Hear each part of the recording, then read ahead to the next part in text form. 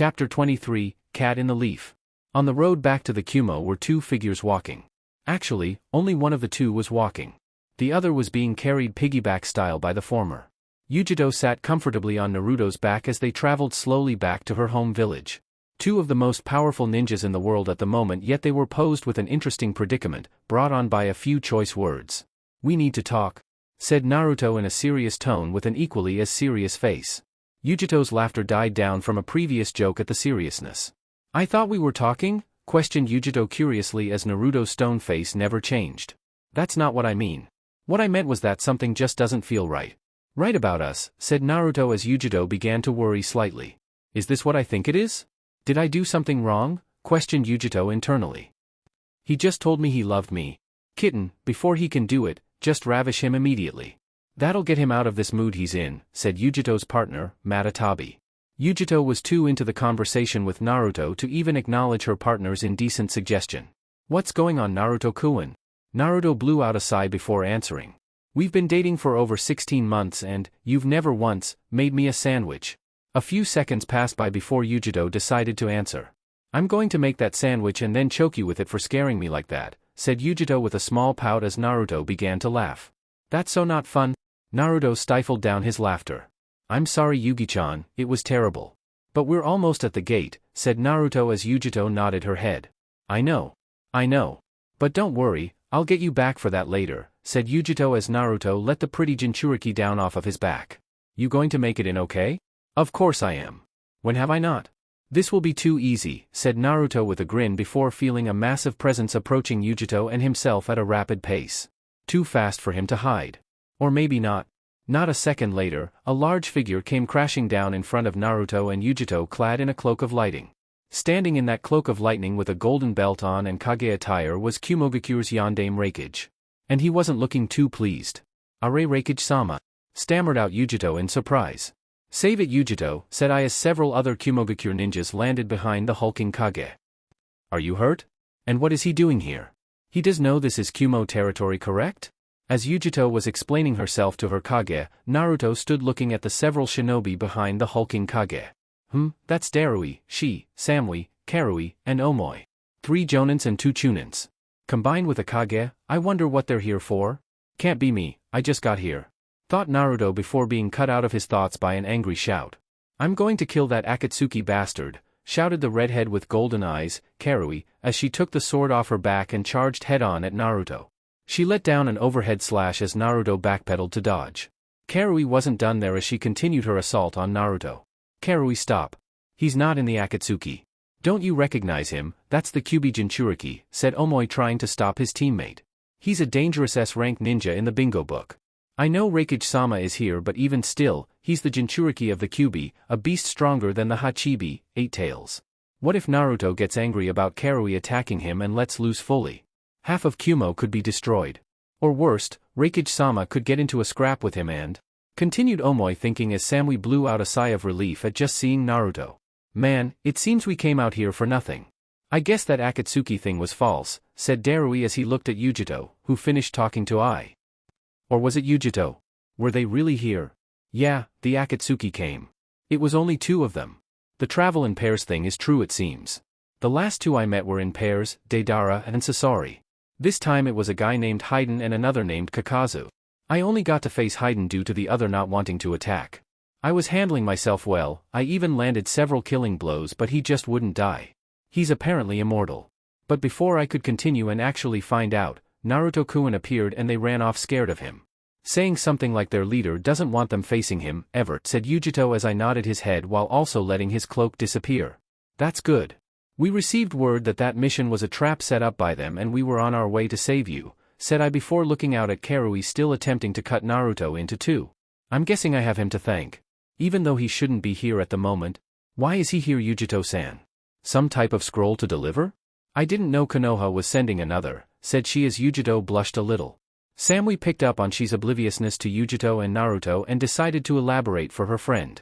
"He's here to see his girlfriend," said Samui in a stoic voice as she, Darui, and Omoi widened their eyes. "I'll kill you. How dare you try to dash," started Karui as she tried to slice into Naruto, only stopping halfway when she heard Samui's monotone voice. "You're Yujito's boyfriend?" The one she dreams about and says weird things to in her sleep? Yujito's Foxy Kun. Naruto stopped backpedaling as he began to rub a hand awkwardly against the back of his neck. Yes, I do believe I'm that guy. But Foxy Kun, huh? Asked Naruto looking at Yujito with a smile as her face turned red from embarrassment. Naruto's smile faltered a little when he felt killing intent directed at him again as soon as Karui's killing intent left. I'll kill you, shouted she as he lunged at Naruto after running through several hand seals. Raijin Reikachu, lightning illusion flash of lightning pillar. A flashbang appeared to go off behind she as Naruto was met with a blinding light. Naruto channeled some chakra immediately to break the illusion as his chakra burst cracked the ground around him. Once out of the illusion, Naruto noticed she come back into focus sprinting at him. Die, shouted she as he was met with Naruto holding his hands in the tiger seal. As she closed in on Naruto, an eerie darkness began to shroud the surrounding land and his vision. A few feet before he reached Naruto, she could see nothing but darkness. This must be a genjutsu. While she attempted to break the genjutsu with no success, I walked over to Naruto. Thank you, Naruto. Kumo owes you a great debt. Had it not been for your intervention, Yujito could have been the next victim besides the Ichibi of Suna, said I before stretching out a fist at Naruto. Naruto nodded his head while also extending his fist to the Kage. Their fists tapped together as they looked at each other for a little while before I grinned slightly. But you are on Kumo territory without permission, said I as Naruto's face became a little more serious at the unexpected comment. Since I came out here expecting to face down an S-rank opponent and you're the only one I see, it would only be justice if you and I faced each other in a spar. Naruto's face perked up at the word spar. Why would a Kage want to spar with a Jonin? Questioned Naruto as I laughed slightly. You're far too humble. I've heard you're the next Hokage to be anyway and I'm far too intrigued by your skills to let you get out of this. Yujito's been telling me all about you and I want to see it for myself. Right now, said I as he took off his Kage robe and tossed it back to Darui, who snagged it out of midair while keeping the same lazy expression on his face. Karui was standing beside Yujito as she blew out a snort. Is this really necessary, Reikage-sama? We already know who will win. Naruto's probably not even fast enough to hang with you, said Karui as Naruto vanished in a shunshin to appear beside Yujito. Yugi-chan, said Naruto, scaring Karui with his sudden appearance. Yujito looked up to Naruto before seeing the smile on his face. Naruto turned back to Ai. How about a wager? Ai's face perked up. A wager? Why not? What are the stakes? Said I, stretching it out a little bit before the spar. I impress you and or win the spar, Yujito comes back with me to Konoha, said Naruto as I looked thoughtful for a second. If I cannot accomplish that, I stay here and become a Kumo resident instead. It's actually allowed due to the terms of our agreement. The surrounding Kumo ninjas along with Yujito's eyes widened at that wager. We'd be gaining a valuable asset if Reikage-sama takes this bet and wins. He could just knock the kid out immediately with a full-powered cloak and that'd be the end of it. But then again, Reikage-sama didn't seem surprised when Samui announced Naruto was Yujito's boyfriend, so he might actually allow Yujito to go off with her lover. This will be dull.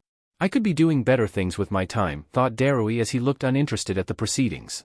Anyone close to Darui could see the underlying intrigue because he too wanted to see Naruto's abilities firsthand.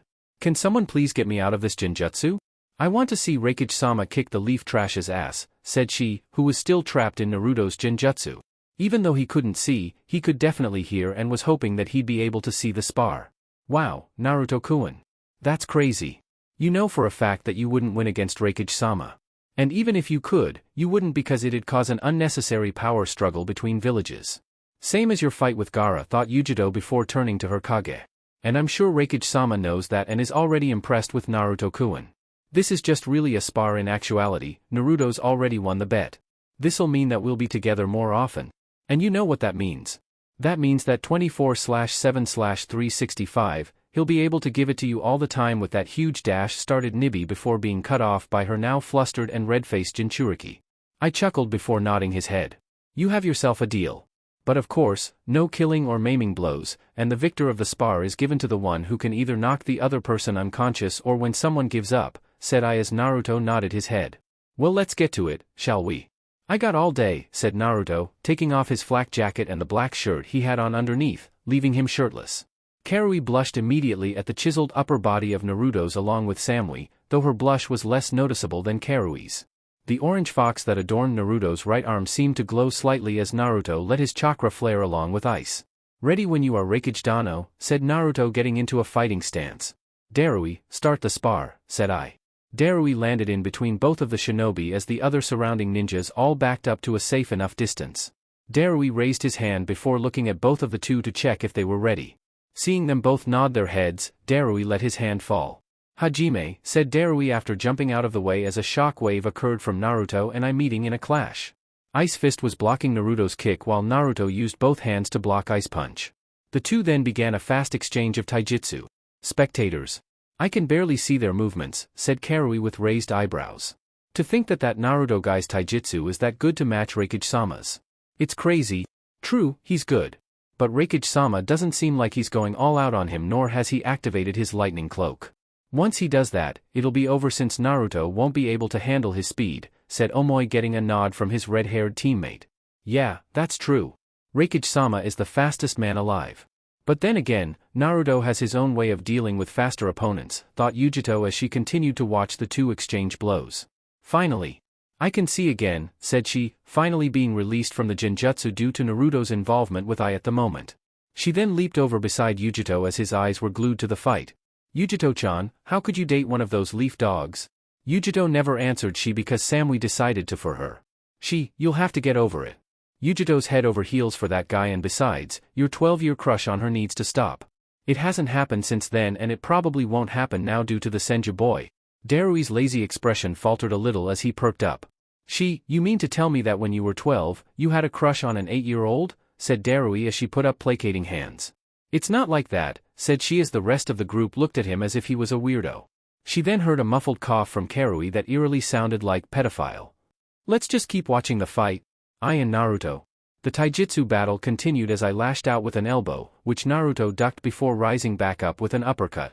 I moved his head slightly to dodge the fist before feeling Naruto's hand come down around the back of his neck.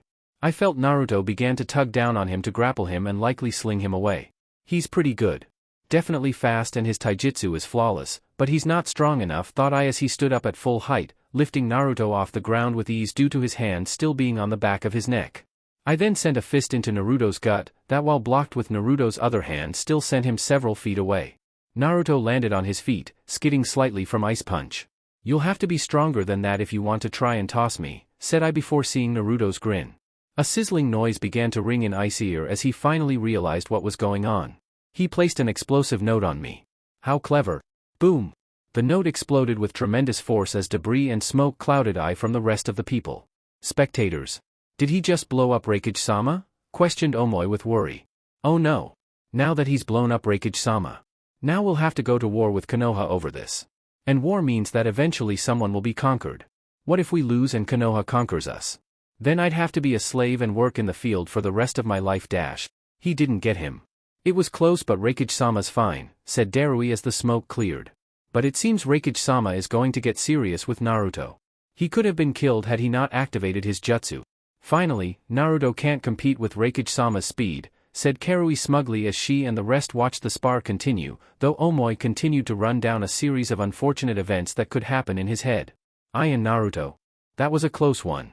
If it wasn't for this cloak of mine, I may have actually been killed due to that.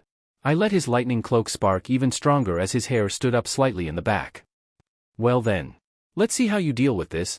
I sparked across the battlefield in the blink of an eye with a fist outstretched at Naruto. I was surprised, however, when Naruto's head was shifted slightly to the left to dodge the huge fist. What? Questioned I before noticing Naruto's new appearance. There was an orange chakra shroud surrounding Naruto that was identical to ice, although his cloak was fierier than the Kage's lightning cloak. Naruto's eyes also changed into a bright orange while a black seal appeared over his chest and stomach. You're definitely Namake's son. To be able to dodge my punch, he was the only one who could. Shall we continue? Questioned Naruto before lashing out with a fast kick at the hulking Kage. I dodged the kick before the two began a sequence of faster-paced taijutsu that were no more than blurs to the others viewing the spar, seemingly just shock waves of orange and blue. On a path back to Konoha? Hey, Sakura. Is boss coming back before we make it to Konoha? Questioned Konohamaru as he and Sakura were still walking to Konoha from their mission. They were still being followed by the sedated Kabuto on the back of Sakura's slug. And by your reaction earlier. I'm guessing he's done it before. Sakura let out an exasperated breath before answering. I should have known. Especially considering how close we were to Kumogakure. He was bound to leave and I wouldn't have been able to stop him anyway. But yeah, he'll be back before we make it to Konoha? He usually is, said Sakura as she continued to steadily walk in the presence of the youthful Konohamaru. Why Kumo? Is there something there for him? Asked Konohamaru eagerly as Sakura let out another sigh. I said earlier that his clone took his place so he could see Yujido. Yujido is Naruto's girlfriend. She happens to live in Kumo. And Naruto always goes to see her when he gets the chance. Of course, off the record and during missions most times. It's not smart either. What if something happens to us? Questioned Sakura as Konohamaru pointed a finger to his chest. I'll protect us. Don't worry, anything that happens I'll be able to handle it, said Konohamaru before Sakura said something that made his heart rise before sinking back into his chest immediately. You remember that toad Naruto sent out earlier? It was a report on how you handled yourself. You did well enough to earn his recommendation, said Sakura before bursting Konohamaru's bubble. But since you're still an umbu in training and you took off your mask, that gets you sent to Hibi-sensei for your 2-month training regimen. Actually, you had several infractions and even one gets you sent to her, so good luck with that, said Sakura as Konohamaru deflated immediately. Naruto told him how terrible his training was because he received Hibi as his sensei and to think he'd now have to go. That should keep him quiet for the rest of the trip. Sheesh, he would never stop talking or asking questions, thought Sakura as Konohamaru placed his mask back on his face and was now internally sulking at the thought of having to go through what Naruto went through. I just hope Naruto gets back before we make it to Konoha. Tsunade Shirsho will definitely be angry if he doesn't show up again. He'd better have a good excuse this time since we're only a day out. Kumo. 20 minutes passed by as Naruto and I continued to clash in a bout of taijutsu. Naruto threw out a punch that was caught at the wrist by I before he slung Naruto across the battlefield. Naruto rolled with the throw and stood up to face down the Kage. You won't beat me in a taijutsu fight. If that's all you got then welcome to Kumo, said I before he noticed a series of black markings began to spread out over his body. I immediately lost control over his chakra, losing his cloak, as his body became heavy and he slunk to the ground. What is this? It's Fuin Jutsu. You didn't think I was just touching you to touch you, did you? Questioned Naruto as realization began to dawn on I from him touching his neck when he placed on that explosive tag, all the palm open blocks and when he flipped him over his head just now. Naruto placed his hands in the snake seal. Mokutan, Jukai Koten, wood style, nativity of a sea of trees, said Naruto as trees began to spring up everywhere around him. Gargantuan trees were being brought forth out of the ground at a rapid pace toward the immobilized Kage. The trees smashed into the Kage as they planted him firmly into the ground with tremendous force. Naruto looked out at the downed Kage before smiling. He's good. I wonder how long I'd been fighting a clone. Probably in that explosion from the earlier explosive note, thought Naruto seeing the Kage disperse into lightning, signifying a clone. Pfft, what did you expect? All of these Kages are good, if not then they wouldn't deserve the title of Kage, said Kurama in Naruto's head. Well you do realize that one day I may become Hokage, does that mean that I'll be good? Replied Naruto in his head. Naruto heard a loud snort in return from Kurama. Ha, the only hard part about beating you would be trying to get your mashed up body off the soles of my paws. Naruto internally laughed. That was actually good. I'd have a rebuttal but I have a Kage taking up all my concentration, thought Naruto back as he turned to the left to see I nodding his head in the distance. Nice skills but, you should really notice when you're battling a clone. Naruto laughed remembering he told Konohamaru the same when they were battling Orochimaru. I then brought his hands up in the ram seal. I let off a massive burst of lightning that looked more like an expanding bomb detonating around him. The lightning bomb began to tear up the surrounding landscape and trees created by Naruto as it pushed its way toward the young Kyuubi Jinchuriki. That's impressive, said Naruto before biting his thumb and slamming it into the ground. Kuchios, Yanju Rashomon, summoning, quadruple Rashomon, thought Naruto as a series of 4 gigantic demonic gates sprung from the ground in front of him.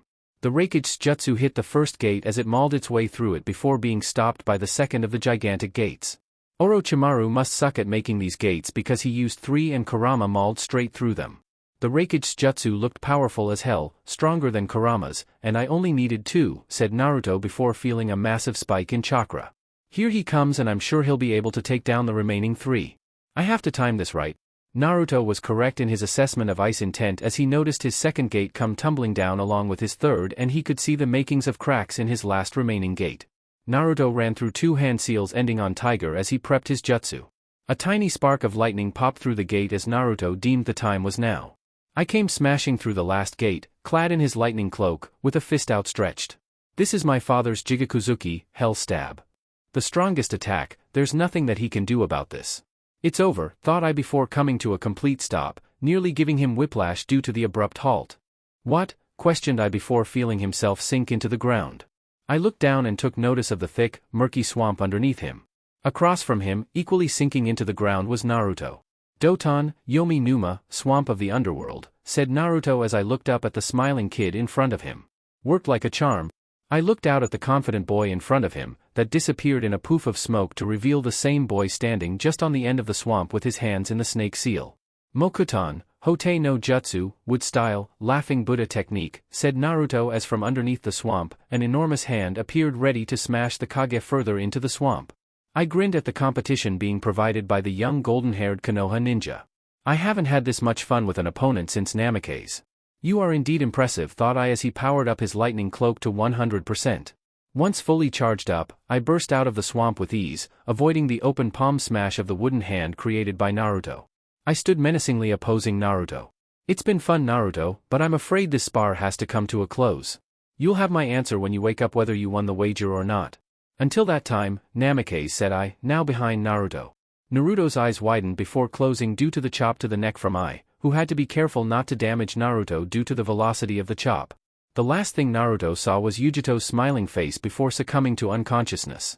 One day later, just outside of Konoha, Sakura and Konohamaru had stopped in a clearing for the night before heading out again to get to Konoha by the end of the day. Kabuto was still tied up to the back of Sakura's slug and still being continuously sedated by the slug summon to keep him from moving. "Sakura-san," came the voice of Saru behind his mask as he walked next to Sakura and her slug. "It seems Naruto-senpai is still not here and we are all but just in Konoha. What should we do?" Sakura was prepared to answer before an enormous smoke cloud appeared in the path in front of them. Konohamaru immediately went on the defensive by positioning himself in between the cloud and Sakura while Sakura did nothing but continue to walk forward without a change in pace. "I got this. I got this. Whoever it is. Calm yourself, Konohamaru. You were beating Orochimaru for Kami's sake. Granted, boss was there helping, but you still did most of the work. You can do this," thought Saru as, from the smoke cloud, a massive amount of confetti came shooting out of it, along with fireworks and streamers. "What?" stammered Saru, surprised by the display of an enormous toad holding a thumbs up at him. On top of that toad were two figures, one holding a crazy pose with a thumbs up identical to the toad while the other had a hand covering her face in complete shame at what appeared to be over the other figure. "From a land filled with leaves. He's the fox with 1,000 skills. The sage with mastery over vegetation. And the Jinchuriki with the prettiest cat for a lover. He's Naruto of Konoha," shouted Naruto with a smile as he was now in the nice guy pose, teeth sparkle and all. "Oh, we nailed it this time, Kichi." Gamakichi, the toad Naruto was standing on, was also in the nice guy pose now as his poses changed identical to Naruto's as he went on his spiel. Gamakichi's own sparkle shined bright as he grinned in agreement with Naruto. "Damn right, bro. All those hours of practicing finally paid off.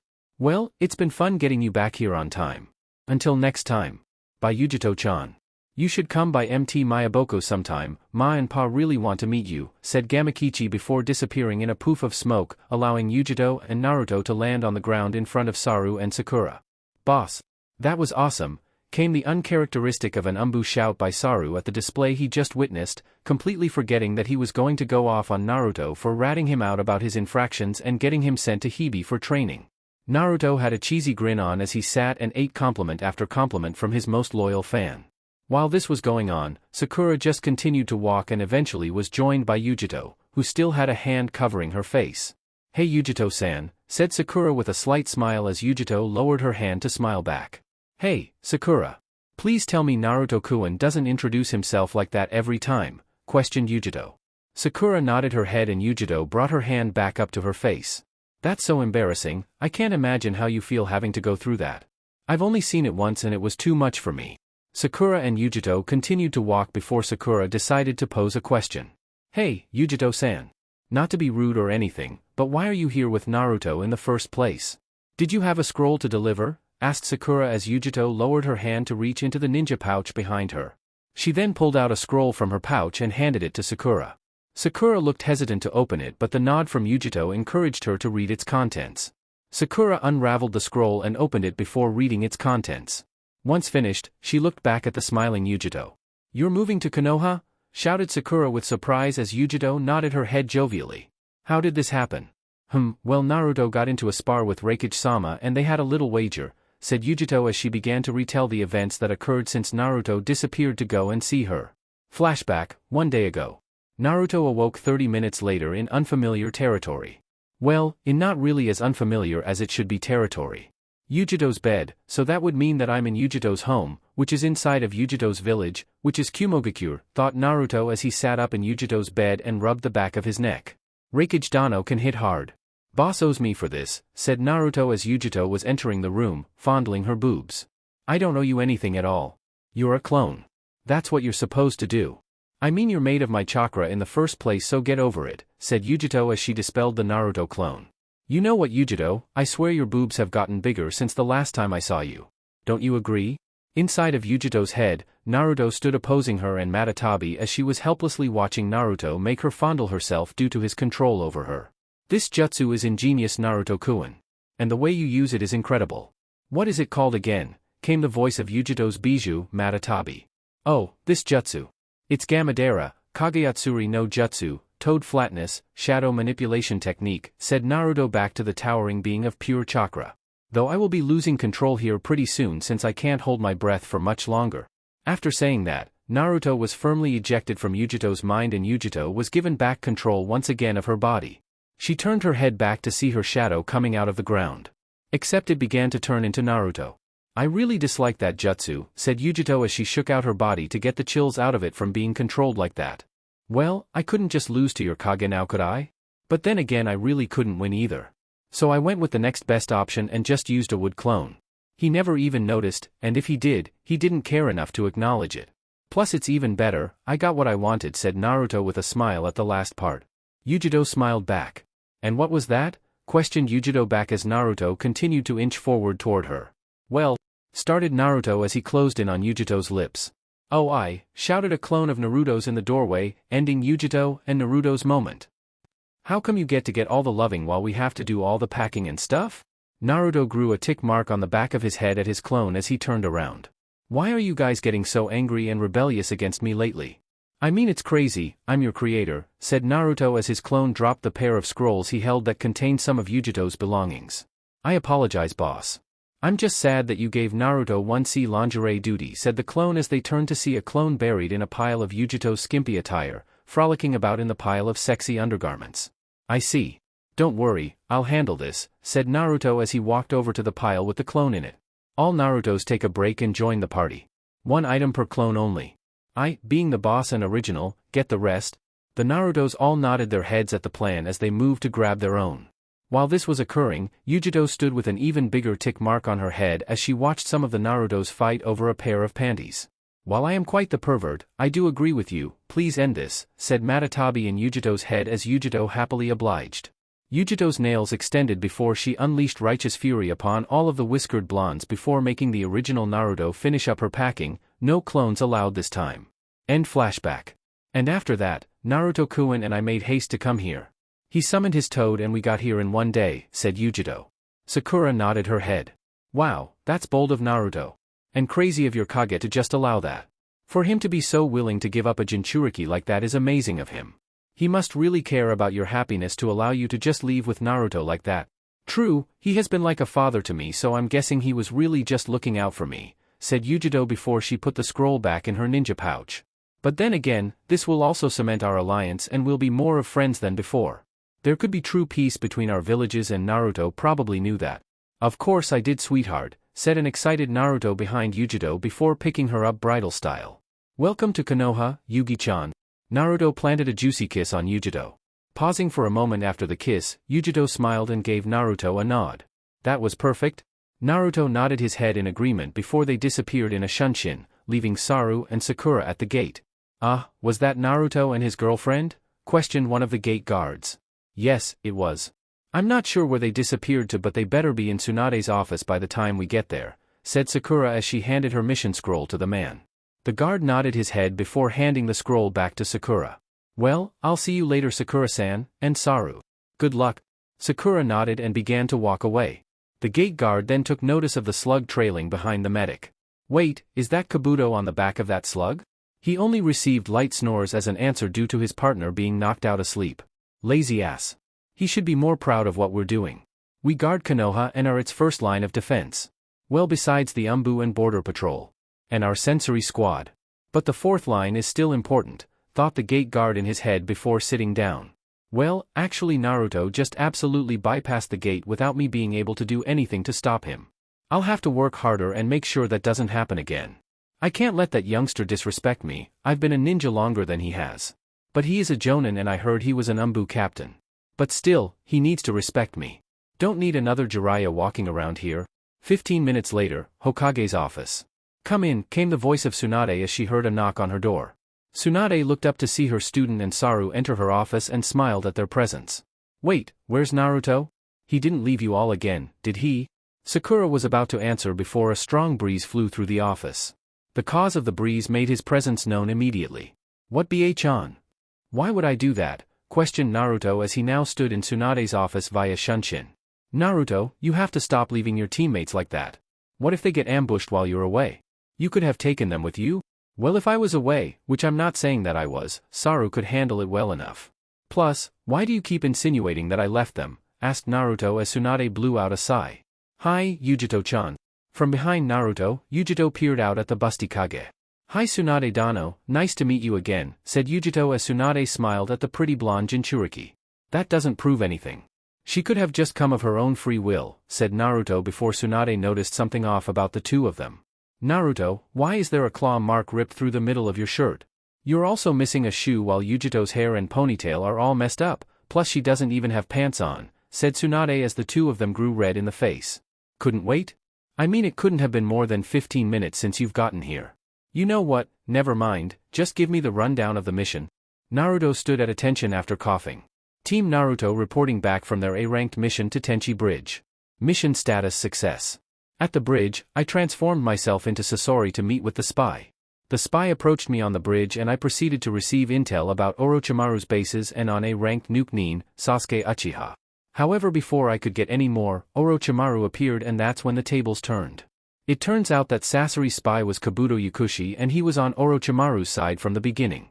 So we really cannot take any of his information seriously due to him attacking me in the first place. A battle ensued afterward with us dispatching Kabuto relatively easily and defeating Orochimaru afterward. Tsunade nodded her head before she posed another question.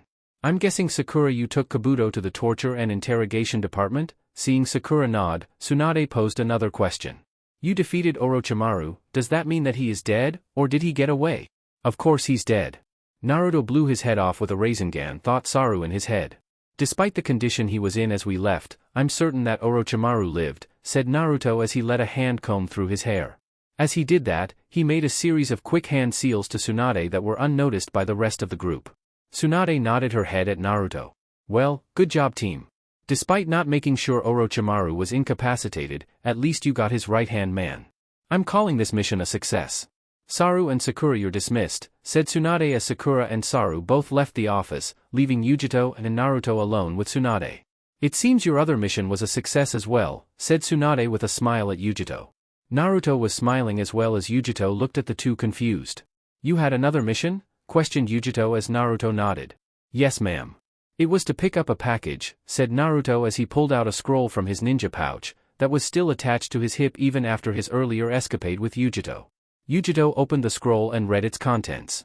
Wow, me coming to Konoha was already planned? Tsunade nodded her head still smiling. Reikage Dano and I have already been discussing this. And this is the result, welcome to Konoha? That's amazing, said Yujito before she realized something. She then turned to Naruto who was creeping slowly out the room. You weren't spontaneous at all. Naruto laughed sheepishly before performing a shunshin next to Tsunade. Sorry bh-chan, I got to go.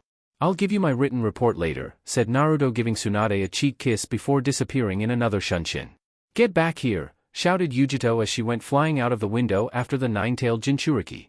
It seems things are going to get livelier around here, said Tsunade with a smile. Yujito's still only wearing panties.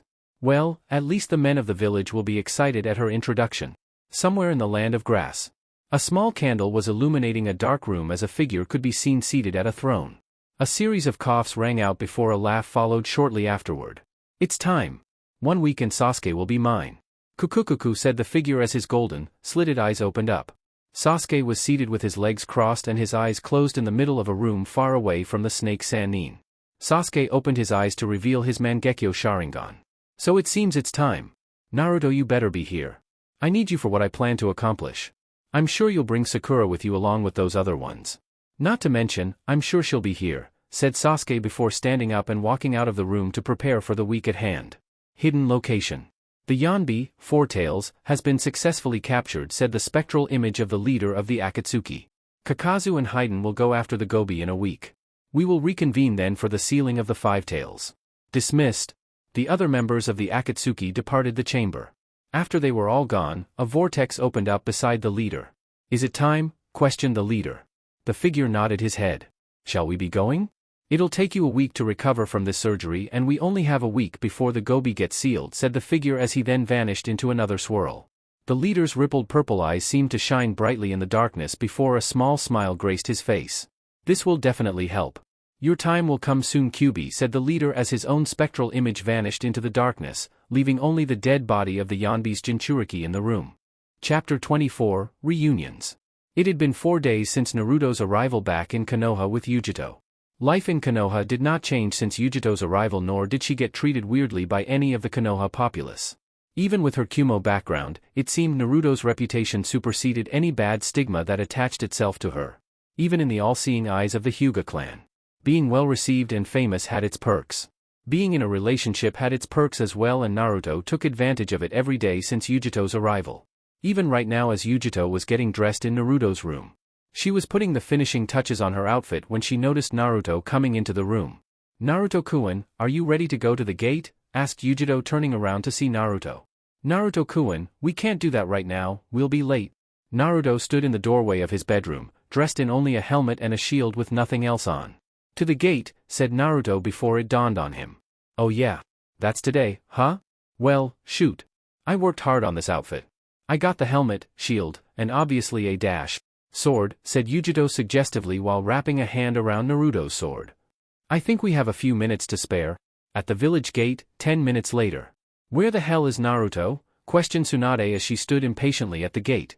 Lounging on the outer gate walls, reading his orange book, was Kakashi.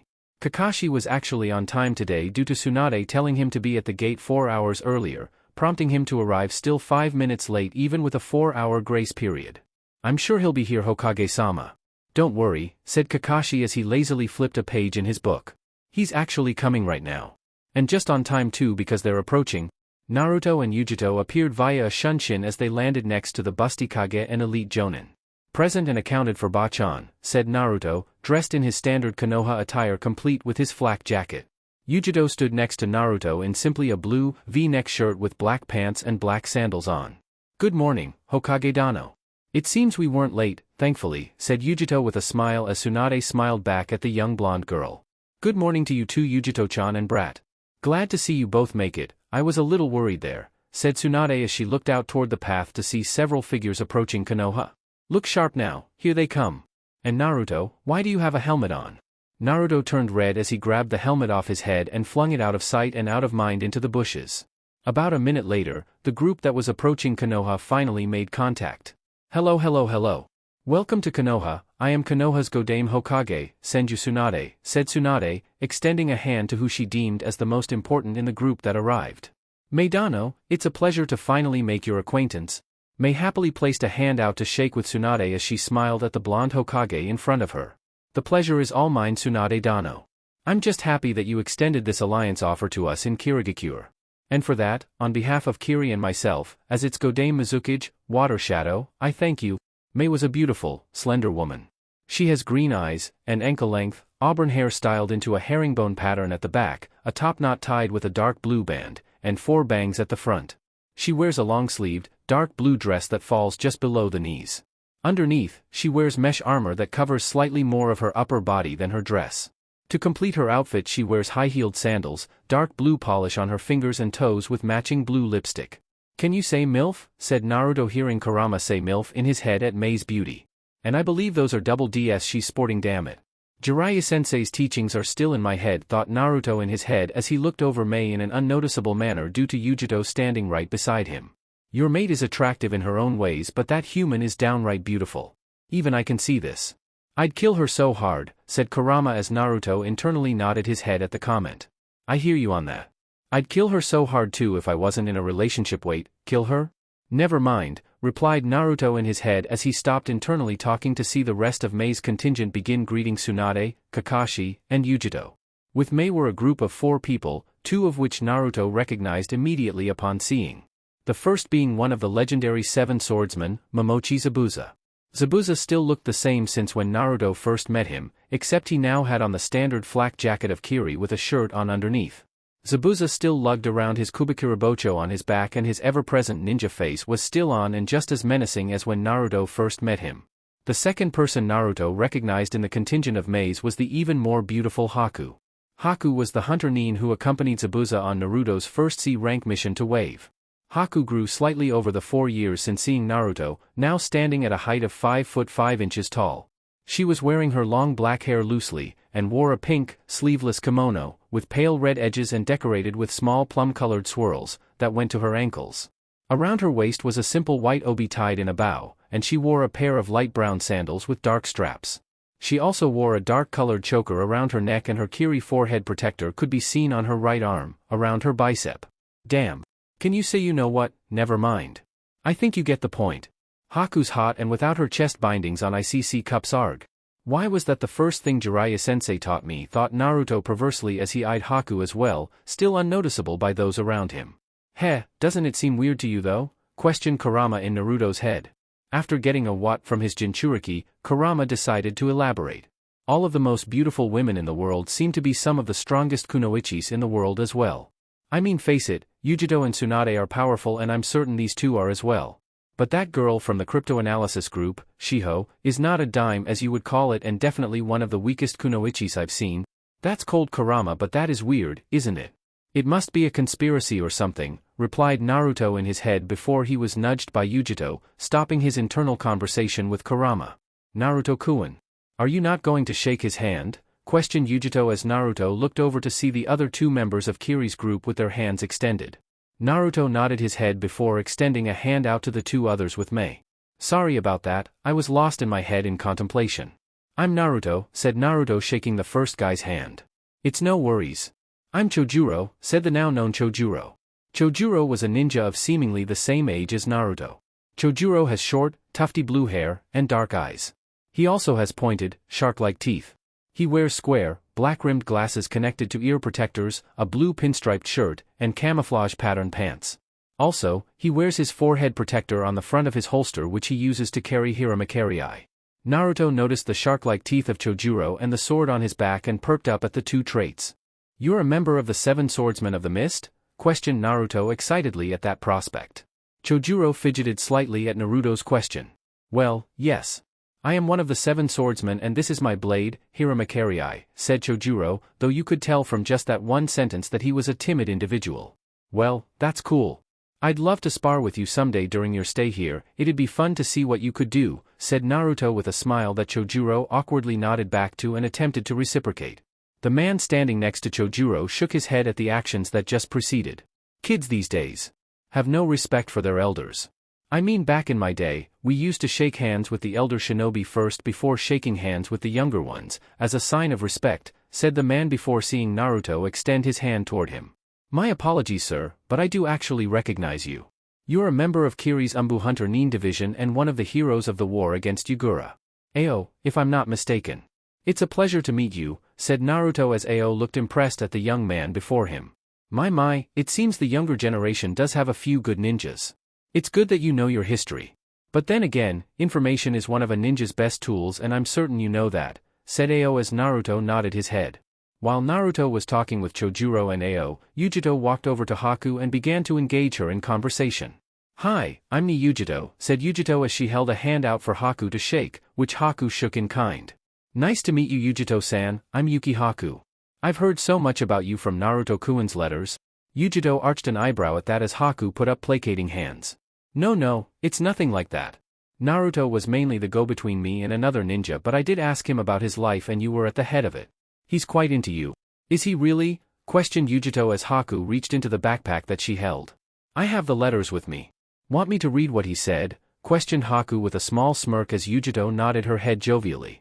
While all this was going on, Mei and Tsunade were busy chatting away with one another, so Zabuza figured he'd go and talk to the only person of the group that he deemed okay. Kakashi, said Zabuza as the silver-haired ninja peered his lone, visible eye at the Kiri ninja. Zabuza, replied Kakashi before I smiling at him. Seems you've become quite the shinobi since our last meeting. A visible grin could be seen behind the bandaged part of Zabuza's face. One of Kiri's elite jonin if you want to get technical, and also the leader of the next 7 swordsmen. It's quite the accomplishment, said Zabuza as he looked over at Naruto talking to Chojuro. And it seems that while you haven't seemed to change, that blonde-haired brat has gotten quite famous and tall since the last time we met. Kakashi also panned his eyes over to Naruto. Seems like he has, but it wasn't because of me, that's all him, said Kakashi smiling before looking at Haku. And it seems she's grown up well? Zabuza chuckled slightly. So she has. We've been together now for 15 years and finally, she seems happy. No more running, no more dangerous missions for money. Well, maybe not that last thing. We're shinobi after all, but we have a home in Kiri and it's only getting better. So it seems. Don't tear up on me now, Zabuza. I don't think I have a tissue on me, said Kakashi as he flipped a page in his book. Zabuza looked ready to respond to Kakashi's statement before Tsunade's voice sounded out over everyone, ending all of the conversations. Well, now that we are all acquainted. I'm certain that those from Kiri are tired from their long travel. If you would like, I can get you all set up for your stay this evening, said Tsunade with a smile as all of the surrounding shinobi nodded their heads in agreement. Great, Naruto, if you would be so kind to show them to their rooms. And we'll begin our talks at 10 a.m. on the day after tomorrow, once my council members return from their meeting with our daimyo. Until then, if those from Kiri would follow me, said Naruto as he led the Kiri contingent through Konoha and into one of its most luxurious hotels. On his way, Naruto spotted a hawk flying through Konoha and land on Hashirama's head. Naruto couldn't help but smile. Suna. Kumo. And now Kiri. One village at a time, GG. I'll get that piece you desired, thought Naruto fondly of his grandfather, Hashirama, as he watched the hawk take back off and fly through the air. Naruto's apartment, same time. A small, white snake slithered its way through Naruto's apartment. Attached to that white snake was a note that carried a seal on it with the Uchiha clan crest attached to the back of it. The snake was actually one of Sasuke's summonings and it was attempting to make its way to Naruto so it can hand him the note attached to his back. However, that plan was stopped as a sword pierced the back of the snake and the note. Holding on to that sword was one of Konoha's elders, Danzo Shimura. Sorry, Sasuke. But to be honest, I need you gone. It'll be easier to control Orochimaru if you've been absorbed by him, especially considering that curse seal implanted on you. Then with his help, I'll be able to take over Konoha and finally bring peace to this world by uniting all nations under Konoha's roof, thought Danzo as one of his root agents cleaned up the snake remains, making it appear as though it never entered Naruto's home. Orochimaru will be able to handle the Kyuubi after absorbing the Uchiha and me and my root agents will handle Konoha. Then I'll become its Hokage and all I have to do is give up test subjects for Orochimaru. But honestly, I'll probably kill him as well once he's dealt with Minato's son. He'll be the only one who could stop me at that point. Seeing that everything was back to normal and there was no trace, Danzo nodded his head. Good. We are off. We have those peace talks here in 2 days with the Kiri contingent being that Hiruzen's teammates are out at the moment. And by then, the plan should be in motion, said Danzo as he vanished into the shadows of Naruto's apartment, never leaving a trace of being there behind. Hokage's tower, 2 days later. It was morning time and approximately 9:30 when Tsunade received a knock at her door. Come in, said Tsunade, putting down her paperwork to see a man with a cane walk through the door. Ah, Danzo. You're early. Danzo closed the door behind him as he walked in and took a seat in front of Tsunade. Heim, it's been, and always has been, my personal preference to show up at least 30 minutes earlier. That's how Root used to do it, nothing like that Kakashi of yours, said Danzo peering a lone eye out at Tsunade. Wonder why he separated it like that by saying Kakashi was mine, thought Tsunade as she went back to her paperwork. While true, a little strange. He's technically over Kakashi too. Off the record at the moment, since we're both alone, said Tsunade, noticing Danzo wasn't accompanied by his Root agents at the moment. Probably didn't want to risk the Mizukage noticing their presence during the meeting. Have you heard back from Sasuke? It should be about time to go after Orochimaru. Danzo closed his lone eye before answering. Not yet. Though it is true, Orochimaru should be trying to take over him here soon. Unless Sasuke's switched sides, but no, that couldn't be possible, I personally trained him, said Danzo as Tsunade nodded her head in acknowledgement. True, and from what Naruto said about his most recent meeting with him, he was asking for help, so it's unlikely that he'd become a traitor, said Tsunade as she shifted her eyes up at Danzo. You didn't already send out a squad to get Sasuke, did you? Because you know how much Naruto wants to be a part of it. It's impressive that he hasn't told anyone about Root in the first place. Of course not. If and when we head out to retrieve Sasuke and end Orochimaru, Naruto will be the leader of that mission, but only if you deem it, said Danzo as Tsunade smiled. Great. I'm just glad there are no misunderstandings here. Because if you did attempt to botch the retrieval of one of my ninjas, for your own personal gain or any reason for that matter, I'll lock you away in a jail cell and end your Root program, said Tsunade in her regular voice, but Danzo could hear the authority and venom behind it. Danzo never showed any reaction to Tsunade's words on the outside, but internally he was contemplating what was said. The way she speaks is as if she knows. But that's impossible, I covered all my tracks and... thought Danzo as with a shunshin, Naruto appeared in the room with Yujito. That boy is still here. If Tsunade knew then she'd have sent him immediately since it'd take 2 days to get there, even at his speed. So if he hasn't left by now then there's no way he'd get there on time. Hey Ba-chan, said Naruto with a smile before turning his face toward Danzo, ending his smile upon seeing him. Elder Danzo? Hello Tsunade Dano, said Yujito as she smiled at the blonde Hokage.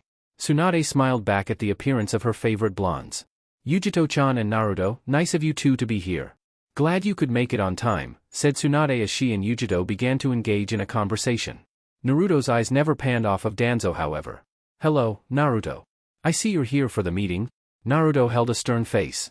Of course, I had a hand in making sure this alliance went through so Tsunade Ba-chan asked me if I wanted to come and I wasn't going to defy my Hokage. I'd never do something like that. He still holds animosity toward me since I sent those Root agents to stop him all those years ago, thought Danzo before answering. Neither would I. Everything I do is for Konoha and I'm sure your Hokage understands that and that's why she has sided with me in the past and will likely side with me in the future. Humph, it seems he refers to the moment when Tsunade sent out you and that ragtag group of rookie ninjas to try and stop Sasuke, knowing there were better shinobi available. Naruto mentally nodded. It would seem so. I just can't wait for the day that Tsunade lets me kick his ass, replied Naruto back to his bijou partner. Oh yes, definitely. I've wanted to take a crack at that guy for the longest. Ever since I was in your mother? Oh don't worry. I'll be sure to let you take a crack at him, said Naruto before he realized something about Kurama's statement. What did you mean when you said in my mother? Naruto heard nothing but a chuckle from Kurama in response. A few seconds later, another knock came at the door as Naruto performed a shunshin to appear before it and open the door. Upon opening it, Naruto was met by one of his favorite people in the world. "Ne-chan," said Naruto excitedly as he grabbed Shizune in a bear hug. "I haven't seen you in forever. Where have you been?" Naruto sat down Shizune as she smiled at the blonde before her. "Well Naruto-kun, you'd see me if you take the correct way into Tsunade-sama's office. Since you go through the window all the time, you basically bypass me and all of the workers here in the Hokage Tower." Naruto looked at Shizune skeptically. "You're trying to make me lose the bet with Jiraiya-sensei, aren't you? How much is he paying you to make me feel bad about not seeing you? You'd think Jiraiya-sama would stoop so low to get you to lose the bet of who'd be able to grow through the window the longest by paying me to get you to feel bad?" questioned Shizune as Naruto nodded his head. "You're right. Is it working?" "Yes, it is. You're ingenious Ne-chan," said Naruto as Shizune smiled before addressing Tsunade. "Tsunade-sama, Meidano is in the conference room waiting for you with the other elders," said Shizune as Tsunade nodded her head. Tsunade stood up as she addressed Danzo, Naruto, and Yujito. "If you would all follow me to the conference room," said Tsunade as those three followed her to the office. Same time, somewhere in the land of grass. "Kukukuku, Sasuke-kun. You didn't think that I'd not have a plan to stop you, did you?" questioned Orochimaru as he stared at the downed Sasuke in front of him. Along Sasuke's body was black markings and he seemed to be in extreme pain as he looked up at Orochimaru with his Sharingan. "This is Danzo's Juinjutsu, Cursed Seal. Is he in on this?" questioned Sasuke as he struggled to move but the Cursed Seal was too powerful. Orochimaru smiled at Sasuke before answering. "Of course Danzo was in on this. He figured that I'd be less of a threat in your body than you would be in it. Danzo has plans and mine coincide with his. All I have to do is stop Naruto-kun and that'll be easy to accomplish in your body," said Orochimaru before grinning ominously at the Uchiha. "And be sure to know that none of your help is coming. Danzo made sure to stop all that. Not to mention the poison in your system was of design by Kabuto before he was captured. You're not going anywhere." Sasuke struggled some more but it was no use. He was completely at the mercy of Orochimaru and could see the end approaching fast. In Konoha. As Danzo was approaching the conference, a small rat walked past him in the hallway.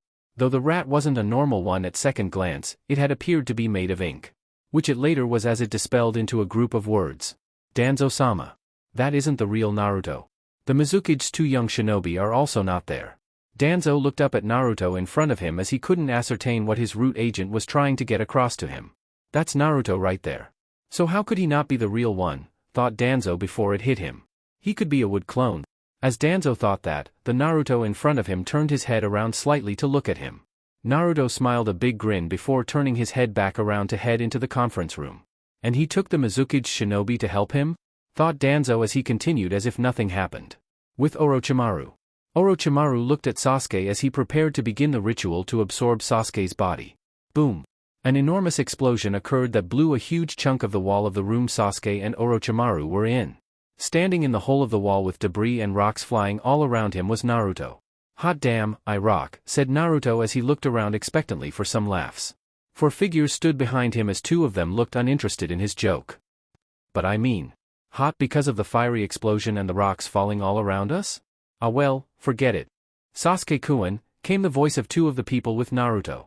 One with pink hair and the other with black hair. Sorry, Naruto-kun. Chojuro and I thought it was funny, just bad timing. You know, Orochimaru and then Sasuke's condition at the moment, came the calm voice of Haku as Naruto nodded his head. I understand. You two are with me, said Naruto as he took off down the hallway, the same one Orochimaru took off through once the explosion happened. Being that Naruto and the two mist shinobi disappeared, it left Sasuke alone with Sakura and the other figure. That figure was in actuality a female. She was of average height, standing at 5 foot 4 inches tall. She had short, black hair and pink, pupilless eyes. She wore the standard outfit of her village, which consisted of a red uniform with her right sleeve missing and a lapel over her right leg, a brown flak jacket, fishnet tights, and a skirt over them. She also wears regular shinobi sandals and a pair of gloves. Situated around her forehead was a forehead protector that had the symbol for Iwagakure carved into it. Kuratsuchi. Sakura, said Sasuke weakly, addressing the two kunoichis beside him. This is Danzo's Juinjutsu. I could break it, but with the poison in my system, it's rather difficult. Did you get the antidote?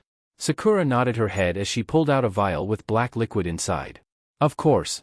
Naruto said that Kabuto would likely have poison, and though it took a long process of mind reading, Inoichi found out the contents of the poison. Making the antidote was easy after that, said Sakura as she placed the liquid into a needle. Sasuke then bore his eyes over to Kuratsuchi's pink ones as Sakura prepped the antidote. Kuratsuchi looked back into Sasuke's Sharingan as she smiled at the Uchiha in front of her. Hi, greeted Kuratsuchi as Sasuke responded with a weak hi in return. I knew you sucked as a shinobi. How could you let someone get the drop on you like that? I thought you were the almighty Uchiha from Konoha. Last of his breed. If this is the best you got, I think I may need a better dance partner. Sasuke laughed weakly as he felt a needle get stabbed into his back. You weren't saying that when I kicked you and your team's ass a year ago, said Sasuke as Kuratsuchi's face scrunched up in slight embarrassment. Please, I wasn't the one leading the mission. Nor did you fight fairly. Had it been a straight-up one-on-one, me versus you, I'd have melted your pretty boy ass, said Kuratsuchi back to Sasuke before being swept off her feet, bridal style, by the Uchiha. It's good to see you again, said Sasuke, who broke Danzo's Juinjutsu with ease once he was freed of the poison in his system. Kuratsuchi smiled back at Sasuke.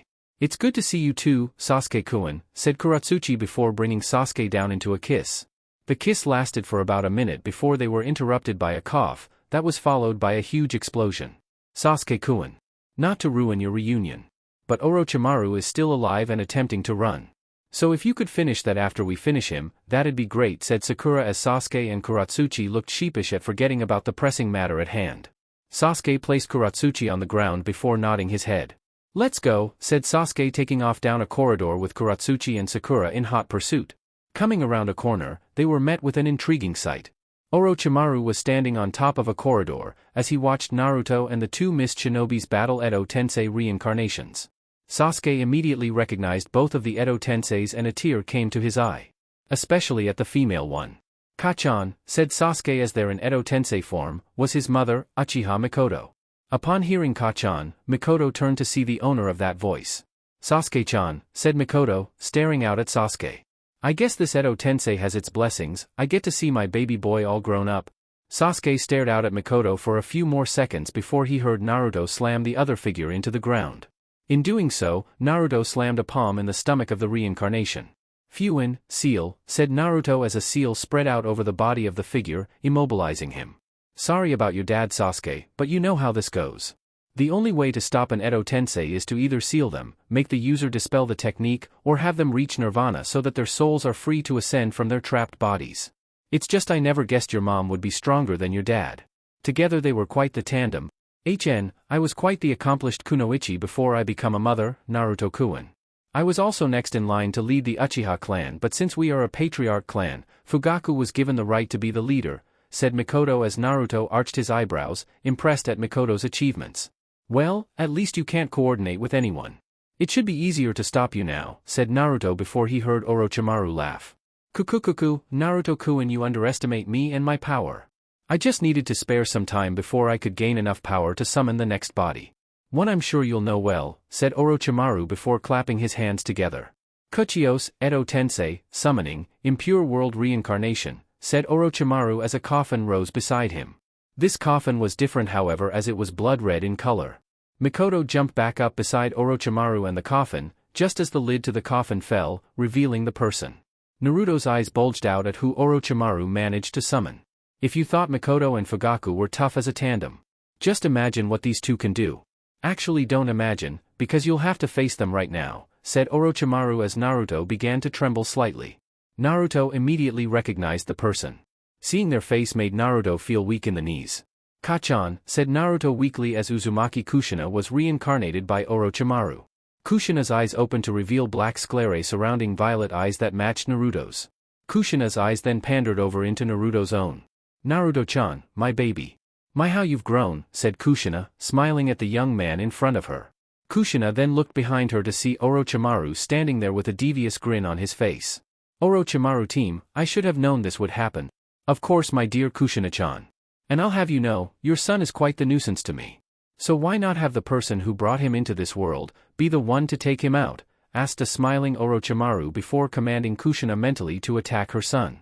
Mikoto was made to follow suit as she lunged out at Sasuke. Naruto caught Kushina's fist in his palm, as his feet skidded back due to the power behind the strike. Sasuke merely parried Mikoto's fist as she continued past him, cracking the ground slightly. The mother and son duos then began a fast taijutsu battle as blows were exchanged from mother to son. While this was going on, the other four members of Naruto's group were wondering what to do. Should we help them or should we go after Orochimaru? Questioned Chojuro, anxious to know what to do. Naruto dodged one of Kushina's kicks before backpedaling toward Sasuke. Sasuke performed a backflip to evade Mikoto's punch as he landed back-to-back with Naruto. Naruto took the opportunity to address his team. Don't worry guys. Sasuke and I will handle our mothers.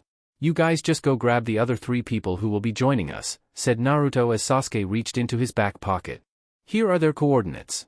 Meet us at the rendezvous point and we'll head out from there, said Sasuke as the team of 4 nodded before taking off toward the first person on the list, who wasn't far away and was trapped in a container of water.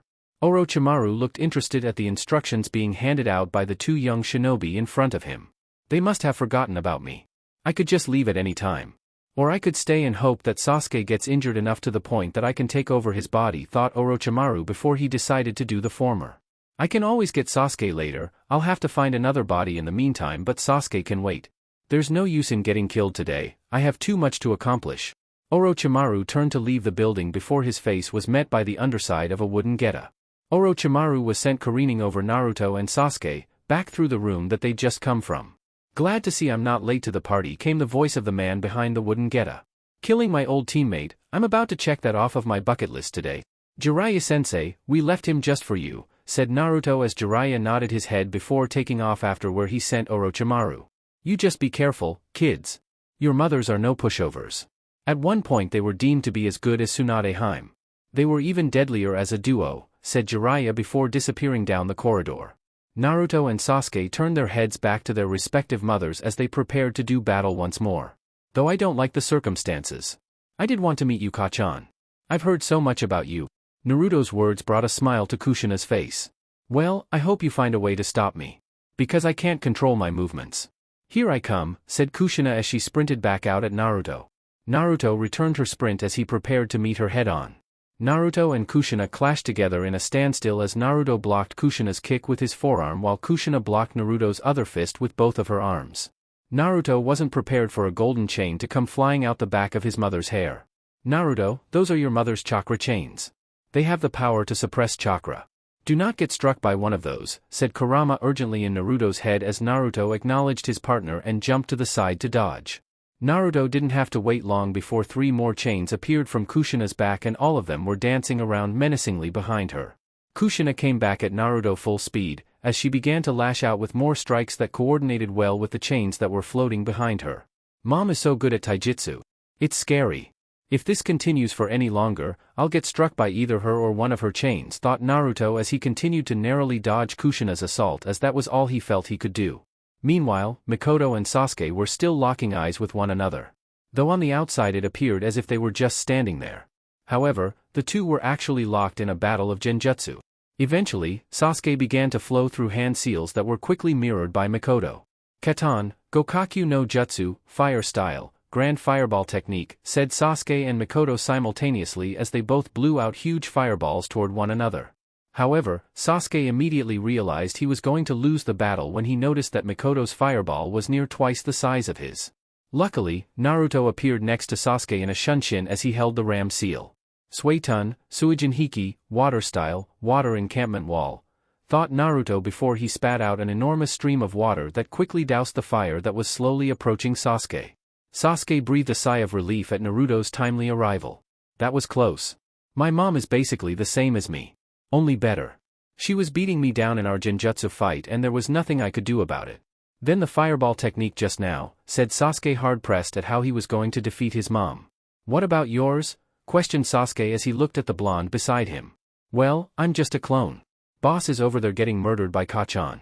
He can't catch a break, he created 4 of us and only I made it over to help you and possibly formulate a plan, said the clone Naruto as Sasuke nodded his head. Well, if you can come up with something let me know because right now, we're getting nowhere fighting alone. Which was a good plan considering Jiraiya-sama said they were a fearsome duo, said Sasuke as Naruto's clone nodded. Well, what makes you both any different? I mean when you both were in Umbu together, you guys seemed unstoppable.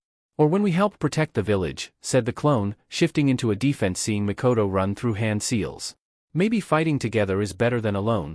Sasuke thought for a moment before agreeing with the replica of Naruto. Maybe you're right. Now we just have to tell Naruto, said Sasuke as he was pushed out of the way by the clone. Got it covered, said the clone before he was violently blown to pieces by Mikoto's fire jutsu just now. Katan, Ryuka no Jutsu, Fire Style, Fire Dragon Technique, said Mikoto as she placed her hands on her hips and looked out at Sasuke with disappointment. Now if that clone hadn't moved you out of the way, you would have been blown to bits by that jutsu. Didn't anyone ever teach you to never take your eyes off your opponent? Questioned Mikoto in a motherly tone as Sasuke stood back up from being pushed away by the clone. Just as Sasuke was standing up, Naruto landed beside him with several cut marks on his clothes, but nothing that actually hit his skin. Dude, this sucks, said Naruto noticing the singe marks on Sasuke's shirt and pants from Mikoto's last jutsu. You're right but I think your clone had the right idea. We weren't getting anywhere separate and I don't think a change of mothers would have helped either, we need to do this together, said Sasuke as Naruto nodded his head. Kushina landed next to Mikoto as her chains continued to dance behind her head. Let's do this, said Naruto as he placed his hands in the snake seal. Mokutan, Mokujihiki, Wood Style, Wood Locking Wall, thought Naruto as he surrounded Sasuke and himself in a dome of interlocking wooden pillars. Kushina and Mikoto both appeared on the outside of the wall before smashing a hole through each side of it. Upon doing so, they realized that nothing was in the dome. Only a ceiling array could be seen on the ground, that spread out underneath the both of them. Mokutan Kuchios, Wood-Style Summoning, thought Naruto as a huge, Venus flytrap sprung from the ground to eat Kushina and Mikoto. Both Mikoto and Kushina jumped as Mikoto fired a huge fireball into the mouth of the giant plant. The plant swallowed the fireball whole as it began to burn internally while smoke clouded the area.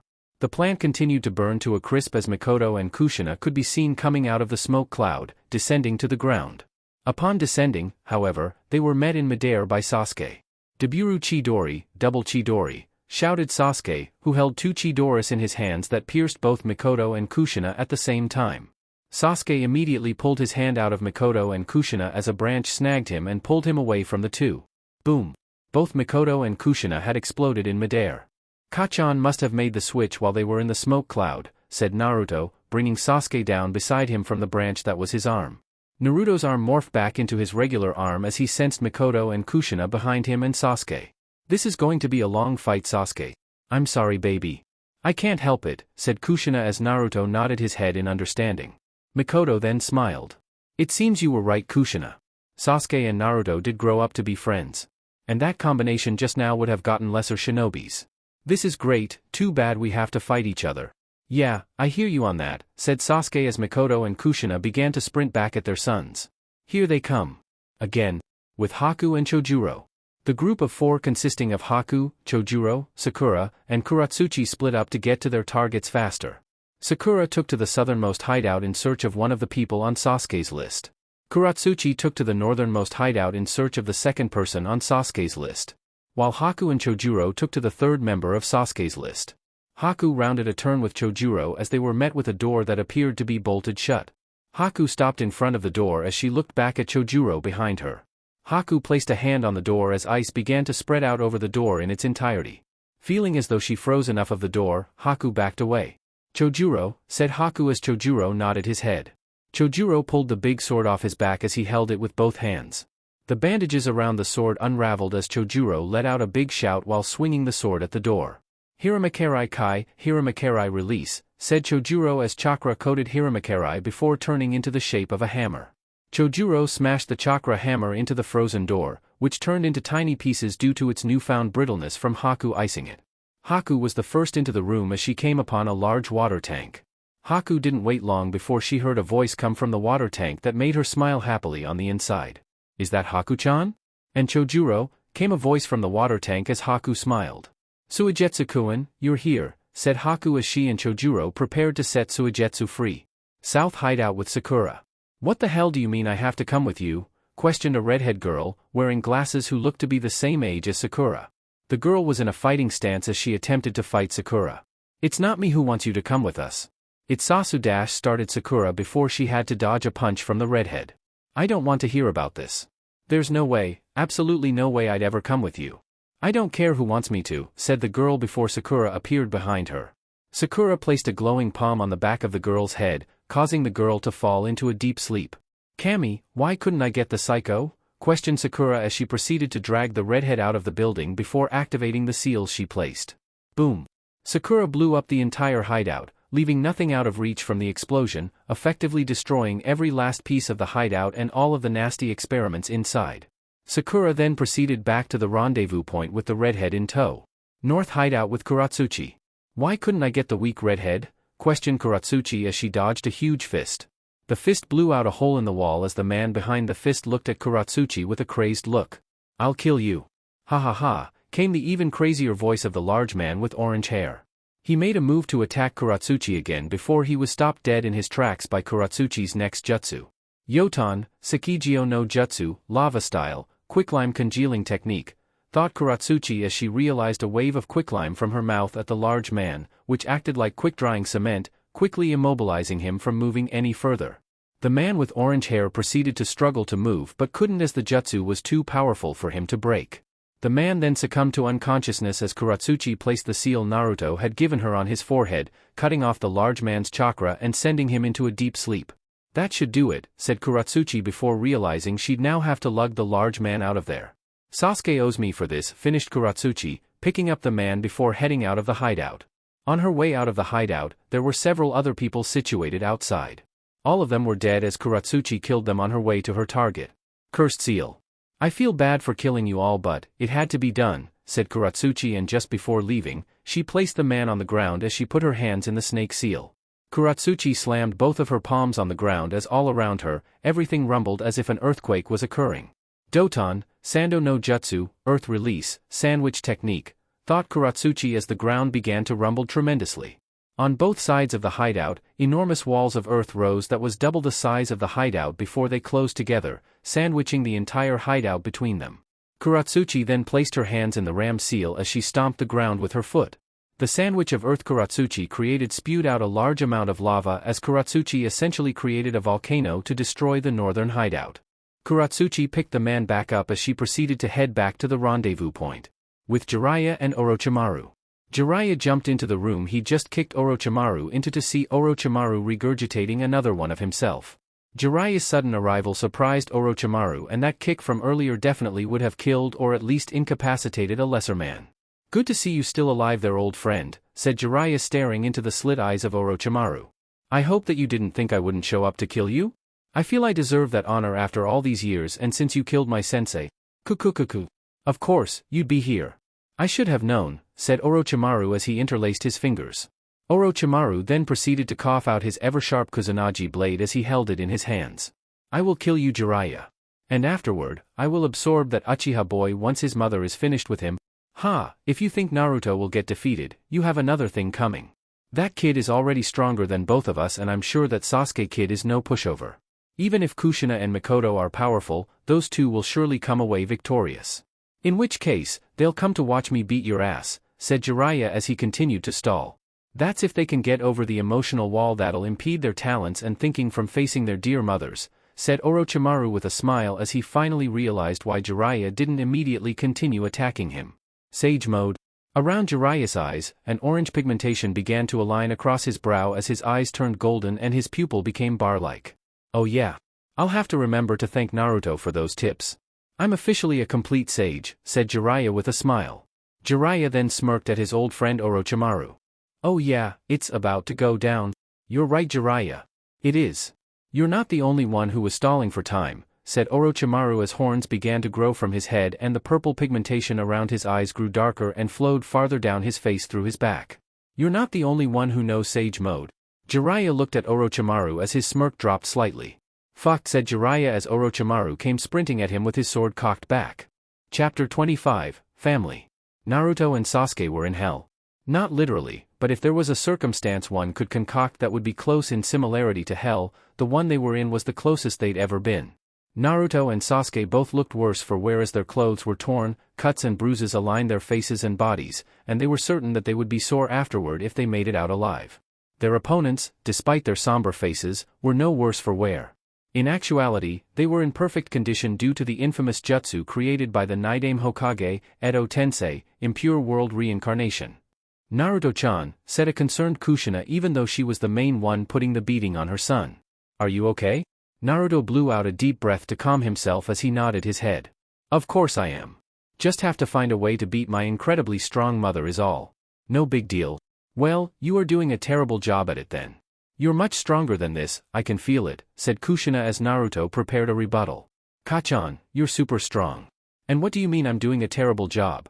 "I'm giving it my all," said Naruto as Kushina shook her head. Before Kushina answered, Sasuke decided to for her. "She's right, Naruto," said Sasuke while wiping the trail of blood from his mouth. He stood at full height behind his best friend who turned an eye to him. "You haven't been going all out. And neither have I." Mikoto nodded her head in agreement. "This is true. My eyes are the best in the world. I can see that you both aren't utilizing your full potential," said Mikoto before turning to Naruto. "I mean, you haven't even used your Jinchuriki power." Naruto blanched at that realization. She was right. Not once had he even contemplated tapping into Kurama's power. "Seeing your mother had your mind scrambled?" Naruto arrived in his mind to see his bijou. "You've been taking it easy on your mother without even realizing it. So you can spend as much time as you can with her if I were to guess. I understand you want to see her, but if you keep this up, you will lose the ability to finish her despite her." Naruto considered everyone's words as he looked up into his mother's concerned eyes. Naruto breathed out another calming breath before nodding his head. "You're right. All of you," said Naruto as a fiery, orange chakra shroud began to cover his entire body. Seal markings began to appear across his body as his eyes turned a vibrant orange. "Kurama is right. I wanted to spend as much time with you as possible, Kachan. Now I understand, so I'm sorry for what I have to do. I feel the same. However, I died and wish to be back by your father's side. His soul finally came to the place where mine was and I would really enjoy going back to him." Sasuke walked up next to Naruto as Naruto held a fist out towards him. Fist bumping with Naruto, Sasuke's body immediately became shrouded in a red, bubbly Jinchuriki cloak. Sasuke smirked feeling the potent chakra flow through his body. "Just like old times. Let's do this," said Sasuke as he placed his hands in the tiger seal. Naruto nodded his head before placing his hands in the ram seal. "Katan, Gameu Enden, fire style, toad flame bombs," said Naruto shooting out a torrent of oil at the same time as Sasuke's stream of fire. The fire and oil combined into a potent mixture as it exploded on contact in the small space between the two Edo Tensei reincarnations. Smoke clouded the area around the two mothers as Naruto and Sasuke waited to see if their attack hit them. Sasuke, 8 o'clock. It's Mikoto, said Naruto before creating 10 clones all clad in their own Jinchuriki cloak. My clones will stall her while we take care of Kushina first. It'll be better to split them up and take them two at a time. Seeing that Kushina would be more difficult, we'll take her first. Sasuke nodded at Naruto before following after the Jinchuriki. Seems you've grown into a leader over the years, Naruto thought Sasuke as they approached Kushina. And this transfer of your Biju's chakra is impressive. That fireball was at least 3 times more powerful than I'd ever done before. And you've been handling chakra this powerful all this time? How good are you now? Kushina came to a stop after splitting up with Mikoto to evade the jutsu to see Naruto and Sasuke approaching her. Kushina blocked Naruto's punch before receiving a harsh kick to the side of the head from Sasuke. However, another one of Kushina's chains appeared, blocking the powerful kick from the Uchiha. This is a good plan. To split me and Mikoto up while attacking one of us in a 2-on-1 situation. Now you're thinking, said Kushina before she heard a swirling noise behind her that only one jutsu made. He learned Minato-kuin's jutsu. Hit with the signature jutsu, Kushina was sent flying across the room. Noticing the Naruto in front of her had latched onto her with a bear hug, Kushina prepared for the worst. Bunshin Daibakufu, clone great explosion, thought Naruto as the clone attached to Kushina exploded. Sasuke landed next to the original Naruto as he looked impressed at the display. Naruto, that was quite the sequence, said Sasuke as Naruto looked to check on the condition of his mother. The smoke from the clone exploding died down as Naruto looked at a crazy sight. Nice combination. You would have had me if not for this, said Kushina now cloaked in the same bubbly chakra as Sasuke. Seems my mother managed to steal my clone's chakra, said Naruto amazed at his mother's ability. Naruto blanched when he received the rapid-fire memories from his clones. Sasuke, your mom just destroyed all of my clones in one swoop. And you won't believe the how? One swoop. Sasuke turned to his mother and his eyes went wide. You're kidding me. How? Mikoto jumped into view shrouded by a vibrant yellow chakra. I've seen a lot of things in my time, Sasuke-chan. Including my own best friend's death. It happened the night of the Kyuubi attack, said Mikoto as her eyes could be seen now. Her Sharingan's design was now 3 thin lines inwardly swirling towards the pupil and 3 thicker swirls in the same manner. Susanoo. The yellow chakra shroud around Mikoto was a spectral image of a humanoid being more human in appearance than Sasuke's version. The Kyuubi chakra-shrouded Kushina landed beside Mikoto and her Susanoo as they prepared to face off against their sons again. Well, this certainly makes it interesting, said Naruto as the orange shroud around him grew to form the upper body of a chakra Kurama. Naruto and Sasuke in Naruto's Kurama avatar stood opposing Mikoto and Kushina standing in Mikoto's Susanoo. If this were a picture, it'd be awesome. Am I right? Huh? Anybody? The other 3 smiled before the 4 began sprinting toward one another. The battle wasn't over just yet. With Jiraiya and Orochimaru. A huge explosion rocked the area as Orochimaru came flying out of the smoke cloud with Jiraiya coming out of the other side. Both of them were holding a different hand seal as they each prepped a jutsu. Senpo, Kabari Senbon, Sage Art, Hari Needle Senbon, said Jiraiya as he landed on all 4s with his hair protruding past him, pointed directly at Orochimaru. The hair on Jiraiya's head hardened as he sent a continuous wave of sharpened hair follicles turned needles directly at Orochimaru. Orochimaru smirked at the impressive speed of the jutsu but just was a bit too slow as his own jutsu countered it flawlessly. Senpo, Futon, Daitapa, Sage Art, Wind Style, Great Breakthrough. A violent and sudden gust of wind picked up immediately behind Orochimaru toward Jiraiya. Due to the force of the wind, the needles that were traveling toward Orochimaru stopped in midair and turned back for Jiraiya. Oh shit, shrieked Jiraiya being picked up by the gust of wind as he was tossed back into the wall by the wind and hit hundreds of times with his own hair needles. Orochimaru smirked at catching Jiraiya off guard. Jiraiya sat perfectly in the Jiraiya-sized crater in the wall, groaning in pain as his own hair needles bounced harmlessly off of his skin. Jiraiya moved out of the wall as he looked at Orochimaru. Didn't know you had that up your sleeve? Kukukuku, it seems your sage mode gives you extra powers, said Orochimaru with a grin. Your skin is like steel now I see. Heh, told you toads were better than snakes. All you got were those stupid horns and that purple eyeliner that runs all the way down your back, said Jiraiya with a smirk as he noticed Orochimaru place his hands in a weird hand seal. Actually, I have a question for you. How are you using jutsus? Enma said Sensei stole your arms with the Shinigami. Of all the things your sterling disciple is, he is ever clumsy. I'm assuming that he one day found the Shinigami no Men, Death God mask, said Orochimaru as Jiraiya looked up in remembrance. Flashback, 6 months ago. Naruto, where are we? questioned Jiraiya as Naruto pointed toward the rundown building they just walked up to. This? What is this? Oh, there's a sign, Uzumaki clan's mask storage temple? Jiraiya formed an O with his mouth as Naruto nodded his head. Am I right? Why did no one know about this? And if they did, why didn't they tell me about this? Even if it wasn't proven at that time that I was an Uzumaki, my last name was Uzumaki for Kami's sake. Well, your mom is Uzumaki Kushina. And you're the only Uzumaki I've seen since her, I guess it is yours. But why are we really here? Naruto tapped a hand on Jiraiya's shoulder as they vanished in a shunshin to the inside of the building. Sheesh, it's dusty in here, said Naruto after landing in the tiny building with Jiraiya. Naruto looked around for a second before he noticed the thing he was looking for. Jiraiya looked over to see Naruto picking up a mask. Is that the Shinigami's face? Shouted Jiraiya in a slight panic as Naruto nodded. What are you going to do with it? Wait, is this what I think it is? I remember Minato talking about it one day. Which means you know I'm going to free the souls of those trapped. Meaning, Sarutobi Gigi, Hashirama Gigi, Tobirama-sama, my dad, and the other half of Kurama, said Naruto happily as Jiraiya looked intrigued. Other half of Kurama? Kurama said dad had to split his chakra in half. Half with him and the other half with me? Jiraiya gave a nod. Plus, you told me what Gigi's monkey summon said of him using it as well, continued Naruto as the markings of his sage mode began to appear on his face. And I'll need sage mode if I ever hope to not die. Might want to stand back, Jiraiya-sensei. No worries about me. I'm sure I'll be fine. You usually are. But if I do die, tell everyone I'll miss them and I'm sorry for doing something so stupid. I can do that, said Jiraiya as he watched his student attempt to commit a dangerous and potentially suicidal act. Something he'd likely get blamed for by those who care about Naruto since he could have easily stopped him. However, Jiraiya is indeed faithful in his student and hopes that he knows what he's doing. Naruto placed the mask on his face as his arms immediately strung up parallel to his shoulders. Shiki Fujin, Kai, dead demon consuming seal, release, said Naruto in a possessed voice. An image of the Shinigami appeared behind Naruto as it pulled its spectral sword out of its sheath. The Shinigami then proceeded to rip a large hole through its stomach, allowing several souls to freely float from it.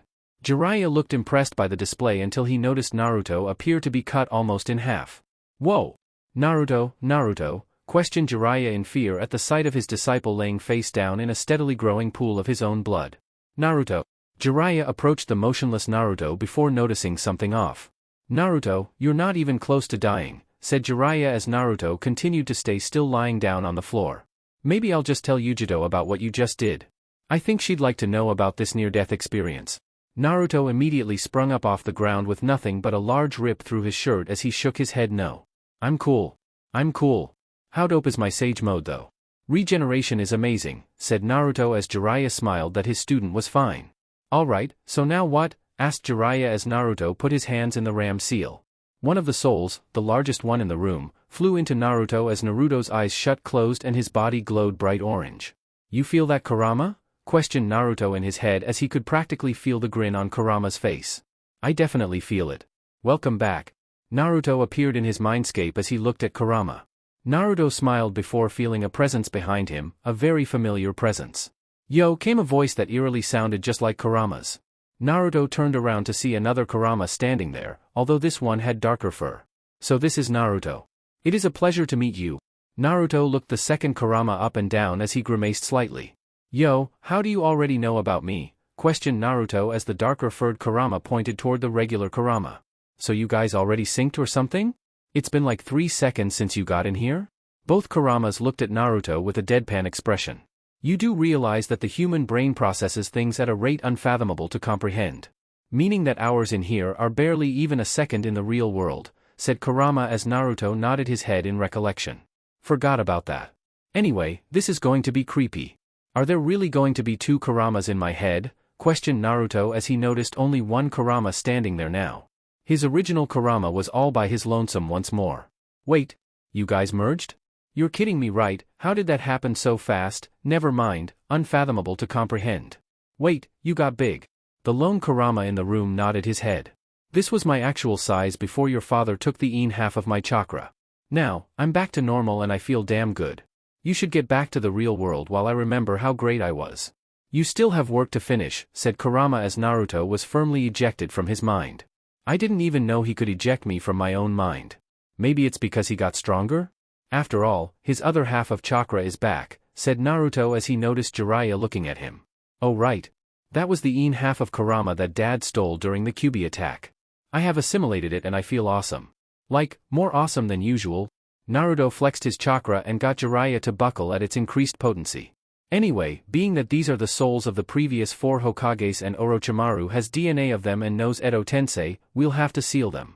Just in case he manages to reincarnate them somehow, with one of his lackeys or anything. Sounds good to me, kiddo. Glad you're alright. But weren't there 6 floating soul things? If you absorbed one and there's only 4 here now, what happened to the last one? Naruto shrugged his shoulders. Beats me. All I know is that the 4 that matter are here and that's all that really mattered in the first place. By the way, are you buying lunch? Questioned Naruto as Jiraiya grinned. The last one to the restaurant pays. Go, said Jiraiya as he hightailed it out of there, leaving Naruto all alone in the room. You're a cheater. And I still have to finish the ceiling, said Naruto as he then realized something. We never agreed on a restaurant. Flashback end. That extra soul there, those were your arms, said Jiraiya as Orochimaru nodded his head. Since your actual soul is still here, it must have been drawn back to it. Meaning we never would have been able to stop it once it was freed. Yes, how incredible of him to find that for me. I'd been looking for it since Tsunade turned me down those years ago, said Orochimaru, who was still holding that same hand seal. And your sage mode isn't the only one that allows other abilities? Jiraiya felt the entire room begin to shake as the floor and walls began to liquefy. Senpo, Muki Tensei, Sage Art, Inorganic Reincarnation, said Orochimaru as the room began to branch out to attack Jiraiya. Jiraiya looked shocked by the jutsu but managed to leap out of the way due to the sensory abilities granted to him through Sage Mode. You can't get away, Jiraiya, I own this whole room now. This is my territory. Jiraiya jumped high into the air as he nodded his head. That's impressive. Can't lie, said Jiraiya, biting his thumb as the room continued to approach him to attack him. Kuchios, summoning. An enormous poof of smoke appeared around Jiraiya as the room entered the cloud to attack him. Orochimaru waited patiently as he wondered whether his attack got to Jiraiya before he could get out whatever he was trying to summon. It all proved for naught as the room that was once attacking Jiraiya was being fought back by a powerful jutsu from the white-haired Sannin and 2 small toads attached to his shoulders. Senpo, Gomen, Sage Art, Bath of Boiling Oil, said Jiraiya as he was blowing out a stream of oil, which combined with the fire being spewed by the toad on his left shoulder and the wind from the toad on his right shoulder. Feeling the intense heat of Jiraiya's jutsu, the room reverted to its original inanimate form as Jiraiya's technique came splashing down around Orochimaru. Seeing the danger, Orochimaru leaped away onto the wall opposing Jiraiya. As Orochimaru landed, he was met with an enormous ball of chakra that he knew well. Cho Otama Rasengan, Ultra Big Ball Rasengan, said Jiraiya, now beside Orochimaru holding an enormous Rasengan in his hand. The jutsu connected cleanly with Orochimaru, who was sent sailing back down into the ground below them, right into the boiling oil. Jiraiya looked down at his once friend who was melting in the boiling hot oil.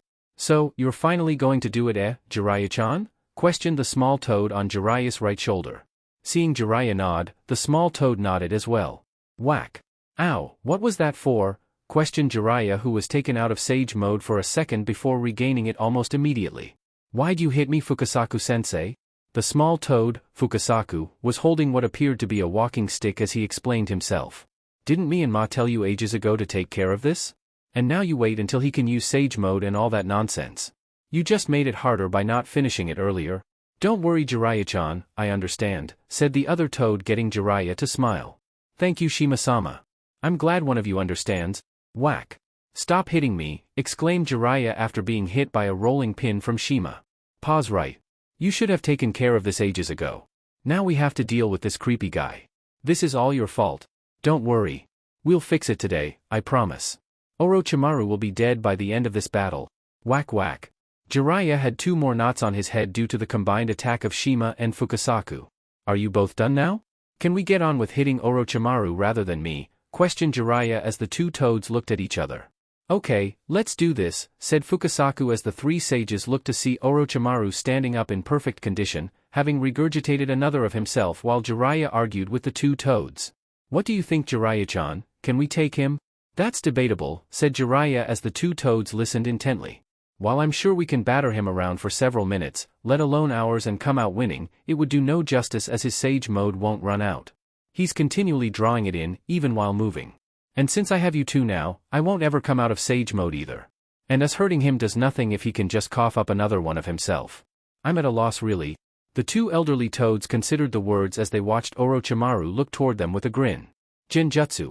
We'll need to use Genjutsu ma, said Fukasaku as before Shima could argue about not singing in front of people, he stopped her.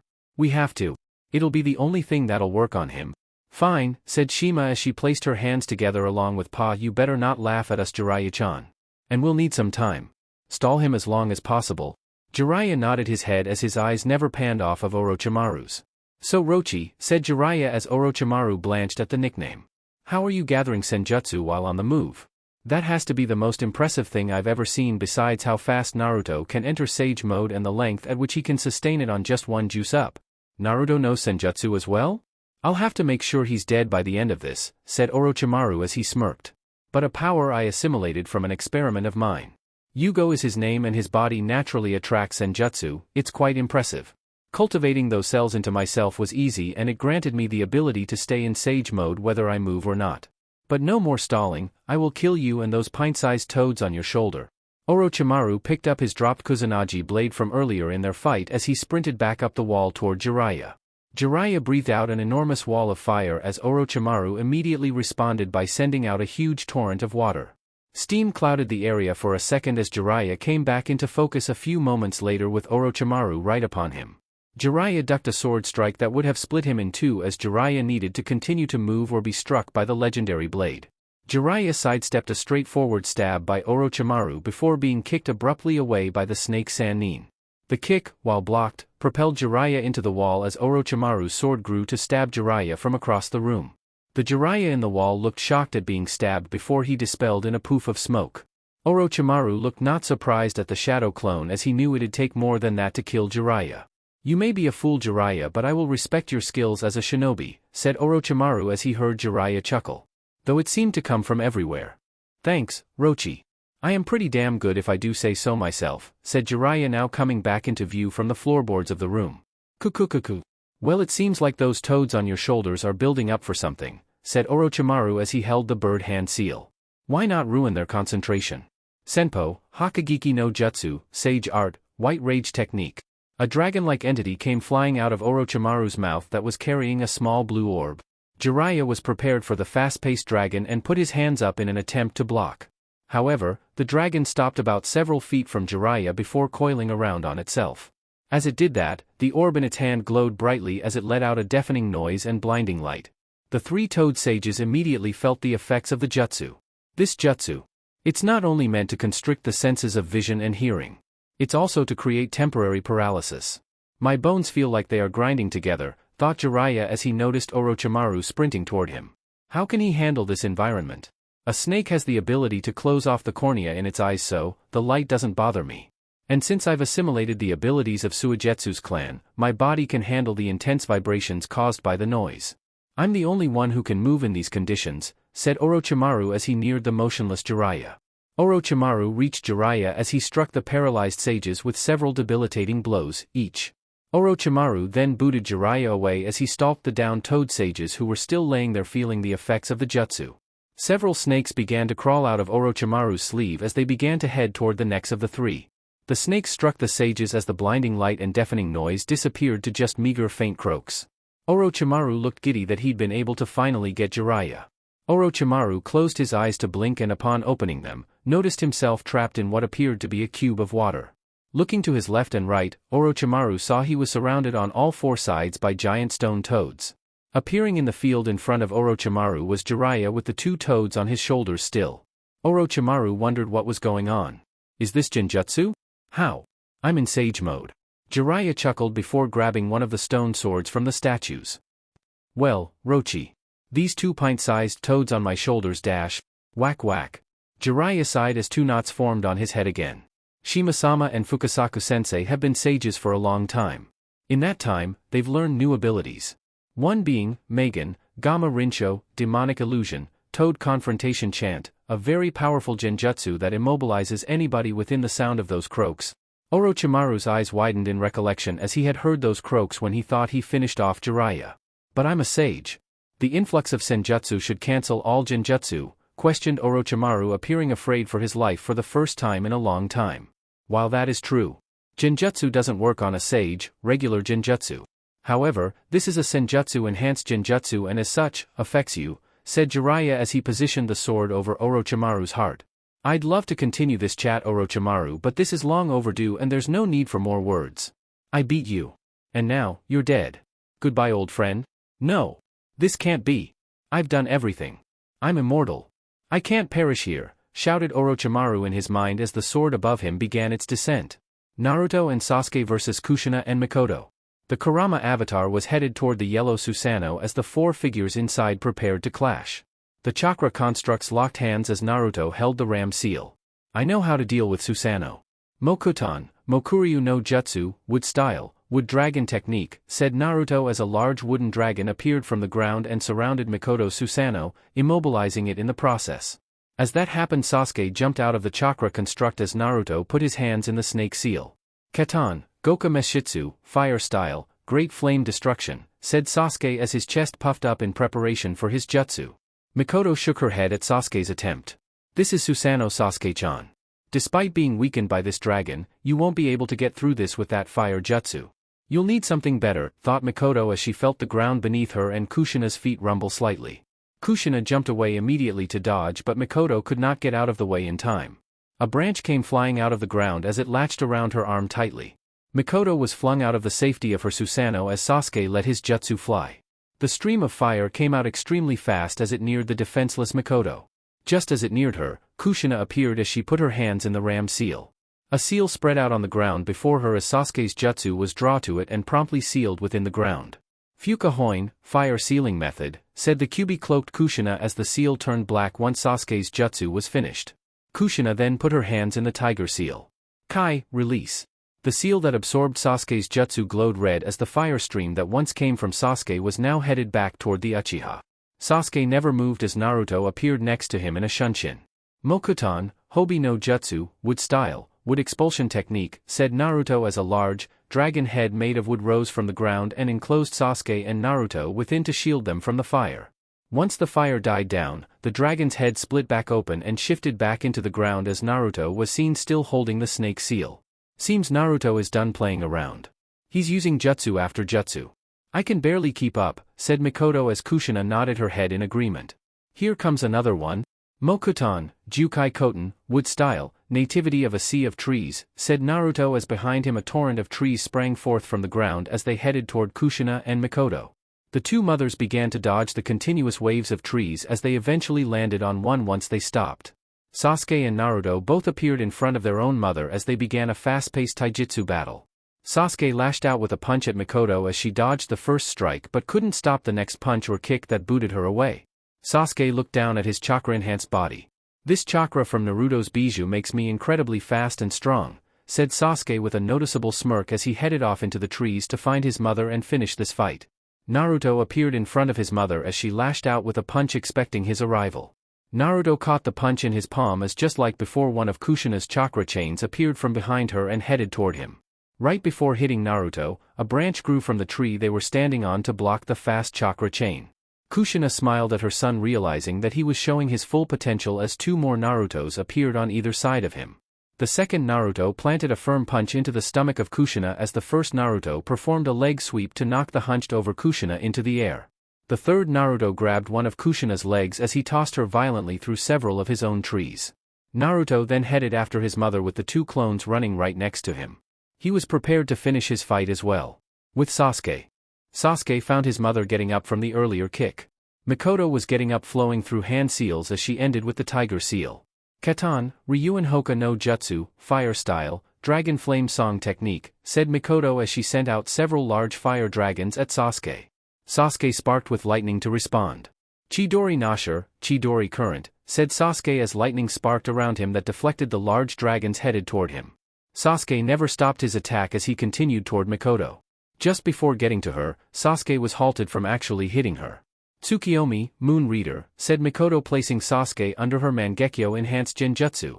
Sasuke fell unceremoniously on the ground behind Mikoto as she breathed out a sigh, not thankful that she stopped him but saddened that she was able to get him. I'm sorry, Kachan, said Sasuke getting Mikoto's eyes to widen. Sasuke pierced Mikoto through the heart with a Chidori as she was now paralyzed and began to decay slightly from the powerful strike. I can't let you stay alive for any longer. It's okay, my baby boy, said Mikoto turning to see Sasuke's Mangekyo Sharingan. That was how he escaped her Genjutsu so easily. Before you seal me, I'm sure you want to know about what happened the night of the massacre. Sasuke's eyes widened. What? I already know what happened. Itachi probably won't tell you because it was an S-rank mission and he has some type of plan. However, I have no such restriction and I feel you need to know. And I want to hear your answer? With Naruto. Naruto found his mother recovering from his last attack as he approached her. Kushina saw her son coming and attempted to lash out with a punch only for one of Naruto's clones to grab that arm. Kushina attempted with the other only for it to be halted as well by Naruto's second clone. It is over, Kachan, said Naruto, causing his tree to open slightly. Kushina sunk knee-deep into the sturdy wood before it locked her in place. Naruto's clones then morphed into the tree, becoming branches, as they held Kushina's arms down. The Kyuubi chakra shroud surrounding Kushina was absorbed as Kushina was left helpless against her son. My sweet baby, said Kushina as Naruto let his Jinchuriki cloak disappear, realizing all he had to do now was seal his mother. I don't know what to say. So, I'll just leave you with this. I'm so glad you grew up into a healthy young man. I'm happy that you have a friend like Sasuke, and I'm sure you, if you have found one, have found a girl just like your mother. And finally, I'm happy that you were born to me and Minato that day. You're everything we could have hoped for and more. I love you. A few tears began to glisten in Naruto's eyes as he wiped them away before they could actually fall. You're right. I have grown up well. Mainly thanks to Sandame Gigi. Even Jiraiya-sensei and Tsunade-bachan have helped. And you're right, I did make good friends, great friends really. And there is a girl whom I am smitten with. I even told her I loved her. And don't worry, she's just as headstrong as you are. I wish you two could have met, I'm sure you'd have liked her. Kushina smiled at her son with tears forming in her violet eyes. So you don't blame us for anything? I could have let Minato live. You would have had a father, but I started Kushina before a hand from Naruto stopped her. There's no need, Kachan. We can't change the past, nor should we want to. I'm happy. I'm happy to know I was loved by my parents. And I now know it for sure. I may have never gotten to meet you when I was little, but I always pictured you being this beautiful and amazing. You're my mother and I love you too. The once black sclerae in Kushina's eyes turned back into normal sclerae as her body glowed. Naruto realized that her Edo Tensei was ending and freed his mother. As she was freed, Kushina stood and walked over to her son. She grabbed him in a hug as her body continued to glow. Thank you. Thank you for being born to us. Thank you for allowing me to be your mother and Minato to be your father. Stay safe, Naruto-chan, said Kushina as her soul began to ascend from the body it was attached to. And I expect a ton of grandkids, Databane.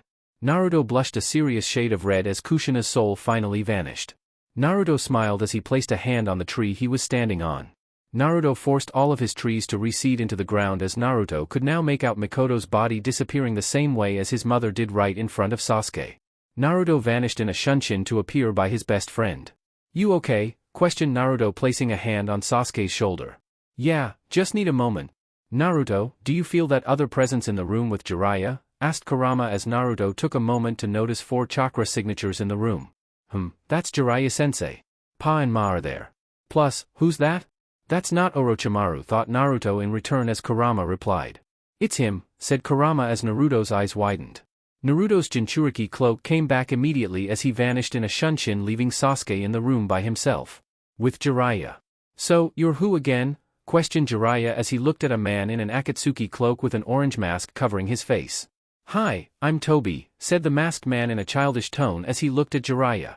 Hello, so, why are you here? Questioned Jiraiya again as Fukasaku and Shima were still attached to his shoulders. Toby was about to answer before Naruto appeared above Toby with a Rasengan twice as big as himself. Naruto let the Rasengan detonate as a huge explosion of energy occurred that completely covered Naruto and Toby from Jiraiya. Damn. Hey kid, you didn't dash. Whack. Jiraiya grew another knot on his head from Shima hitting him. What did I tell you about that language, Jiraiya-chan? Said Shima as Jiraiya nodded his head. The explosion from the Rasengan died down as Naruto was standing there all alone. Naruto, that was so fast? I've never seen you like this, said Jiraiya as Naruto closed his eyes to focus on his sensing ability. Naruto turned his head abruptly to the left as he saw Toby sliding up through the floorboards. That was so fast, Naruto-kun. You almost hit Toby with that jutsu. Luckily Toby slipped and managed to evade, said Toby making childish-like movements as he talked in that same childlike voice. Who the hell is this guy? He acts like such a kid, said Jiraiya as Naruto shook his head no. Sasuke came into view beside Naruto as he wondered the same thing. No, he's the progenitor of all of this. The reason why the Kyuubi attacked the night of my birth. The reason my parents died that night, said Naruto as the next part made Sasuke react in almost the same way as Naruto. And the reason the Uchihas were subjected to scrutiny, leading to their want for a coup, leading to their inevitable demise. He is the reason for all of this. Toby immediately stopped acting like a child as his voice deepened considerably. How smart of you, Kyuubi. I'm impressed. Did that pet of a bijou tell you that? Madara, shouted Kurama angrily in Naruto's head as Naruto was being funneled with chakra from the angry bijou. Naruto's cloak turned more orange and began to crack the ground around him as he continued to look at Toby. He did all of this, Naruto? Questioned Sasuke as Naruto nodded without turning his eyes off of Toby. Sasuke then noticed that Orochimaru laid on the ground a few feet away with a large stone sword stabbed through his chest. Were you here to save him? Something like that. But then I remembered his betrayal against me and had a change of heart, said Toby as he looked at Naruto. Plus, I was hoping he'd be injured enough so I could take him and extract his bijou. However, that didn't pan out, I see. Well, if you want my bijou then fight me for it. Right now, said Naruto as his eyes were now red and slit due to the influx of Kurama's chakra at the moment. Don't worry, Kyuubi. We shall meet again. However, I'll let one of my pawns deal with you. Until then, enjoy the little bit of time you have left in this world, said Toby with an increasingly ominous voice as he seemed to disappear in a vortex. Naruto, said Jiraiya as he could feel the unbridled power being brought forth by his student. Calm down. Naruto's chakra output began to stifle slightly as his eyes turned back to normal and his cloak began to disappear. Naruto then turned his eyes toward his sensei. Let's go home. I need Yugi-chan, said Naruto as he began to walk out of the base of Orochimaru's. Sasuke followed behind as Jiraiya stood still in the room alone with the dead body of Orochimaru. Jiraiya looked at Orochimaru's body once more as Fukasaku and Shima disappeared in puffs of smoke. Jiraiya's sage mode disappeared as he pulled out a scroll to seal his old friend's body into. Jiraiya followed after his student as he wanted to make sure he was okay. He'd never seen Naruto like this before. I see why Naruto was so angry. That guy killed his parents, said Jiraiya as he continued to catch up to his student. Unknown location. Rain poured outside at a fast rate as a man stood there alone watching over what appeared to be a city. The man had red, shoulder-length hair and rippled purple eyes. This man was the leader of the Akatsuki. Nagato, said the masked man as he appeared in a swirl behind the leader. The Kyuubi Jinchuriki is more powerful than before. Are you sure you can handle this? Nagato turned his head to look toward the masked man as his eyes seemed to glow. Once we capture 6, 7, and 8. I will handle that boy. No matter where he is. I'm more powerful as well, said Nagato as 6 figures came into view behind him. The figures all looked different except they all had orange hair and matching rippled purple eyes. We shall see, Nagato. Our plan will soon become real. Omake, Naruyugi, the lost files, the massage. Gamma Taicho, the base has been thoroughly searched and all experiments have been contained, said an Umbu with a duck design on his mask. Duckface. Ha ha ha. Why'd he have to get that mask? That's hilarious, thought Gamma before nodding his head. Sounds good. Looks like we'll be able to get out of here then. But first, Tajuo Moku Bunshins, many wood clones. 25 wooden sticks protruded from the ground before growing into perfect replicas of the blonde-haired Umbu captain. You guys know what to do. All of the clones of Gamma gave a mock salute as they took off toward the large base. Explosions rang out as the clones detonated themselves, applied explosive notes, or used a Rasengan to crumble the base down as much as possible. Gamma looked satisfied at his clone's work as he ran through a few hand seals. Gamma then vanished in a shunshin as he appeared in the middle of the demolished base. Fuin, seal, thought Gamma as a large sealing array spread out over the ruined base. Gamma nodded his head as he looked back at his team of 3 Umbu. Let's head back in the morning. We'll set up camp here for the night and start back toward Konoha in the morning. Good job, team. The next morning, the 3 Umbu that were accompanying Gamma on his mission were all awake and ready to head back to Konoha as they just waited on Gamma to be ready. However, Gamma hadn't made a peep all morning long. Being ever brave, the duck-faced Umbu opened Gamma's tent only to find a large orange toad. Yo! I'm Gamakichi, Gamma's summoning, said Gamakichi as the other 3 Umbu looked at each other before looking back at the toad. Your Taicho says to head back without him and that he'll meet you right before you reach Konoha? Ciao. And with that Gamakichi was gone in a puff of smoke. The 3 members of Naruto's team all nodded their heads at each other as they set off for the journey back to Konoha. Kumogakure, same time. Yujito was walking along a path away from the Reikage Tower. She'd just finished a mission and like with all of her tough assignments, Yujito headed to her favorite recuperation place. The spa, said Yujito with a happy sigh as she walked through the front doors and prepared to be pampered. Yujito walked up to the front desk and was greeted immediately. Welcome to In the Cloud Spa, where you're only an hour away from heaven. How can I help you? Asked the woman behind the desk before realizing who she was speaking to. Oh, Yujito-chan, it's you. It is me. I have an appointment in 10, said Yujito as the woman checked her books. Yes you do, we have you here. You asked for the Kunoichi spa treatment, correct? Seeing Yujito nod, the woman smiled. Well then, right this way. Yujito followed behind the woman who led her to the first part of her day, the mud bath. Yujito soaked heavily in the therapeutic, moderately warm mud as she then rinsed off to prepare for the next part. Yujito sat down in a huge chair as 4 other women appeared near each limb and began to treat her hands and feet. Yujito was in heaven and couldn't wait to get to the last part, the massage. Yujito laid naked on a table underneath a towel as she waited for her favorite masseuse to appear. Her name was Helga, the Kunoichi masseuse. The only civilian with the ability to properly get into the sweet spots of the powerful Kunoichi's muscles. The door opened as the woman from the front desk came through it with a slightly somber face. I'm sorry, Ms. Ni. Helga is out at the moment due to contracting warts. She claims to have been attacked by several toads, but that can't be true, toads don't inhabit Kumo, said the woman as Yujito sighed. Helga was the only one who could provide a proper massage. However, we have a new transfer who claims he can do better than Helga. He guarantees it? Yujito perked up at that. Really? And he? Said Yujito, expecting a pervert who she'd have to beat down if he made any non-sanctioned moves. Yes and yes. Don't worry about the pervert thing. He was Tsunade's personal masseuse and we know she doesn't have any tolerance for perverts, said the woman as Yujito smiled and nodded as she placed her head back down. Great. Oturan, please come in. The woman exited as Oturan came through the doors, placing a hand on Yujito's back to keep her from looking up at him. Please, I'd think it better if you didn't see my face. I'm a little ashamed of my scars, said Oturan as he pressed his hand a little further into Yujito's back. Alright, but what's that you're using? Your hand is so warm, questioned Yujito as the warmth from Oturan was oddly soothing. Just me. I prefer to not use any type of medium during my massages. My warmth is more than enough, said Oturan, running his hand along Yujito's spine, eliciting an mmm noise from the Jinchuriki. Oturan added another hand as Yujito fell into bliss, adding more mmm noises as Oturan hit her sweet spots. Yujito's bijou could feel her container's enjoyment from the masseuse's hands, even she could. He's adding a minuscule amount of chakra to his hands. That's impressive, but his chakra is so soothing. Just like that, boys, thought the monster cat as she let the chakra seep over her rather than tell Yujito who was massaging her body. Yujito was in heaven. Absolute pure bliss.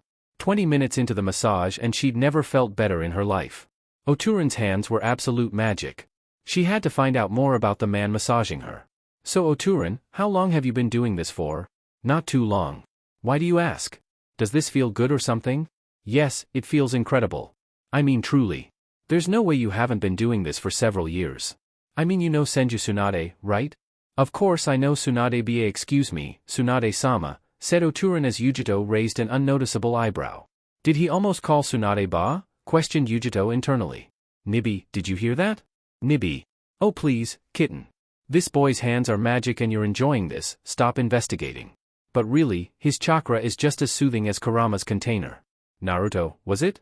Or was it Foxy-kun? Questioned Nibi, adding emphasis on Foxy-kun, causing Yujito to blush slightly. Who said I liked him? And why did his name even come up? Plus, you never answered my question, said Yujito as she realized Nibi wasn't going to respond. Or wait, did you? Yujito thought she figured out who it was, but just to be safe, she wanted confirmation. Yujito moved her head to the other side and in doing so, caught a glimpse of a reflection that showed her Oturan from his chest down. She couldn't get a clue from just his chest down. All she could see was the name tag he was wearing. Yujito's eyes widened when she saw Oturan's name tag through the reflection. Due to the reflection, Oturan's name was backward, causing it to be spelled as Naruto. Naruto-kun, said Yujito with shock as she turned around immediately to see the golden-haired blonde looking at her with a smile. Hi, Yugi-chan, said Naruto as he smiled at the blonde before him. Naruto then turned a deep shade of red as a goofy grin appeared on his face and blood trickled from his nose. Yugi-chan, you feel cold? What? Why would that? Started Yujito, only to realize she had been naked under just a towel. And with her abrupt turnaround, the towel had fallen off. Yujito turned red as well as Naruto finally fainted from blood loss. Several hours later. That Menma, writer thing continues to work, huh? But did you really give Helga warts? questioned Yujito as Naruto nodded his head while they walked. Naruto and Yujito were situated in the mountains they first meet on as they wanted to be away from others. Mainly due to Naruto being a Konoha ninja there without permission to enter Kumo in the first place. Plus, Yujito had to get her spar in with him like usual. Of course I did. I had to even the score after that impromptu kiss when you left Konoha, said Naruto as Yujito turned slightly red. I even got it all on tape so you can't even deny it. I wouldn't deny it. That massage was amazing and I'll look forward to future massages, Oturan, said Yujito as Naruto grinned at the pretty blonde Jinchuriki. By the way, giving Helga warts may have been a mistake, Naruto-kun. She has a mean streak and is very vengeful. Is that so? Well, I'll be alright. I believe, said Naruto moving faster before stopping and turning around in front of Yujito. Besides, I'm sure you're busy, you probably have to feed your pet fish soon. I don't own a fish, Naruto-kun, said Yujito as Naruto looked slightly surprised. Well, if that's the case, said Naruto as he leaned his head in to kiss the pretty Jinchuriki but stopped a mere breath away. Yujito had her head held up and eyes closed prepared for the kiss but when it never came, she spoke. Naruto-kun, what are you doing? Still a breath away, Naruto replied. Nothing, said Naruto continuing to stay close to Yujito. Well, if it's what it looks like you're doing then it could be considered the same as what we talked about earlier with Helga. And that would be? Questioned Naruto still close to Yujito, lips practically touching at this point. A mistake. We're from rival villages, Naruto-kun. It would be bad and essentially forbidden for us to do something like this again. The first time was just a thank you. I agree but that's clearly not what we're doing. Then what would you call this? I call it, very close talking, said Naruto as Yujito nodded slightly. Well, do you have anything else to say? Asked Yujito as Naruto shook his head a little, making his and Yujito's lips brush against each other. No, I believe I'm done, said Naruto before moving his head back. Well actually, I was thinking of making a mistake. Yujito looked into Naruto's eyes realizing he was going to kiss her. Just as Naruto began to move his head forward, he felt an ominous presence appear behind him. You were the one who attacked me with those frogs. I'll kill you, shouted Helga standing behind Naruto. Helga was a 7-foot-tall woman with very, very broad shoulders and muscles that would make the Yondaime Raikage seem puny compared to. She also happened to be the champion of the human toss, for years running, and prepared to use her technique on Naruto.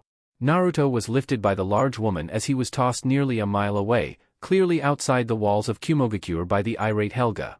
Helga then stalked off to continue to pummel the blonde Jinchuriki as Yujito smiled. Goodbye, Naruto-kun, said Yujito as she rubbed a few fingers across her lips, still feeling Naruto there even though he was likely a mile away. I hope to see you soon. I want to make a mistake too. Chapter 26, Return. On a path back to Konoha were 9 people. Well, not necessarily a path since they stopped for the night in a clearing and were only a day out from Konoha. These 9 were Naruto, Sasuke, Sakura, Kuratsuchi, Haku, Chojuro, Suigetsu, Karen, and Yugo. Jiraiya left them earlier needing to be somewhere else and technically, the last 3 were prisoners. Except for Suigetsu. He was a cool dude and not committed to Orochimaru like Karen and Yugo were.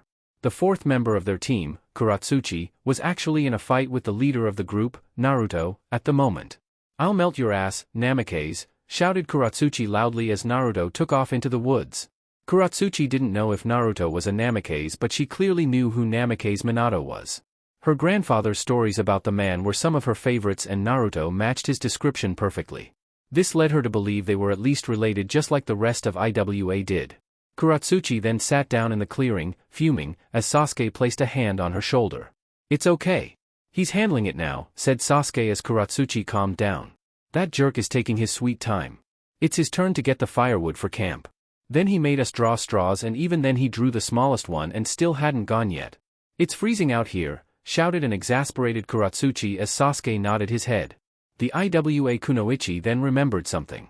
Wait a minute, he's a Mokuton user. Can't he just dash? Mokuton, Renchuka no Jutsu, wood style, serial pillar houses technique, said Naruto appearing back in the clearing. 7 perfect houses grew from the ground surrounding the group. Once the houses stopped rising, Naruto smiled at his work. Naruto's smile ended immediately as he was hit with tremendous killing intent from the Rock Princess. You mean to tell me you could have done this from the start? Shouted an irate Kuratsuchi as Sasuke held her back from attacking Naruto. We've been out here freezing for 10 minutes and you dash. Kuratsuchi let out a breath as she grabbed Sasuke by the collar and dragged him into one of the houses. Let's go. I'm frustrated now and need to relieve some stress. As Sasuke got dragged into the house, he threw a thumbs up to Naruto just before the door closed on the house that Kuratsuchi and himself were staying in for the night. As that happened, Sakura and Chojuro took Karen and Yugo into their own houses, which were both more like prisons truthfully. Once the prisoners were in their house, a seal appeared on the outside as the house sunk into the ground to prevent any attempt of escaping. Sakura and Chojuro then walked into their own respective houses as Haku walked into her house alone since Suigetsu said a moment was necessary with Naruto before joining her. "Naruto-san," said Suigetsu as Naruto turned to the Hozuki clan member. "Sasuke gave you a thumbs up as he got dragged into his house by Kuratsuchi. Are you telling me that all that with Kuratsuchi earlier was just to help him get laid?" "Something like that," said Naruto as Suigetsu gave a shark-like grin. "No, I'm not your wingman too. It was already bad enough that Kuratsuchi tried to kill me just now, plus, Haku-chan wouldn't fall for something like that." Suigetsu's grin lessened as he realized Naruto was right. "Right, I know. I don't really need it anyway. I have over a decade of tension built up. I've always wondered how you two met. Haku would never tell me. Just calling you her hero and that she'd thought you were dead. You know, there were no Hozukis in Kiri when she went back. She obviously feared the worst. Lo and behold, Sasuke finds out you're there with Orochimaru, tells me, and I actually tell her," said Naruto before realizing he hadn't asked a real question yet. "What's the story? You know about the Bloodline War, correct?" asked Suigetsu as Naruto nodded. "Great, it'll make this story short. Haku happened to show off her Kekai Genkai one day, not knowing that it was a crime to have one, and her father saw it. Now her father, not being a user of ice release or any Kekai Genkai for that matter, immediately realized his wife was one of them. He goes crazy, kills Haku's mother, and attempts to kill Haku. Luckily, she managed to kill him instead by panicking and releasing her chakra all at once." Naruto's eyes widened hearing that. What a horrible parent to have. But honestly, living was more of a hell for her. She'd lost both of her parents in the span of maybe 10 seconds and it was essentially her fault due to showing off her abilities. She was delirious and depressed and on the verge of suicidal. Until she found you? Yeah, found me. More so stumbled upon myself at the river with my big brother, Mangetsu. We took notice of her and brought her back to our house. She stayed with us for several months and she and I were inseparable. She was my best friend before I even knew what that meant. It was all going great until Orochimaru showed up. Orochimaru kidnapped me after killing Mangetsu when he tried to protect us from the sick freak. The only reason he didn't get Haku was because I pushed her into the river that we'd fled to and she managed to evade capture. Naruto nodded at the words as he smiled. "I see why she calls you her hero. That's a nice story, man," said Naruto as he noticed Haku peering out the window at the two of them. "You better hurry, I can see she's waiting for you." Suigetsu noticed Haku too and nodded his head at Naruto before holding out a fist for him to bump. Naruto bumped fists with Suigetsu as the Hozuki clan member stood up and went into his house with Haku. Naruto just continued to sit outside as he let the cool air flow through his golden, blonde hair. Naruto eventually got up as he headed to his own house to get some sleep. The next morning. Naruto awoke this morning early as he got ready for the trip ahead. Walking outside his house for the night, Naruto caused it to sink into the ground, destroying evidence of him ever being there. As he did that though, he noticed someone sitting in the tree directly behind his house. "Sasuke? Wonder what he's doing," questioned Naruto as he jumped over to his best friend. Naruto took a seat beside Sasuke on the tree branch as they both stared out into the forest in front of them. "You were right," said Sasuke as Naruto nodded. "I knew Kuratsuchi would want to do it if I got her all riled up like that." "No, not that." "Well, that's true but not what I'm talking about." Naruto rose an eyebrow. "Itachi, you were right?" Naruto's jaw dropped remembering what he'd said about Itachi. Sasuke nodded his head before turning to Naruto with his Sharingan on. "Kachan told me." Flashback, Sasuke vs Mikoto. "It's okay, my baby boy," said Mikoto turning to see Sasuke's Mangekyo Sharingan. "That was how he escaped her genjutsu so easily. Before you seal me. I'm sure you want to know about what happened the night of the massacre." Sasuke's eyes widened. "What? I already know what happened. Itachi probably won't tell you because it was an S-rank mission and he has some type of plan. However, I have no such restriction and I feel you need to know. And I want to hear your answer." Mikoto let out a small smile before getting on with it. "On the night of the massacre, what do you remember doing?" "I was out training. I trained a little longer than normal because I wanted to catch up to Itachi as fast as possible."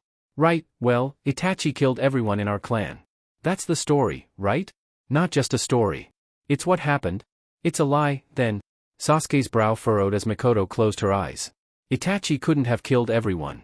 No one, no matter how talented, could defeat the entirety of the Uchiha clan? Okay, just means I have another target besides Itachi then. Itachi cried before killing us. Your father and I? Sasuke's eyes went wide. No, no. When I arrived, you and Dad were dead and he didn't have a tear mark on his face. There was no emotion. I remember what I saw. I see it in my dreams. Tsukiyomi is a powerful genjutsu. Are you sure that's what you really saw? Questioned Mikoto, getting Sasuke to quiet down. We were planning a coup. The Uchihas were going to overthrow Konoha due to the scrutiny against us after the Kyuubi attack. I thought it was a mistake, but I loved your father and would do anything for him. He was adamant it was necessary, continued Mikoto before a tear trailed down her face. It wasn't until Itachi arrived that night that we realized our mistake. How far the rabbit hole went. How many innocent lives would have been forfeit during such a thing? It's why we didn't stop Itachi when he came to end our lives. I'm grateful he left you alive. Itachi loved you more than anything. Mikoto let out a breath before finally asking her question. You've heard my words, Sasuke-chan. I just want to know what you're going to do when you see Itachi. No matter what you choose, I will love you with all my heart. I won't kill Itachi, Kachan. Mikoto's teary eyes opened hearing the immediate answer from Sasuke. There was no hesitation whatsoever. His Chidori-infused hand was removed from her chest as she turned to see him smiling. Itachi has been through enough in his life already. And it's funny, Naruto came up with that idea a long time ago when we first became friends. It had been in the back of my mind every day since. Even if you hadn't told me your perspective, I may have never killed Itachi. He's the only family I have left, you know? Tears grew in Mikoto's eyes as the sclerae turned normal in her Sharingan eyes. Mikoto began to glow as she realized what was happening. I'm so happy, and it seems your words have freed me from the Edo Tensei contract, said Mikoto as she reached over to hug her son. The trees from Naruto's jutsu began to recede as Mikoto left Sasuke with a few more words. You make sure you keep Konoha and Naruto safe. I'm sure he's likely to follow in his father's footsteps. When he does, he'll need a confidant. Be there for him, and be there for all of Konoha. The village may have a dark side, but the pros far outweigh the cons. I will. I love you, Sasuke-chan. I love you too, Kachan. Mikoto disappeared fully as Sasuke let out a breath. I won't kill Itachi. I do, however, plan to let Itachi decide what he wants to do. If he wishes to die, to escape the hell he's been living in, then it is my duty as his brother to give that to him. It's what he's probably planned for. Sasuke continued to stare at the spot his mother once was as Naruto landed beside him asking if he was okay. Flashback end. Wow, what yeah, said Naruto as Sasuke nodded his head. He could understand the lack of words. He wouldn't know what to say either.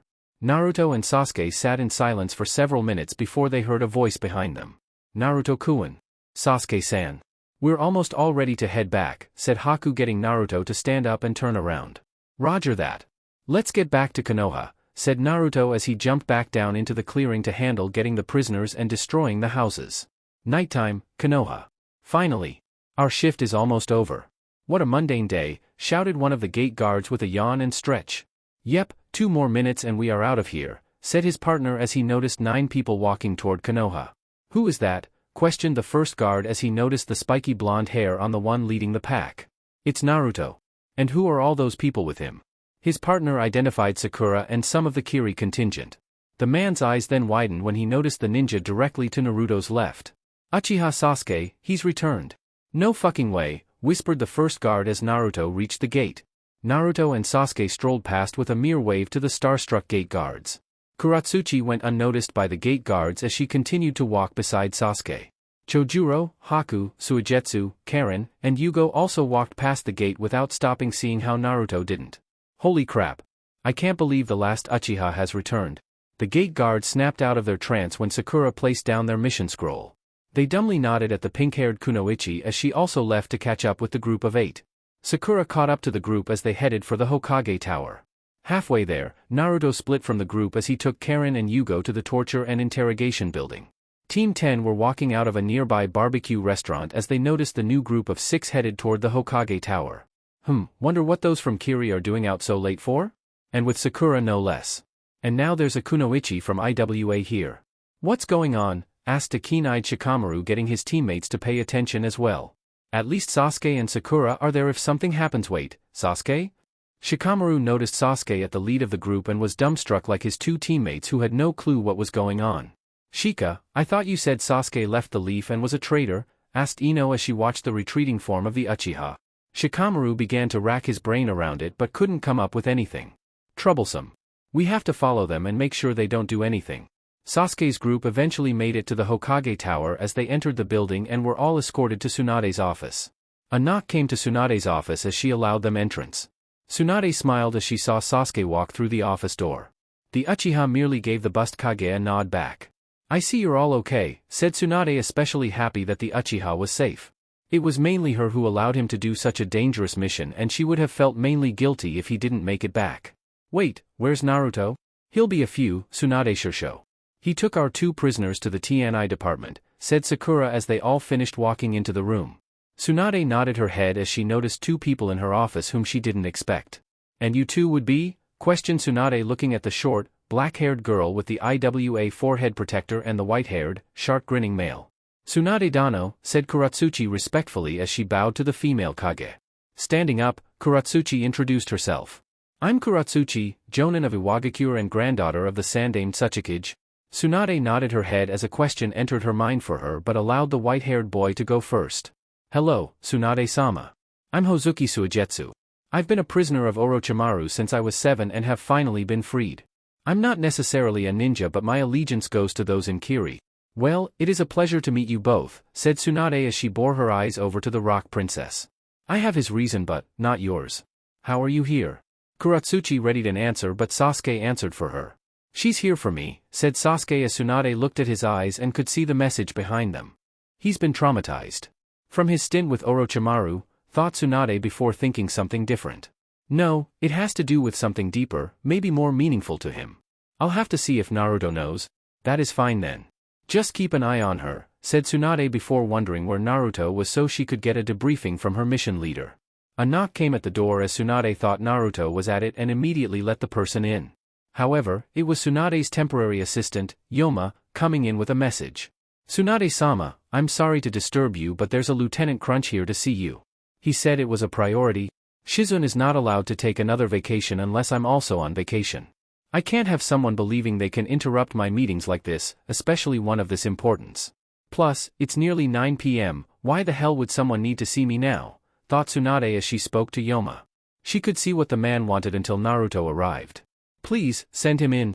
Yoma nodded her head as she went to get him but a voice from the windowsill spoke up instead. Thank you, Yoma. However, I just realized I got a promotion yesterday, said the man from the windowsill. It's Captain Crunch, now. The room went silent for a second at the announcement. Tsunade's lip quivered upwards slightly as the rest of the room reacted to the joke. Suigetsu burst out with laughter as Haku covered her mouth to keep from also laughing loudly. Sasuke just smirked coolly at the clever quip as Sakura and Kuratsuchi placed a hand over their face. Chojuro began to chuckle as the man on the windowsill pointed at Tsunade. Gotcha, BH-on. 1 point for me, shouted Naruto as he jumped into the room near his team. Darn it, brat, that was a good one. Using my favorite cereal against me, said Tsunade pulling out the little book that held the tallies of her and Naruto's little game. Seems you've taken the lead. Naruto just continued to cheese at his aunt before speaking. Shikamaru, Choji, Ino-chan. You guys can come in here and hear this, said Naruto pointing out to Team 10. They were situated on the outside of the building eavesdropping and hadn't known they'd been caught. Sorry, Hokage-sama. We were tailing Sasuke here and wondered why nobody else seemed to care that he left the village and is now back. We thought he might be trying something, said Shikamaru honestly as he and his teammates stepped into the room.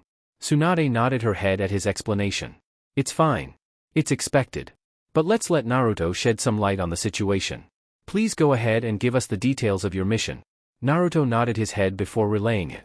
Team Naruto reporting back from their S-rank mission to Kusagakure.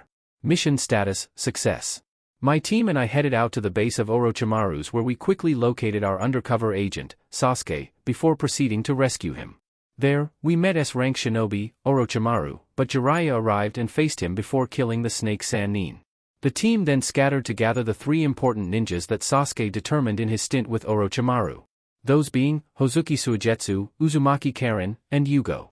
Suigetsu is a native of Kiri and the last remaining member of the Hozuki clan. Karen is, as known from her surname earlier, and Uzumaki based on the samples gathered and analyzed from her DNA from submissions by Sasuke through testing. The last ninja is Yugo, the originator of the cursed seal and the only one whose DNA can help me remove it from the bodies of the Konoha shinobi with them. Afterward, we successfully brought Sasuke back from his long-term mission. Naruto then took in deep breaths after his lengthy explanation. Tsunade nodded and smiled before seeing Shikamaru put his hands. Wait, you mean to tell me that Sasuke leaving was a planned mission? And if so, why did we risk our lives getting him back if this was all supposed to happen anyway? Questioned Shikamaru with sharp eyes on Tsunade. Tsunade understood where Shikamaru was coming from. He and the 4 sent with him did give it their all that mission. Niji even came back with critical injuries in their failed rescue. However, this was the life of a Hokage and she made that decision with Orochimaru's death in the endgame and luckily it succeeded. I apologize Shikamaru. It was an S-rank mission and on a need-to-know basis. Even Naruto and Kakashi didn't know at that time, said Tsunade as she added. Why do you think Sasuke hadn't officially been considered a missing nin? I thought that was just because of Naruto asking you not to, said Ino as she started to put the picture together. So Sasuke-kun never really became a traitor left the village? He was just doing a mission, a long mission that ended with the death of Orochimaru. That's, wow. Choji smiled realizing that Sasuke hadn't left the village and became a traitor as he'd thought those years ago. Shikamaru was still a little heated that they weren't informed of this when they were attempting his rescue. Right, there's more to it that I'm sure you want to know, Shikamaru. But I have to finish another debriefing first. I will answer your questions tomorrow, said Tsunade getting everyone back on track. Thank you for that, Naruto. I'll need your written report later. Those from Kiri, your Kage and I have finished our talks and you all will be heading back tomorrow. That is all and you all are free to go as I'm sure you're very tired. Except for you, Sasuke? Everyone nodded their heads as they all walked out of Tsunade's office, except for Naruto who jumped out of Tsunade's window. Sakura took Kuratsuchi to a local diner to eat while she waited for Sasuke. Sasuke looked at the blonde Hokage as he blew out a breath before giving out his mission debriefing.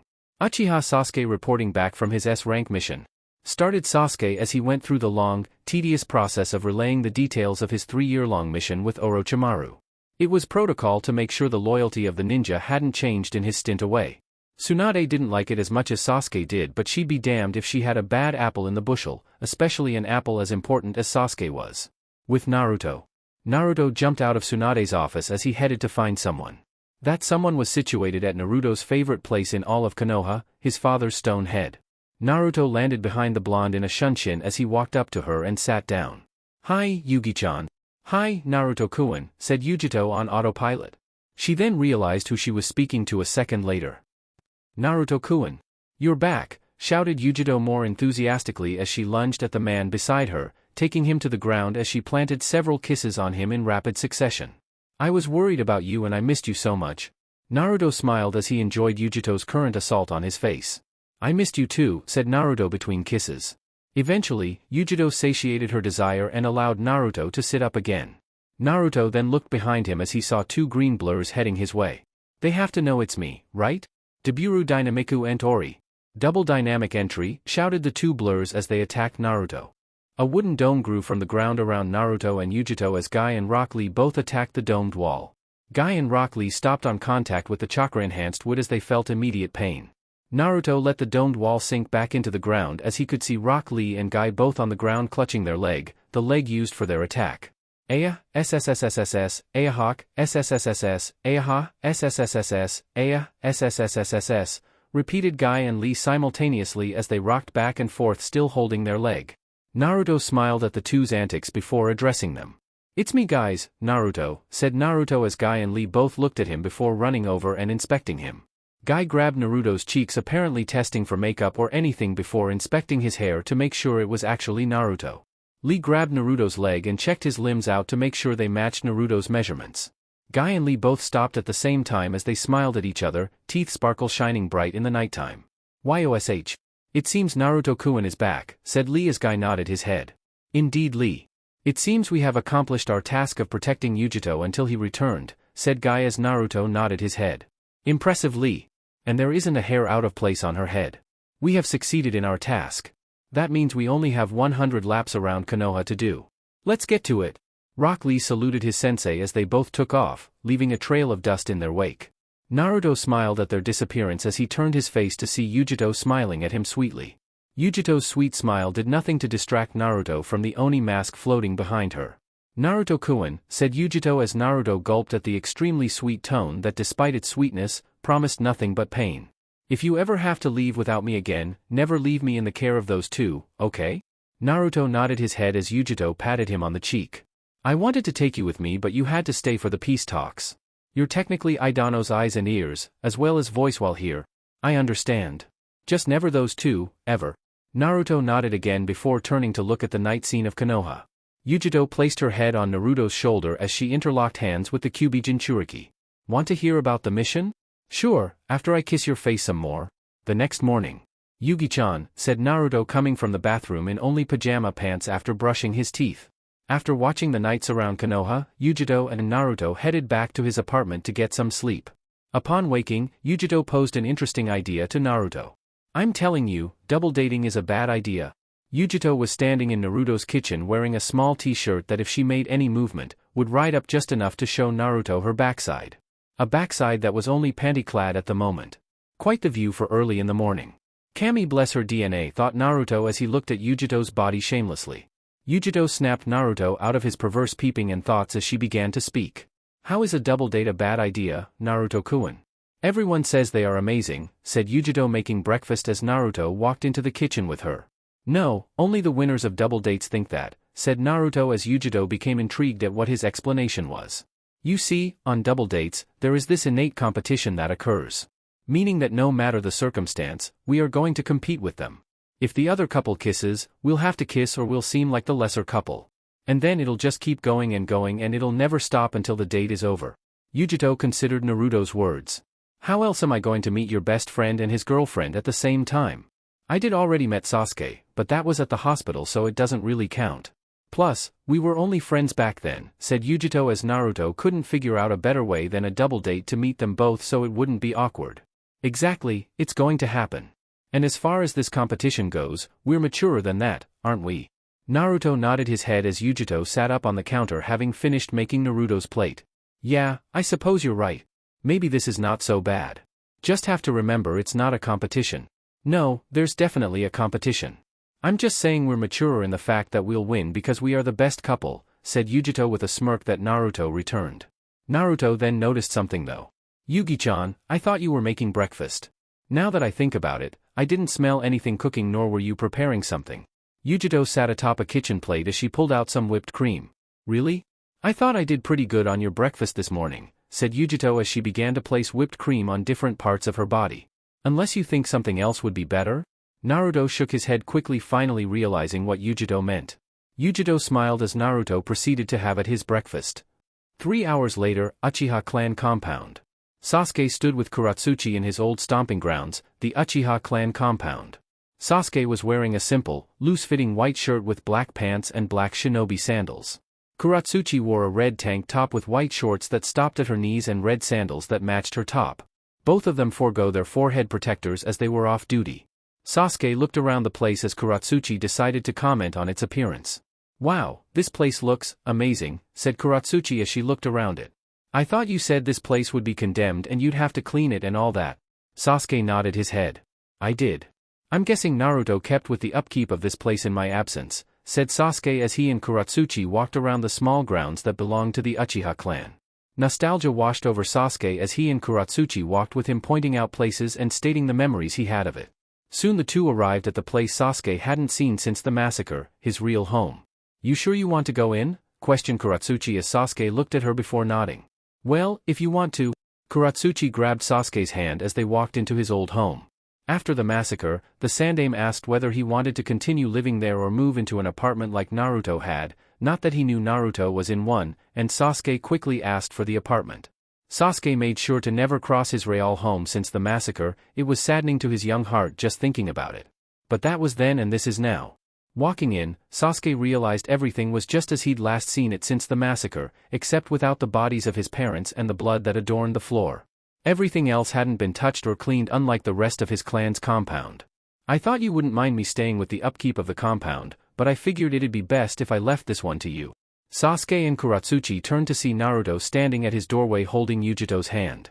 Naruto was wearing a long-sleeved black shirt with light gray pants and black shinobi sandals. Yujito stood beside him in a blue, low-cut t-shirt, a pair of black leggings with blue sandals that matched her shirt. Neither of them wore their forehead protectors as they were both also off duty. Yeah, I appreciate that, said Sasuke as Naruto nodded his head. It is a pleasure to meet you again, Yujito-san. This is Kuratsuchi. Kuratsuchi extended a hand toward Yujito, who shook it in kind. Hello Kuratsuchi, I'm ni Yujito, said Yujito happily as Kuratsuchi nodded and smiled back. It is a pleasure. Though I have to wonder, said Kuratsuchi before pointing at Naruto. How can you date someone like him? He's so annoying and immature. He gets on my nerves so much. I can't stand him. Yujito looked at Naruto before looking at Sasuke. Yujito then looked back at Kuratsuchi. It was a plan. I don't know who came up with it, but it was likely to rile you up so you'd get frustrated and need to relieve stress. A classic in Jiraiya's playbook? Yugi-chan, said Naruto at getting called out like that by his detective girlfriend. You can't just say that. Now Sasuke is about to get his ass kicked for coming up with that plan. Sasuke noticed Naruto threw the blame all on him even though it was his idea. Yujito even said it was from Jiraiya's playbook. That was Naruto-sensei, not his. Before he could let it be known, he felt Kuratsuchi's anger spike. Looking at her, he only saw her smiling sweetly at him, which clearly was opposite of how she was truly feeling at the moment. I can explain, said Sasuke before Kuratsuchi chased him out of his house and all around the clan compound. Naruto and Yujito just stood in Sasuke's home all alone as they watched Kuratsuchi attempt to harm Sasuke.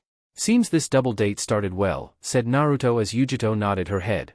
Indeed, I believe we are already winning, said Yujito sneaking a kiss before they set off to find the other couple they were hanging with for the day.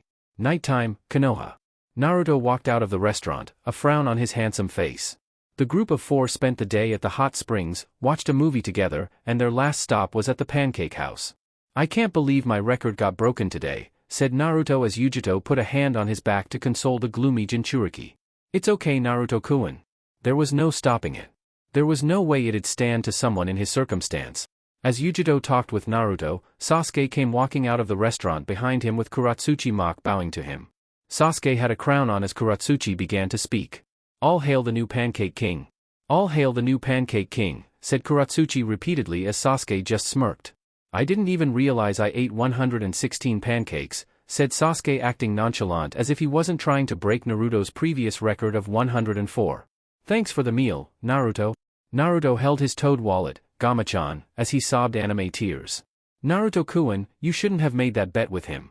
Sasuke has been with Orochimaru for the last 3 years. He hasn't had food like pancakes since.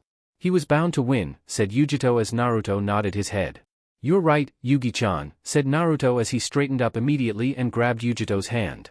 Who's ready for the finale of this double date? Kuratsuchi and Sasuke looked up at that announcement. I thought the pancake house was the finale. 1. Hot springs, 2. Movie and 3. Pancakes. I thought this was a trifecta. What could top pancakes? Naruto put his other hand to his chin as he thought for a second. Naruto then looked at Yujito, who looked back, as they had a whispered discussion that couldn't be heard by Sasuke and Kuratsuchi. Naruto and Yujito then nodded at each other before they turned to face them. You're right.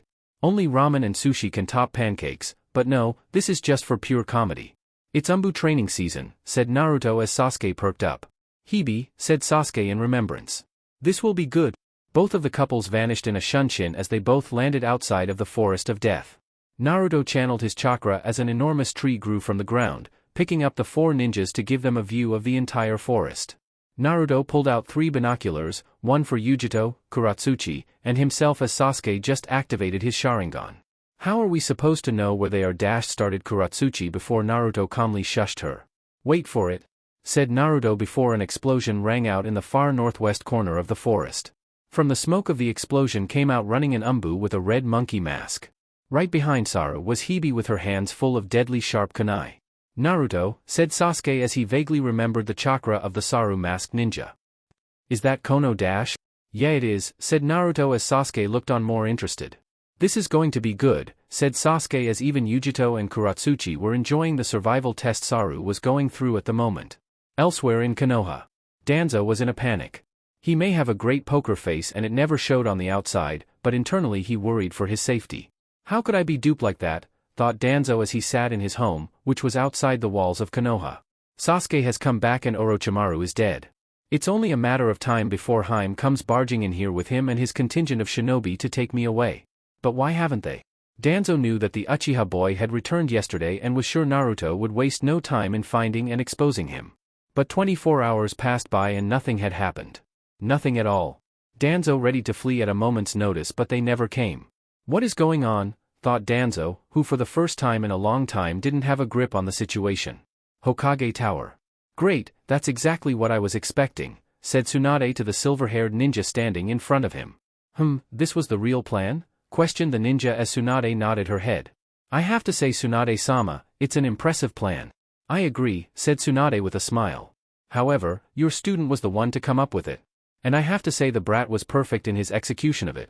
Kakashi's lone eye widened a little at that announcement. Naruto came up with this? But when? Asked Kakashi as he became impressed with his student even more. Well, it was back when Naruto first saw Sasuke during the Sky Ninja raid. Naruto noticed the hidden Juinjutsu placed on Sasuke and realized Danzo was probably going to potentially get rid of him. Because of what he knows. Sasuke is a root agent without any inhibitors to keep him from talking. That is true. There could be another reason, but let's not speculate, said Tsunade as she continued. Naruto is strong. Very strong. And likely could take on most of the shinobi in Konoha at once and come out victorious. Everybody knows that, including Danzo. So Naruto has been threatening Danzo and assured him that he'd be the one to bring him down if he got caught doing something unjust. Kakashi continued to put the pieces together. So, you're assuring Danzo's loyalty by pretending to not have caught him in the act of treason, trying to kill a fellow Konoha shinobi, said Kakashi as Tsunade nodded once more. Danzo has hidden motives. Everyone knew that since Sensei became Hokage. He continued to try to usurp power from Sarutobi-sensei to become Hokage. And in this situation, we'd immediately bring him to justice, but Naruto was right, we need him. No matter how despicable that man is, he is probably the most loyal to Konoha of us all. And his root program has done great things for this village, the dirty things that I cannot allow but was necessary. And now with the Sasuke thing, we have him right where we want him. That's incredible. Danzo is actually on our side now, said Kakashi as he smiled. It seems Naruto may just be a great Hokage. Tsunade smiled at the notion as she went back to her paperwork as Kakashi poofed away. Yes, he's going to be amazing. Especially since that's only phase 1 of his plan, thought Tsunade with a mischievous grin. Location unknown. 2 figures stood by the body of an unconscious male as they sat in a cave. The smaller of the 2 figures was looking out of the cave as he stared into the sunset. Itachi-san, what are you thinking about? Itachi let out a small smile, seemingly seeing something in the sunset. His smile vanished almost as fast as it appeared. Replaced with his normal, emotionless face. Nothing that concerns you. Let's contact Leader Sama. Capture of the Rokubi, done, said Itachi as he then added in thought. See you soon, Sasuke-kun? Omake, Naruyugi, The Lost Files, Relationship. Naruto and Yujito smiled at each other as they decided to continue their spar. Yujito sprinted at Naruto as she extended her fingernails. Yujito attacked with several fast-paced strikes that Naruto avoided with precise movements. Yujito overextended on one strike and Naruto capitalized immediately by grabbing her wrist. Naruto then flicked Yujito's forehead protector off her head as it disappeared in the stormy rain. Oh, it's on now, said Yujito as Naruto jumped back to avoid her other hand full of sharp nails. Naruto's smile dropped a little when his own forehead protector fell from his head and slid away in the muddy terrain. That was my forehead protector, said Naruto as Yujito merely shrugged. Bring it on, kitty cat. Yujito let her nails recede as she placed her hands in the tiger seal. Katan, Guka, fire style, hellfire, said Yujito as she blew out a powerful stream of blue fire toward Naruto. Naruto was already ready for it though and activated his jutsu to respond. Doton, Dorihiki, earth style, mud wall, thought Naruto as before him, a thick wall of mud rose to block Yujito's attack. Once her attack stopped, the mud wall shifted into the head of a dragon with yellow eyes. Doton, Doryuden, earth style, earth dragon missile. The mud dragon proceeded to fire off a dozen high-speed mud bullets at Yujito. Yujito, though surprised by the quick transition of jutsus, easily responded by activating her Jinchuriki cloak to protect her. As Yujito was accessing her Biju's chakra, the white necklace around her neck glowed a sparkly white. Yujito looked down to see the necklace glowing. She didn't even realize she was wearing it. When Naruto gave it to her, she made sure not to wear it during training or on missions as to not lose it or risk breaking it. Today, she forgot to take it off in her haste to spar with Naruto. But it was too late now. Yujito's chakra shroud surrounded her as she dodged the mud balls with ease. A shocked Yujito noticed that her Jinchuriki cloak was a majestic blue and not the normal, bubbly red cloak she grew accustomed to. Naruto smiled at Yujito as she looked herself over. Yujito then looked at Naruto and noticed he wasn't confused in the slightest. Naruto-kun, said Yujito as she grabbed the glowing white necklace. What is this? Besides the obvious color change, I feel so much faster and stronger, and much more in control. Is it this necklace? Naruto nodded his head with a smile. There are only 2 necklaces like that in the world, said Naruto as he picked up his own green necklace. Mine and now yours. The only difference, your necklace has my chakra imbued into it and not Hashirama's. And my chakra has special abilities, one being it helps purify the potent chakra from bijou. You are now a true Jinchuriki cloak. Yujito, impressed with the necklace, heard the Nibi in her head speak. Oh kitten, I just knew it. This is perfect. You're going to love this upgrade. Go full bijou mode, said Nibi in Yujito's head as she nodded. Activating her full power, Yujito grew surprised when she was just surrounded by the same blue chakra, but it was in the form of Nibi, down to the exact size and shape. It was just she could be seen now. Wow, this is incredible, said Yujito as she realized the perks of this. I can use hand seals while in this, unlike when I was Nibi and only had paws. Naruto nodded his head before blowing out a huge water ball, completely surprising Yujito as she took the water ball directly. Steam rose from the water ball, contacting off the hot cloak of Yujito. Once the steam died down, Yujito realized she was completely unfazed. Still the same defense, said Yujito as Naruto continued to smile at her. The rain began to pour more heavily as Yujito looked at Naruto with a predatory look, running toward the stagnant Jinchuriki. Naruto's eyes widened at Yujito's approach before a vibrant orange chakra surrounded him. Naruto attempted to dodge the giant chakra paw of Yujito but got hit by the quick swipe. Naruto's flak jacket came flying off as a large scratch mark appeared on his shirt. Luckily, since Naruto activated his Kyuubi cloak, Yujito's giant paw didn't pierce his skin. Naruto stopped on a dime after being swiped away by Yujito as he held the ram seal. Mokuton, Mokuryu, wood style, wood dragon, thought Naruto as from underneath Yujito, a huge wooden dragon grew from the ground as it attempted to constrict Yujito. Yujito dodged the dragon as she jumped away and landed on the other side of the platform. Naruto's dragon then coiled around its master as it waited for Yujito's attack.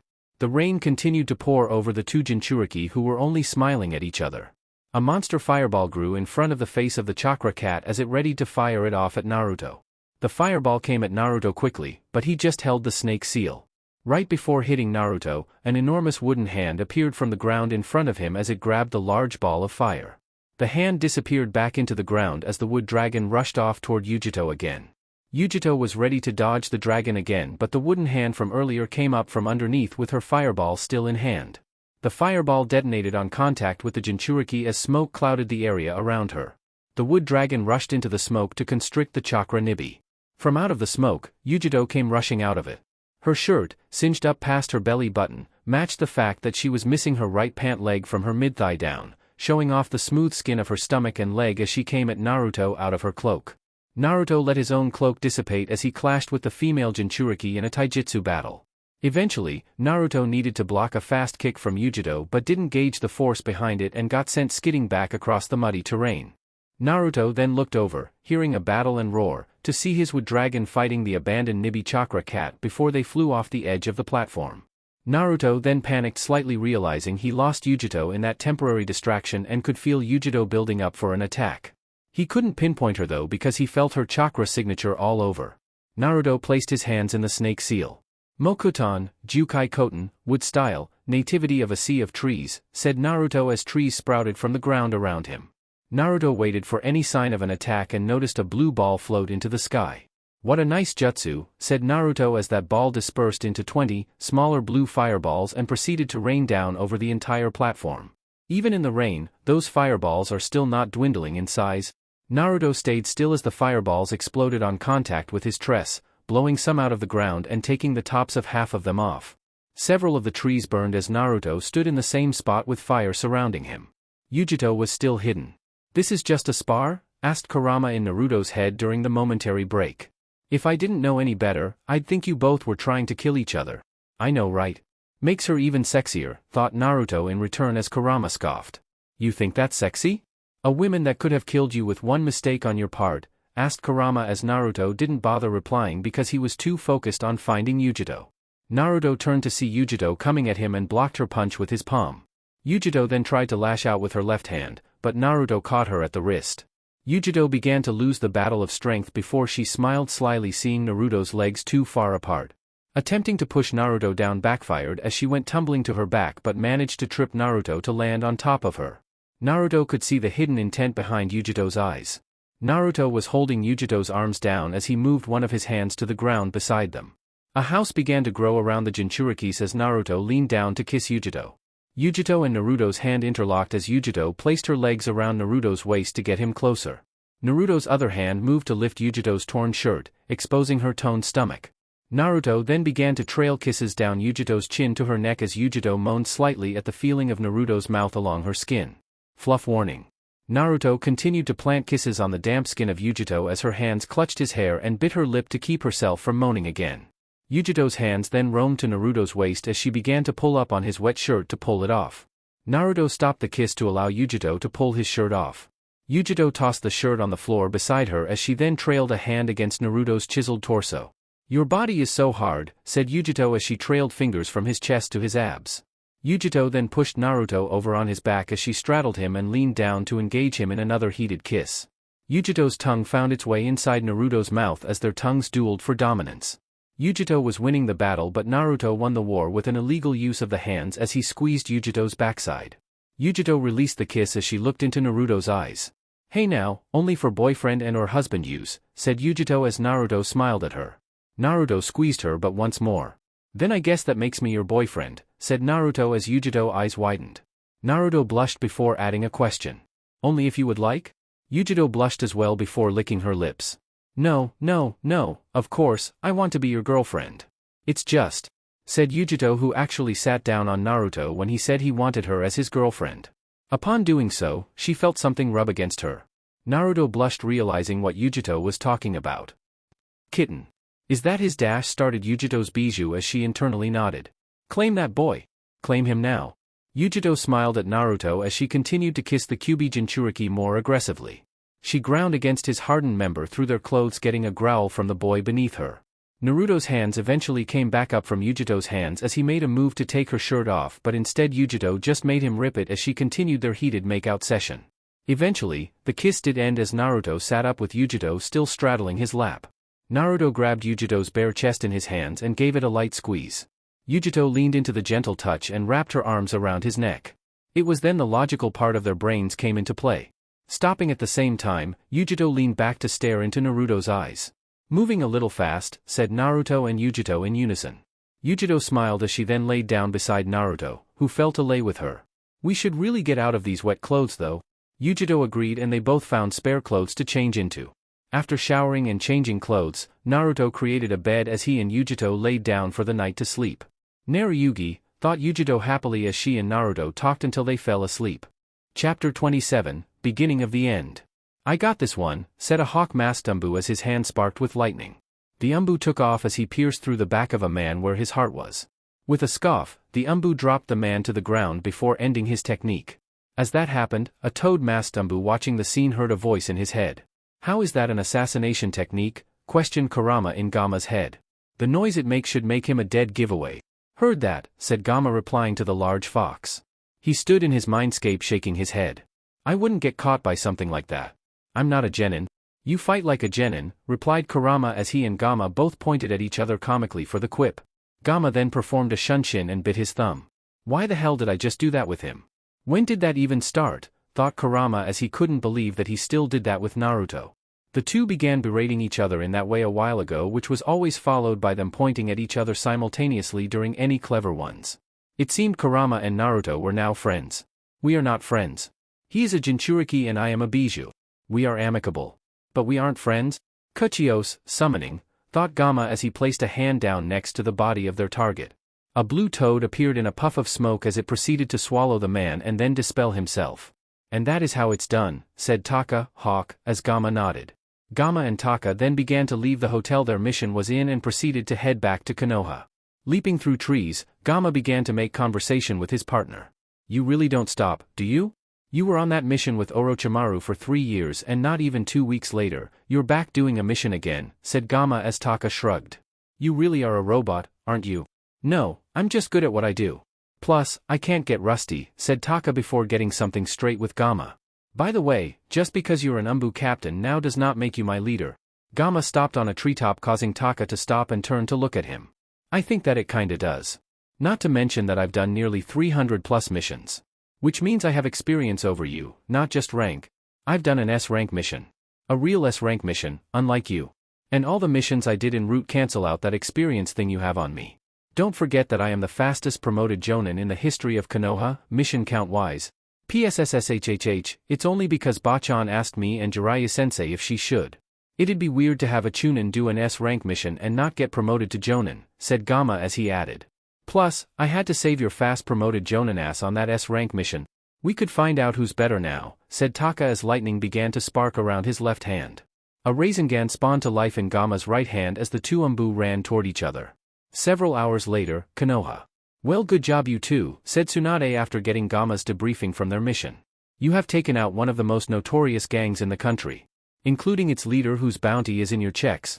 Just doing our job, Hokage-sama. Are we dismissed? One more thing. 64 shinobi, mostly genin with a few chunin and one jonin. Shouldn't have been a problem, and your report claims that you took out all of them without them knowing about it. Plus, you two are some of the strongest ninjas in Konoha, maybe even the world. Gamma and Taka shared a fist bump at that acknowledgement. With that said, please explain to me why you look like you've been in a war. Gamma had singe marks on his clothing with several burn mark wounds that, despite their healed state, looked as if he was hit by lightning from Tsunade's medical viewpoint. Gamma was also missing the upper right side of his Umbu mask. Taka looked no better as he had a light spiral mark on his stomach that eerily looked like a wound mark of a Rasengan that didn't fully catch its target. Not to mention the tree leaves stuck on him and the marks on his arms that looked as if a tree branch constricted him. Gamma looked at Taka, who looked back at Gamma before they both looked at Tsunade. Well, you see, what had happened was started Gamma before being cut off by Taka. We plead silence until tried by a jury. Tsunade shook her head with a smile. You are both dismissed, said Tsunade as the two Umbu disappeared to their homes. Naruto's apartment. Naruto arrived at his apartment in a shunshin as he walked in. Upon walking in, Naruto noticed Yujito sitting on his couch reading. Naruto smiled at Yujito happily as he looked at his girlfriend. Yujito was reading with a mild blush on her face, which ended upon hearing a camera shutter. Yujito's blush deepened upon seeing Naruto standing at the doorway with a camera in his hand that printed out a photo of her reading. It wasn't that she was reading a book, it was what book she was reading that was picture-taking worthy. My sweet Yugi-chan is reading Ika Ika? Questioned Naruto as he grabbed the picture from his camera and began shaking it to cool it down so it could be viewed. I thought you didn't like Jiraiya-sensei's books. It's not what it looks like? Stammered Yujito as she closed the book and tossed it out of sight into Naruto's room. Okay, you caught me. I only read it because you left it out and I just so happened to skim the first line. Naruto grinned as Yujito blew a stray hair out of her face. Naruto and Nujito? I mean really, he couldn't at least come up with more original names. Great, right? That's the rough draft though. It hasn't been published yet, so those names won't stay. Yujito quirked an eyebrow as Naruto shrugged. His process, I guess. Keeps the names to remember the inspiration. Sensei wanted me to let him know whether it was good or not. I didn't get the chance to read it yet, but seeing how you have, you can let me know. Well, it's definitely good.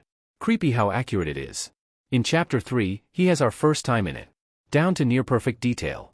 You didn't tell him, did you? Of course I didn't tell him. I did tell Gamakichi though, said Naruto before adding. Maybe he questioned Gamakichi? He's the only one, outside you or me, that he could have gotten it from. Wait, said Yujito standing up and looking at Naruto. You told a toad about our first time? Really? That's kind of depressing that you really had no one else to tell. Is it? I could have told someone else.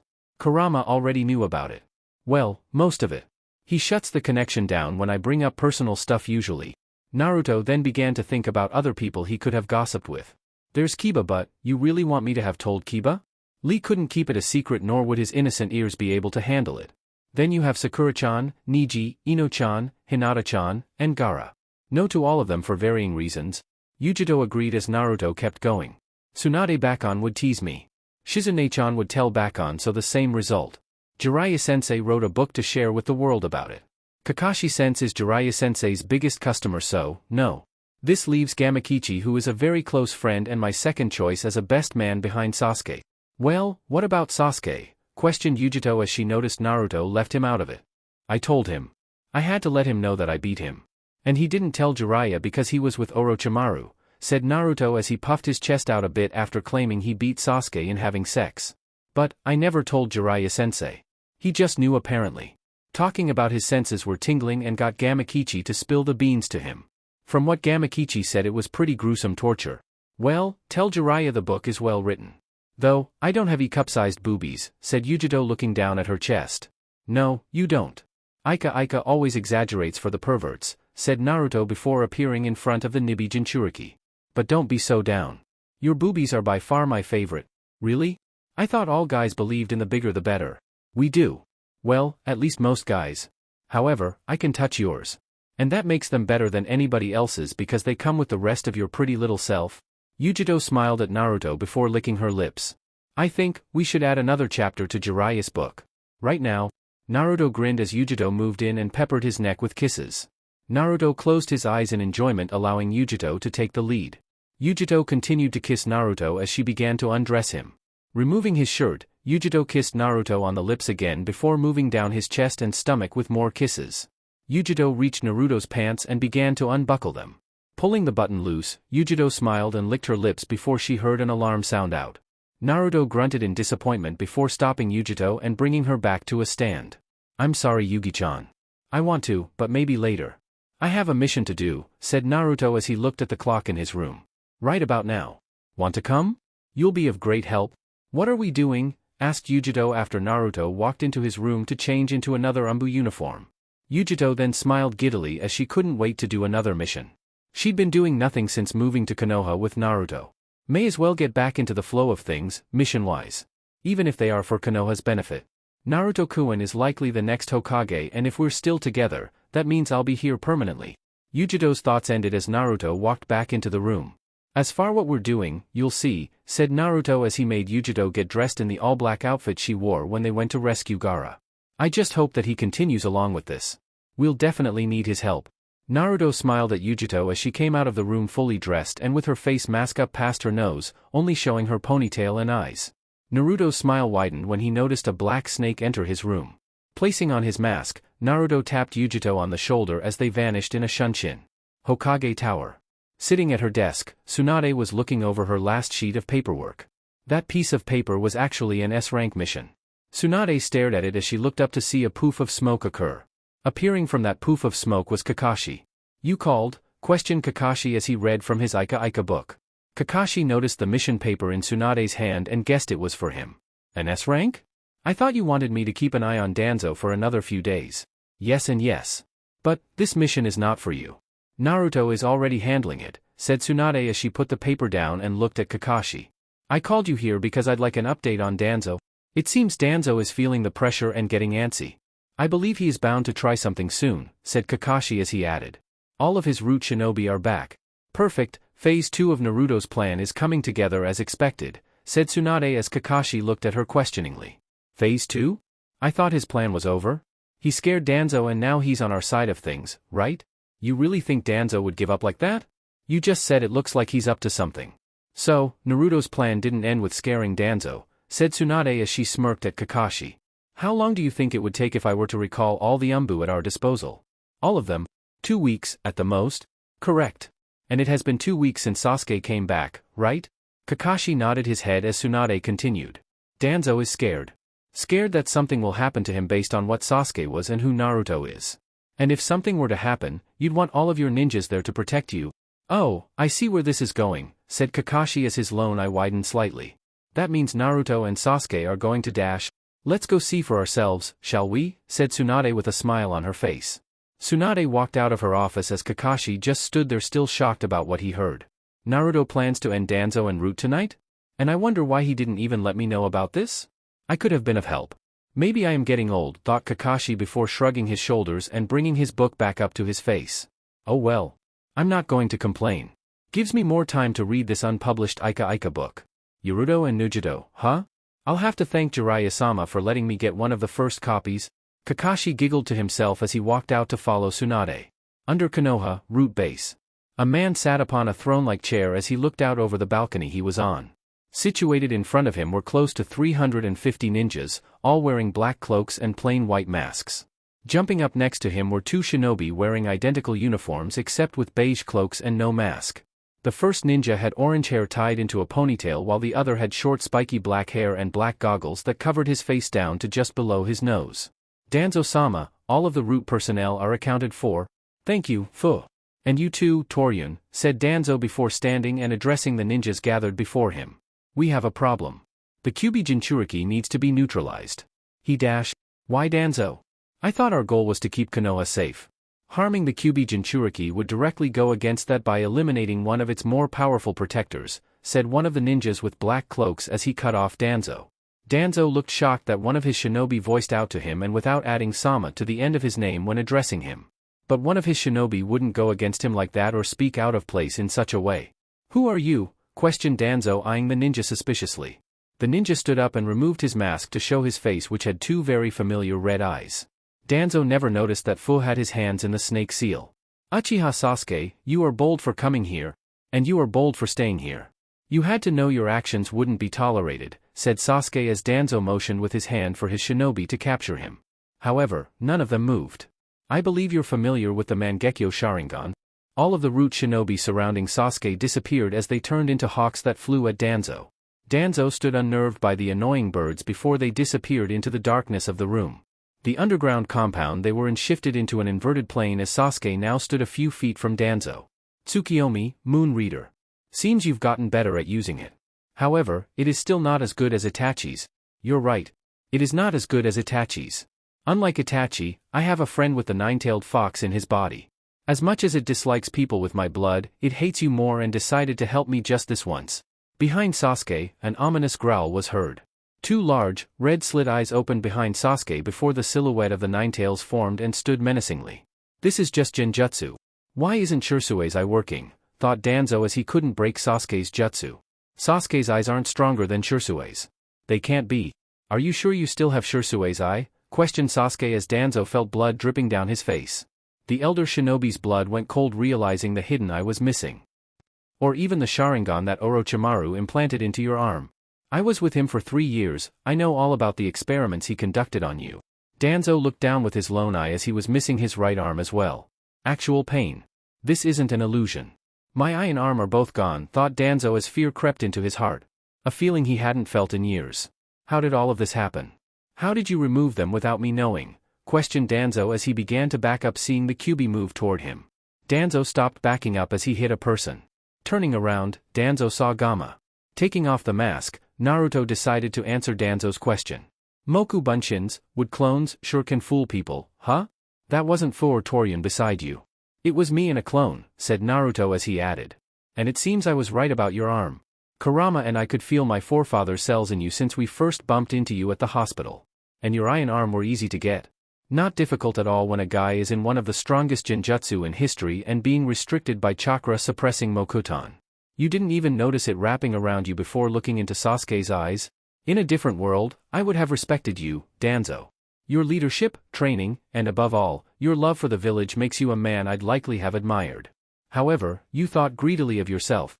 Danzo turned to see Sasuke's eyes glowing ominously. Turning children into soldiers that follow your orders above the Hokage. Stealing Sharingan from deceased Uchiha clan members. Desecrating a grave to gather our first Hokage's DNA.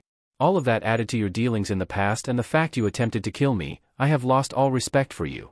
Whatever comes to you will be too good. And you know how this genjutsu works, right? Questioned Naruto as Kurama grabbed Danzo and held him painfully tight. You will be tortured for 120 hours by Kurama here. Let's see how long you can last. Danzo saw both Sasuke and Naruto disappear and looked to see Kurama grinning at him. Real world. Naruto and Sasuke stood on the balcony of the underground compound as they looked at the unconscious Danzo. Sasuke's Mangekyo Sharingan stopped spinning as Naruto removed the hand on his back, having funneled Kurama's chakra into him to help with the genjutsu. Well, that appears to be over, said Naruto as his clone held out a jar containing a Sharingan eye. The same eye that was in Danzo's right eye socket. I believe you should have this. Sasuke clutched his right eye for a second as the after effects of using Tsukuyomi hit him. Sasuke stopped clutching his eye as his normal Sharingan spun back to life from his Mangekyo. Thank you, said Sasuke as he grabbed the jar from Naruto before placing it in his ninja pouch. 120 hours? Did you really have to tell him that? Well, I know it only lasted 120 minutes, but how would he know that? Questioned Naruto, picking up Danzo and placing him on his shoulder. What about the root ninjas? Questioned Sasuke as he looked out over the balcony. Trapped in a large purple barrier was all of Danzo's shinobi.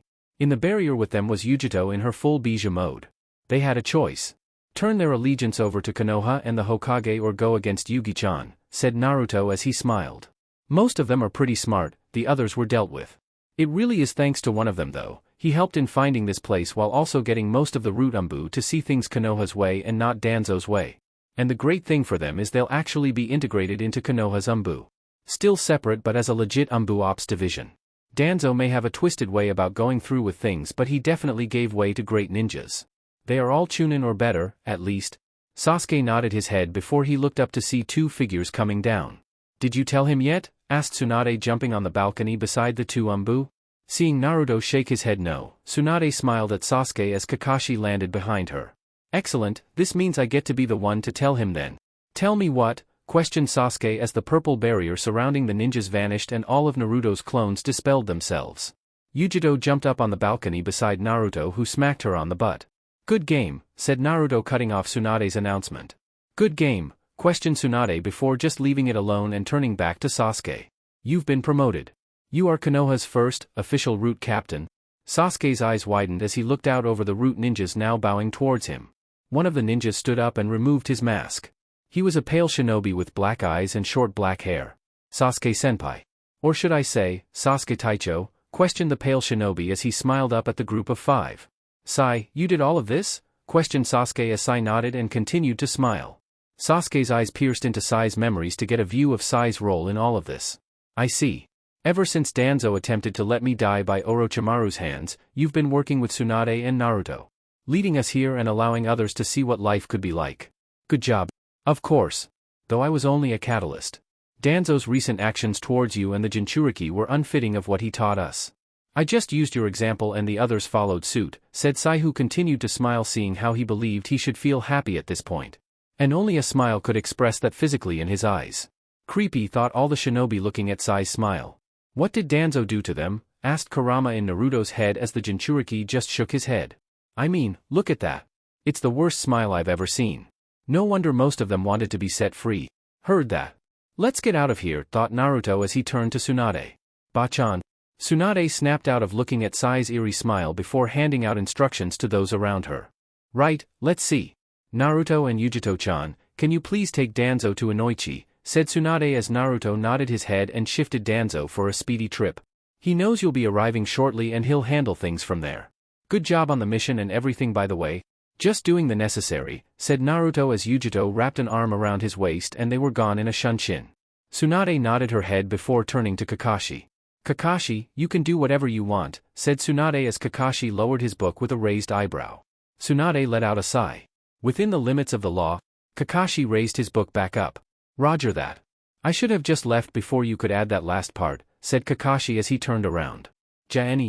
Seeing Kakashi disappear in a puff of smoke, Tsunade turned to Sasuke. And finally, Sasuke. Being that you're the new root captain and highest member of the root Umbu, I need all of these shinobi accounted for. All of them? Yes, all of them. I need to know their skill set and a general view of their experience. I leave that up to you, said Tsunade before walking up the wall of the underground base to leave. Make sure to have that on my desk at 8 a.m. sharp. Hokage-sama, it's 2 a.m. now. This will take at least half a day. Oh, right, how about when you can make it then? I need to get my beauty rest, said Tsunade as Sasuke nodded his head and Tsunade left the underground base. Sasuke knew that Tsunade had a meeting at 7 a.m. with the advisors and would be getting woken up by her assistant, Shizune. Shizune knew nothing of these dealings with Danzo and as such wouldn't know to not wake her. I'll let her be surprised, thought Sasuke as he found a clipboard with paper on it. Sasuke then looked out over the balcony before letting out a sigh. 288 shinobi. May as well get on with it. Sasuke popped a squat as he figured there was no time like the present. Alright, who's first? Several days later. It had been 5 days since the impeaching of Danzo took place. No one in Konoha knew of the secret activity besides those that were there that night and Konoha's council. The council grew outraged at Tsunade's brash decision, but Tsunade reminded the two that she was Hokage and that was the end of the discussion. Danzo's execution was handled with extreme caution and done unknowingly to the Konoha populace. Danzo was never a regular face in Konoha, so his disappearance would go unseen and unheard of by anyone who didn't know him personally. Despite Danzo's actions, Naruto still lobbied for him to be buried by his best friend and rival, Sarutobi Hiruzen. Tsunade agreed and even added his name to the memorial stone. Danzo's greed and selfishness were bad, but his love for Konoha was definitely top 5 of any shinobi in the village's history. No one could deny that. But that was in the past and Naruto was a jonin of Konoha and Umbu captain. He had missions to attend to. And for that reason, Yujito found herself waking up alone this morning. Yujito's eyes opened wearily before she let out a yawn that sounded more like a purr. Naruto-kun is gone again, thought Yujito as she stood and headed to the bathroom to handle her morning duties. Walking out of the bathroom, Yujito let out a sigh. I was hoping to go with him on a mission. I feel so out of practice. Well, that's not true, kitten, came the serene voice of Yujito's bijou. You definitely beat down on those Rudambu. And they were top-notch. If anything, you're stronger? Yujito nodded her head to Nibi as she laid out some clothes. Yeah, that's right, I guess. It's just I haven't done a real mission in almost a month. I haven't even heard much from Kumo since either. This is getting depressing kind of, thought Yujito in reply, and she stepped in the shower. Nibi waited a few minutes to allow Yujito time to cleanse herself. That is true. But then again, you may have jinxed yourself, said the Nibi as Yujito turned the water off and stepped out of the shower. Grabbing a towel, Yujito began to dry off. I hope so. I'm tired of just being here. I need some action, thought Yujito as she walked out of the bathroom. In walking out of the bathroom, Yujito noticed Naruto standing in the room looking at her with a smile on his face. Not the kind of action I was talking about, but it's definitely better. Hi Yugi-chan, said Naruto with a grin before he walked over to her. Naruto leaned in for a kiss that Yujito was happy to give. Just before their lips met, Yujito noticed a note attached to Naruto's back. Ugh, said Yujito before she decked the Naruto in front of her with a punch. Naruto grew a pained expression on his face before dispelling in a poof of smoke. Stupid clones? Yujito snagged the piece of paper that fell off the clone's back as Nibi decided to add her 2 cents. I don't really think it'd be cheating to do it with a clone of his. In fact, he could make a few clones and you could have a threesome or a foursome. Wait, he could make 1,000 of himself and that'd be dash. Yujito blushed a serious red as she cut the connection with her bijou off. That would be so weird. And it is cheating since the clones aren't Naruto. They are clones given their own consciousness. Meaning they aren't my Naruto, thought Yujito before adding. Well, maybe I could ask. And you should ask, said Matatabi as Yujito nodded. Yujito's then shifted her head in surprise. I thought I cut the connection. Meh, what does this note say? Questioned Yujito in her mind before she read through it. Yugi-chan, glad you're up. I have a mission to do and I was hoping you'd come along with me. Ba-chan thinks it'll be good for you to get out of Konoha for a while. And after we're done, we'll have a 1-week reprieve in Kumo. So get your pretty little buns ready and meet me in the Hokage's office. Toodles. P.S. I think you smell nice. Yujito smiled at the letter before getting excited.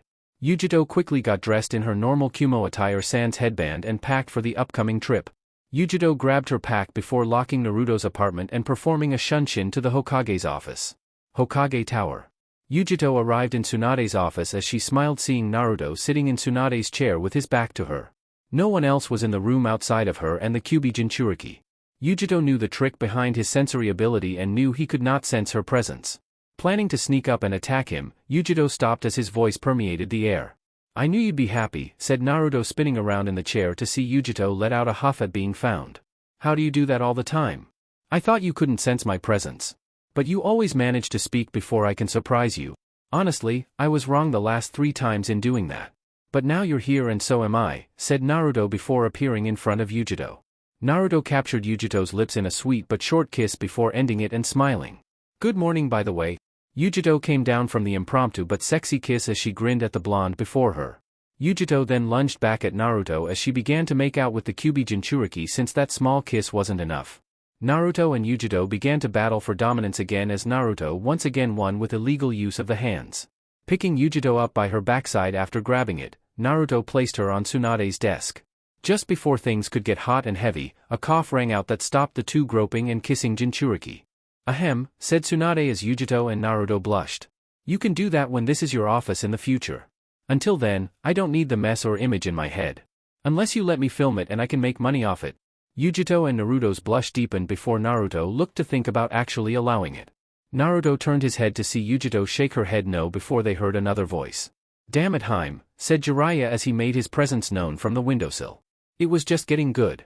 Why'd you have to ruin it? Tsunade looked at Jiraiya ready to say something before closing her eyes and walking over to her chair. Looking up at the two blondes, Yujito still on her desk with Naruto hunched over her, Tsunade spoke.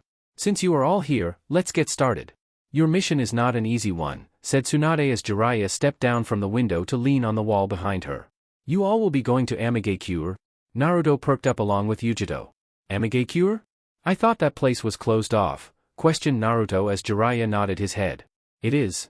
However, That's where my sources say the Akatsuki's home base is. They've already collected 6 of the 9 that they'll be coming for you both very soon. Bisama won't go down so easily, said Yujito before adding. But then again, who would have guessed they'd get this far? I'm guessing us going to aim is to try to bring the fight to them. Correct you are. Be warned, this is an S-rank mission and you will likely be facing 2 to 4 S-rank ninjas in the process. If you don't feel up to it, you can back out. Jiraiya was originally going to go at it alone but figured why not take backup since Akatsuki is still at least 7 members deep. Exactly, I'm not saying I couldn't take them but I'd rather be safer than sorry, said Jiraiya as his face took an unnatural seriousness. However, this is a very dangerous mission and like Tsunade said, if you don't want to risk it, do not come. Naruto looked at Yujito who looked back at him. Unspoken words were shared between the two as Naruto nodded his head. Naruto turned his head back to Jiraiya before flashing him a smile reminiscent of Jiraiya's first apprentice, Minato. Well, I can't let my sensei go on a mission like this alone. So, I'm definitely coming so that I can make sure you stay alive to shell out more wisdom to the youth, said Naruto as Jiraiya smiled. And Yugi-chan is coming because she wants to watch my back and make sure that I stay safe and not get over my head trying to take them all on alone. It'll be perfect. Especially considering you're a spy master, Yugi-chan is the best at espionage in Kumo, and I am just plain awesome. We'll be fine. Glad you're confident, brat, said Tsunade as Naruto nodded. Now get Yujito off my desk and head to the west gate. Jiraiya will meet you there in a second. I have something for him. Naruto was ready to fire off a comment trying to get at Tsunade wanting to speak with Jiraiya alone but from her tone and the seriousness of the mission they were about to undertake, Naruto just nodded. Placing his hand on Yujito's thigh, the two were gone from the room in a shunshin. Tsunade let out a breath before she got ready to speak to Jiraiya. That notion halted as Jiraiya tapped a hand to her shoulder. No need to say it, Heim. I know, said Jiraiya as Tsunade smiled at her teammate. Plus, if you were to say something like that it'll only jinx that one of us may actually not come back. So let's not even go there. So what should I say? Questioned Tsunade as Jiraiya smiled to himself. How about a bet? Chirped Jiraiya with a grin. We all come back alive, I win and you go on a date with me. A proper date. There's no need to worry about if I cannot, we'll all be coming back.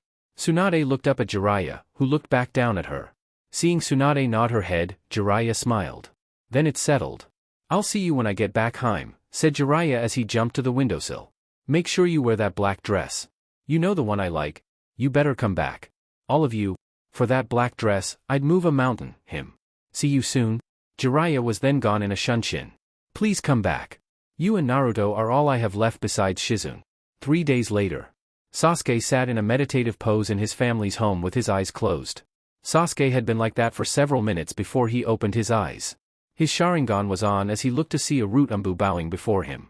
Sasuke Taicho, we have found missing Nin, Uchiha Itachi.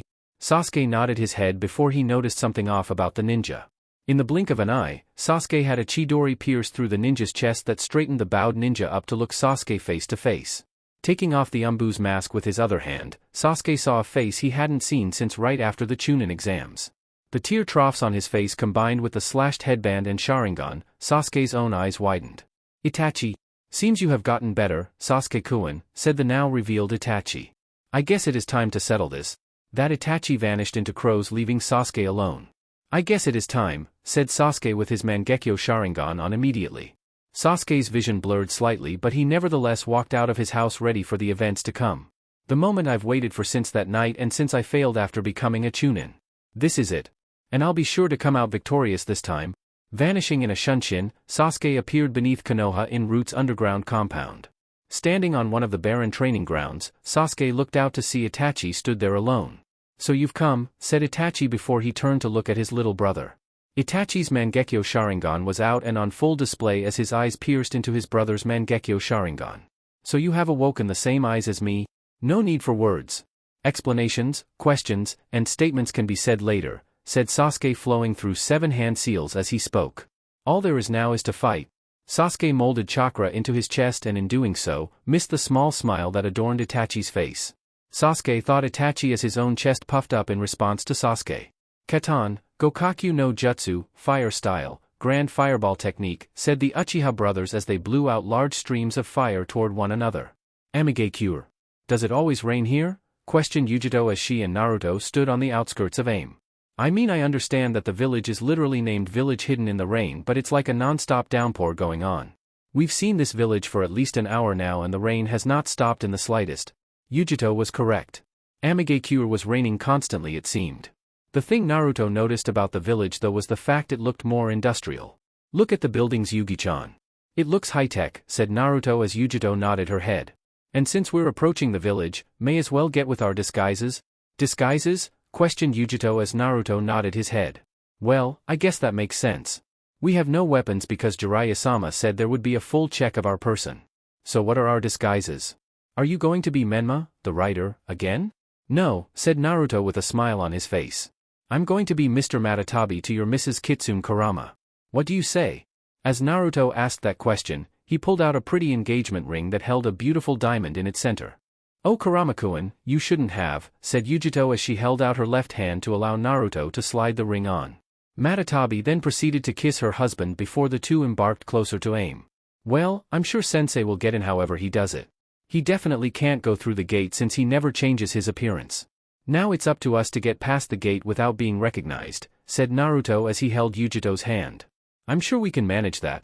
Yujito looked at Naruto to see him with black hair, black square-rimmed glasses, black contact lenses to hide his blue eyes, and makeup on to disguise his whisker marks. Naruto looked like a totally different person. Though the same could be said about Yujito. Her hair was down and went all the way to her lower back. She was now a brown-haired woman with brown eyes and had freckles on her face.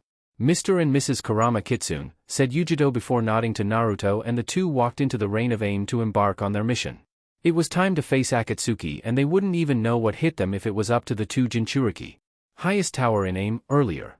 Looking out over his village was the leader of Akatsuki.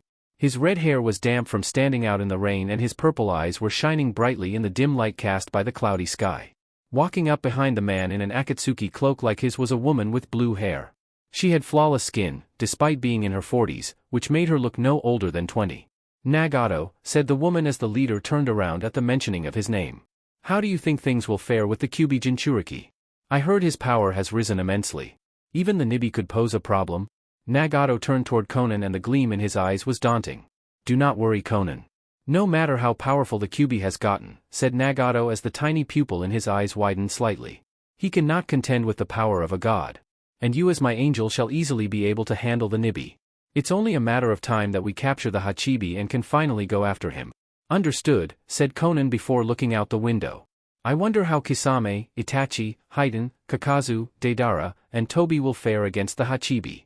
He is a perfect Jinchuriki with years of experience with his bijou. Not to mention having to face all of Kumo if they don't make it quick. Nagato nodded his head before answering. That is true. But we only need one of them to survive to handle getting the Jinchuriki ready for the sealing. And since our job is almost complete, even if we lose several members we will be fine. The only ones who can stop us are the Jinchuriki or Kages. And by the time they really realize how dangerous our plan is, it'll be too late. Doesn't it bother you that they haven't attempted to do something? Questioned Konan as Nagato shook his head no. Not really. The world still believes Akatsuki started in Kirigakure and that Amigakure is still ruled by the tight-fisted Hanzo. We shall be fine here. It's one of the best covers in the world. Konan nodded her head before looking out over her village. Nagato did the same as the two just stared out at the steady downpour that covered it. You know Nagato. Maybe one day you could stop the rain, said Konan as Nagato shook his head. I can't do that.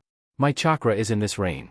It is Amigakure's sensory defense and I need a constant downpour to find out if anyone has entered our village that could pose a problem. If so, I'll dispose of them. Konan was about to argue that no one has entered AIM in a while before Nagato jolted slightly. What's wrong? Questioned Konan as Nagato formed a small smile. The Kyuubi Jinchuriki is here, said Nagato picking up the powerful Jinchuriki the moment he stepped into the rain. And he brought the Nibi and Jiraiya-sensei. Seems like we'll be able to take our targets now and be rid of the only man who has come close to stopping us in the past. Be ready Konan. This is the beginning of the end. Omake, Naruyugi, the Lost Files, Taming Your Bijou. Stop being a baby. You're going to do this, said Yujito as she dragged a reluctant Naruto behind her as she walked. Yujito took Naruto across a lake as she walked through a waterfall. Walking through that waterfall, a gigantic room greeted the two Jinchuriki.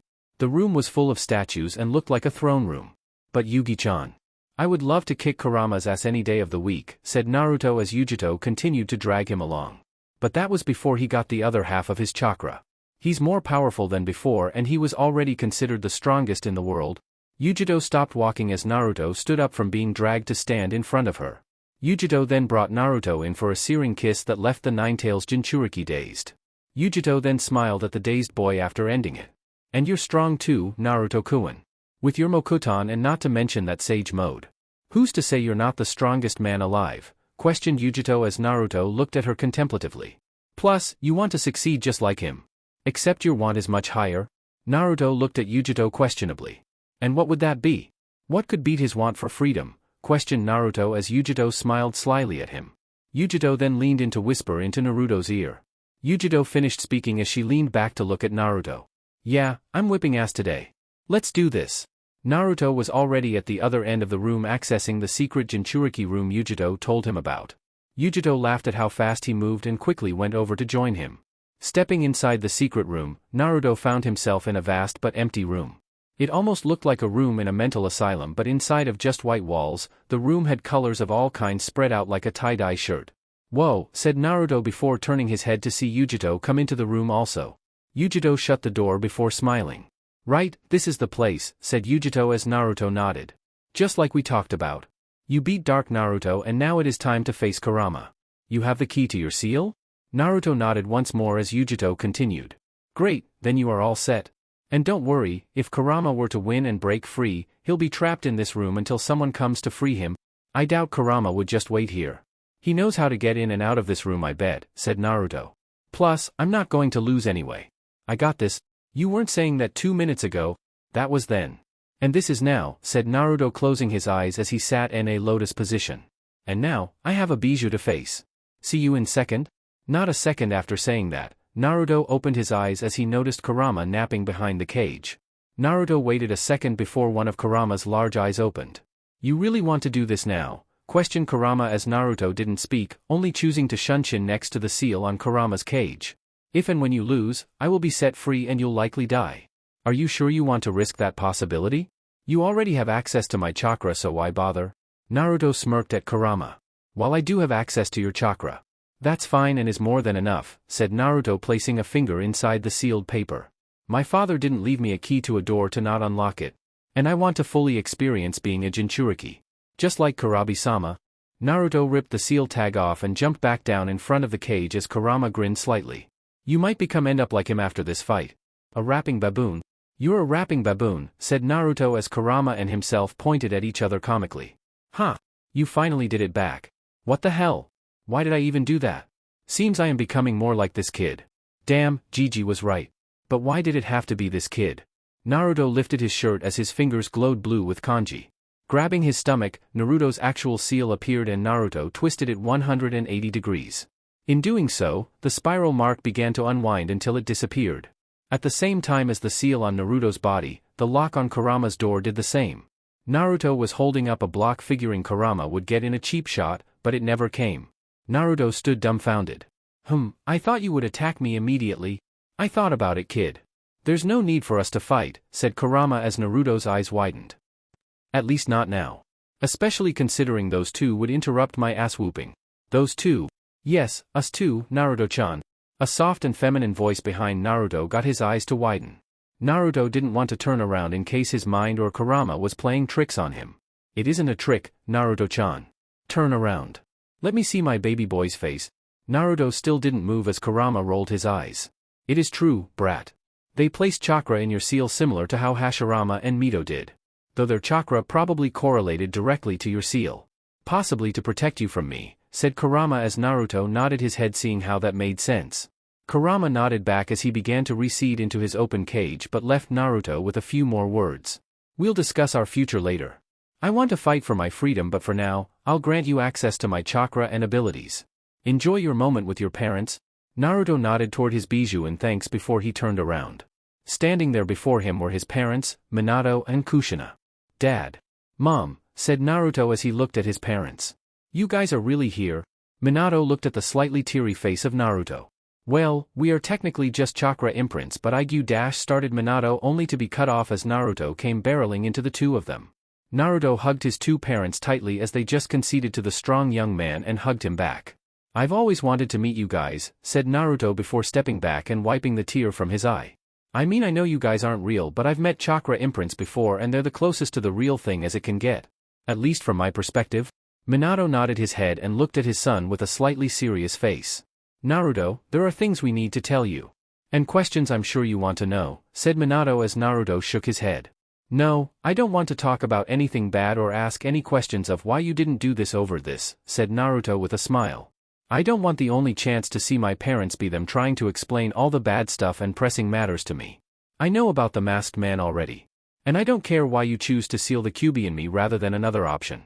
I just want to know about you both. That's all. Kushina and Minato smiled at Naruto before nodding their heads at his request. It seemed Naruto was ready for this moment to happen and already had a plan that he wouldn't take no as an answer for.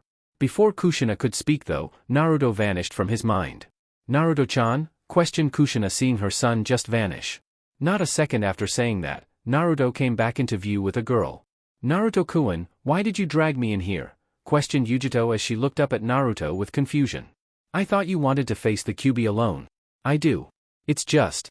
Started Naruto before he peered his eyes over to Yujito's right. Yujito followed Naruto's eyes as her own eyes widened. Hi, said Kushina with a smile and wave. We're Naruto's parents.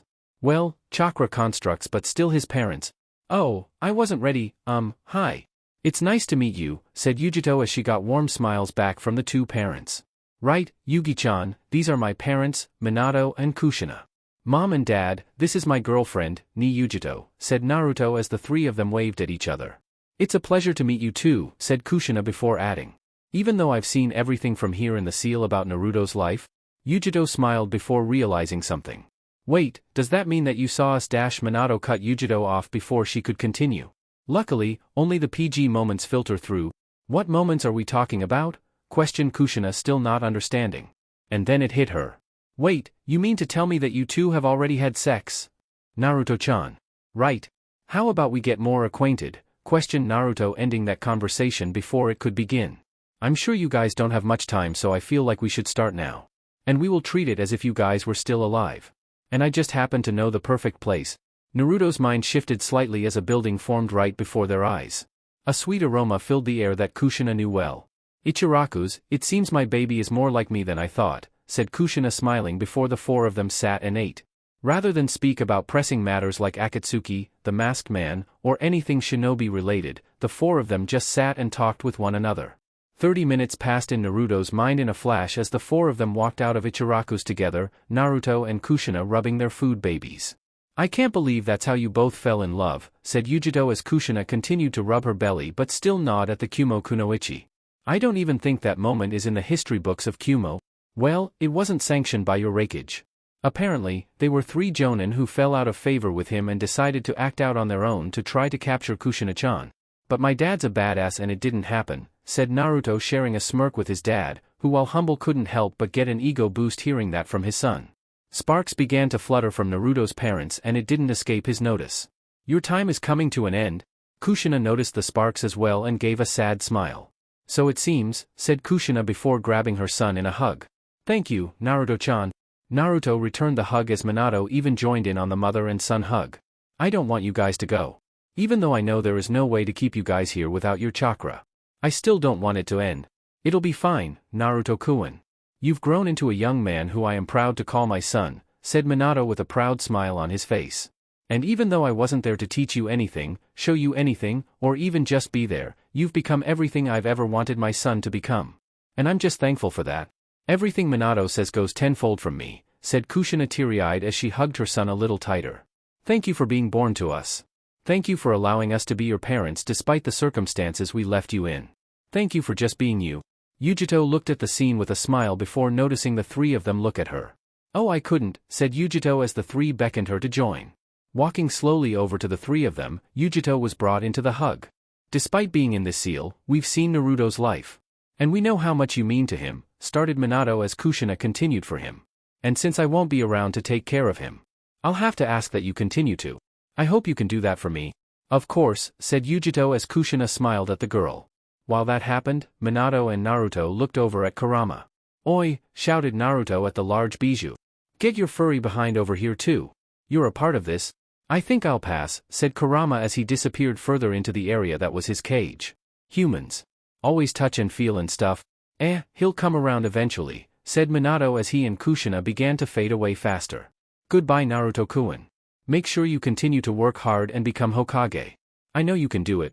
Just before fading away, Kushina left Naruto and Yujito with a few more words. And I want at least 4 grandkids, Databane, shouted Kushina as she and Minato both disappeared in a flutter of sparks. Yujito blushed as Naruto laughed nervously. Thank you, Tuchan and Kachan, thought Naruto before he and Yujito disappeared out of his mind.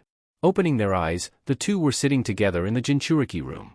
Well, that was an experience, said Naruto as Yujito nodded. At least I don't have to face Kurama just yet.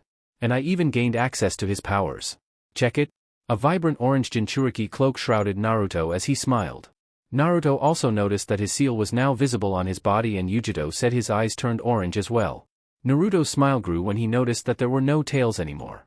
Holy crap, said Naruto feeling how much more powerful Kurama's chakra was when it was not filtered through the seal and given to him full blast. Kurama, you are amazing. And you know this, Mayan, said Kurama in Naruto's head. Kurama then looked up in surprise at what he just said. Oh no. I am becoming more like him. And with the seal open, it's melding our chakras and personalities together, thought Kurama before he put his head on his front paws. I should have just kicked his ass and been freed of him. Now I have to deal with this for a little while longer. Oh, don't be like that Kurama-kun, came the voice of the Nibi and she sat next to her fellow Bijou. Trust me. You'll like being melded with a human. It's definitely fun. Even Gyuki likes his Jinchuriki and that guy is a pain in the ass. While the two Bijou talked, Naruto had been flaunting Kurama's chakra as he sped around the room. Naruto then ran toward Yujito, letting his cloak fade before scooping her up and holding her in front of him. I'll have to get used to moving that fast and being so strong, said Naruto before getting kissed hard by Yujito. The kiss sent them both to the floor with her on top of him. Ending the kiss, Naruto looked at Yujito in surprise. What was that for? Just the preamble to what I told you would happen if you gained full access to your Bijou's chakra? Yujito then began to kiss Naruto's neck as she spoke in between kisses. And you're just going to lay back and enjoy it? Naruto just smiled to himself as Yujito continued her ministrations. Seems we're getting started early on those grandkids, Kachan thought Naruto as he was in for the time of his life. Feeling Yujito bite him, Naruto looked at her to see her eyes were green and yellow with no pupils, signaling she was using some of Matatabi's chakra. Can you hang, Naruto-kun? Asked Yujito in a sultry voice as she leaned in to kiss Naruto on the lips. Yujito retracted from the kiss as Naruto now looked at her with a predatory look in his eyes. That look only seemed sexier as he had channeled some of Kurama's chakra and his eyes turned red and slit. Oh, it's on, said Naruto before it got hot and heavy in the empty room. Chapter 28, Pain. Can you really call that torture? Questioned Yujito as she and Naruto walked out of a local bar. Though the bar actually was a toad which morphed down to its original size upon Naruto and Yujito's exit. Naruto watched the toad hop into the large lake as he looked up at the still rainy sky of Amagakure. Turning his head to Yujito, Naruto just smiled. Of course it's torture. Worked, didn't it? Questioned Naruto pulling out a feather. The same feather Naruto interrogated the two captured Aim Genin to get information on Pain, the Akatsuki's leader. It'd work on anybody, even you. Naruto slipped the feather perfectly through Yujito's trench coat as he hit her right in her side. Ah! Stop! Shouted Yujito in the middle of the street as Naruto attacked her with the feather. Luckily no one was around to see as Naruto began with question 1.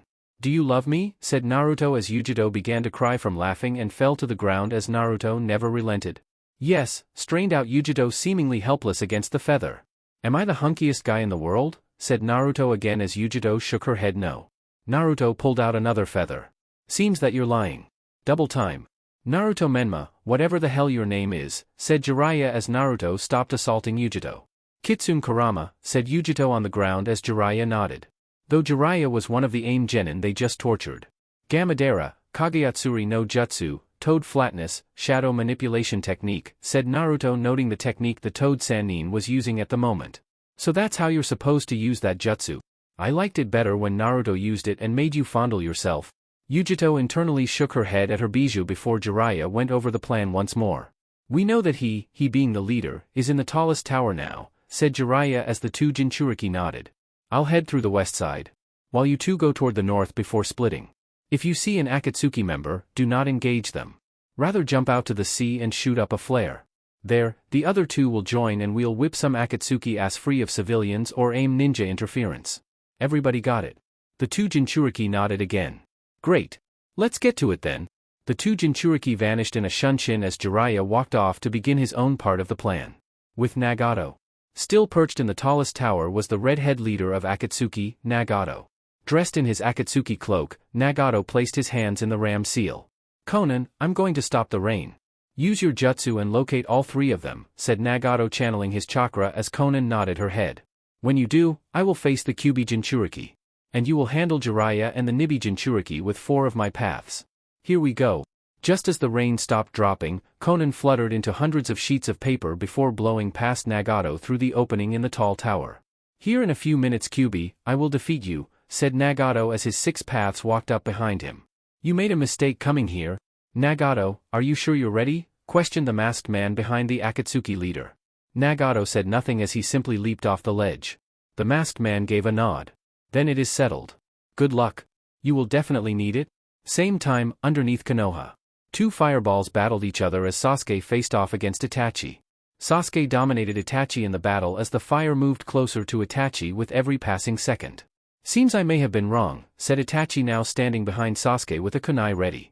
Sasuke turned an eye toward Itachi before dispelling in a poof of smoke. A shadow clone? The fire that once was close to Itachi immediately turned back due to Sasuke's disappearance. The fire steamrolled the Itachi clone as Itachi's eyes went wide. Wide due to Sasuke stabbing him through the chest from behind with his sword. "I'm not the same kid from back then," said Sasuke as Itachi smiled slyly to himself, unseen by Sasuke.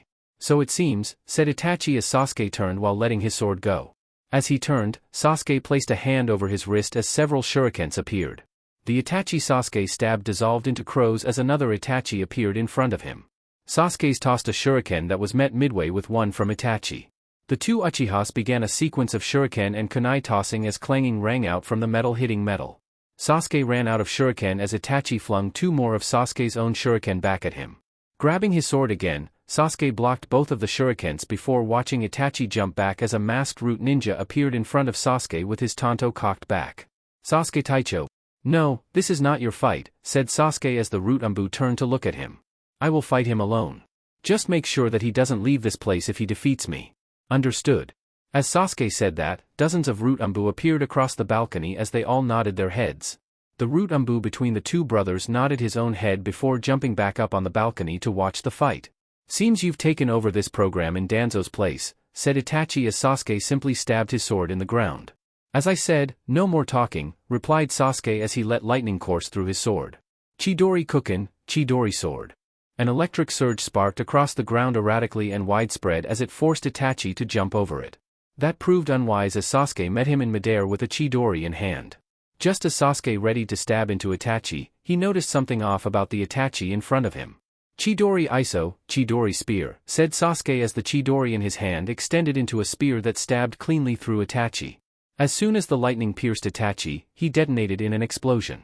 "Another clone?" Sasuke landed on the ground before catching a quick movement out of the corner of his eye. Moving his head forward, Sasuke dodged the punch from Itachi as he felt his brother wrap that arm around his neck. Sasuke attempted a punch to Itachi's gut that the elder Uchiha blocked easily before he brought Sasuke face to face with him. "He got me. Tsukiyomi, Moon Reader. Amige Cure, with Naruto." "Thank you," said Naruto still disguised as Kitsune Kurama. He received dumplings from a woman as he walked away from her store.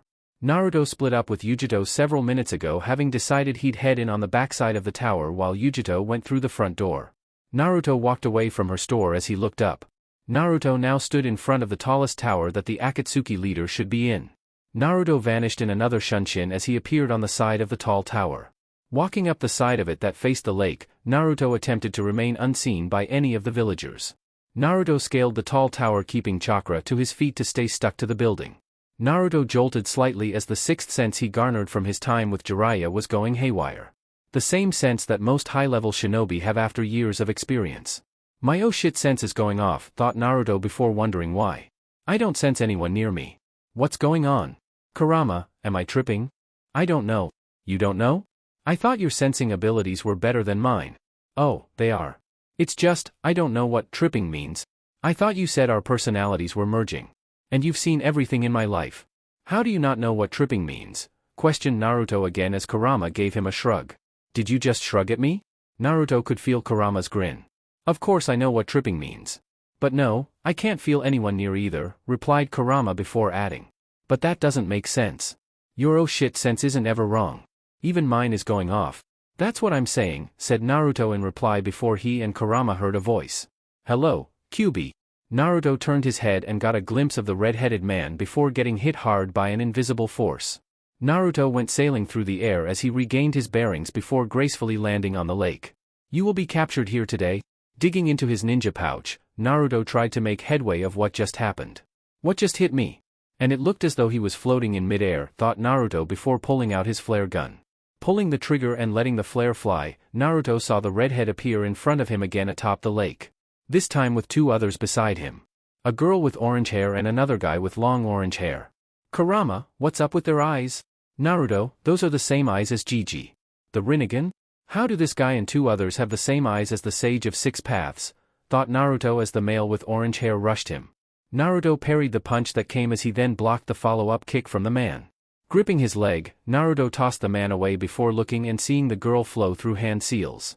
Kuchios no Jutsu, summoning technique, said the girl as a large bird appeared underneath her that took her and the redhead into the air.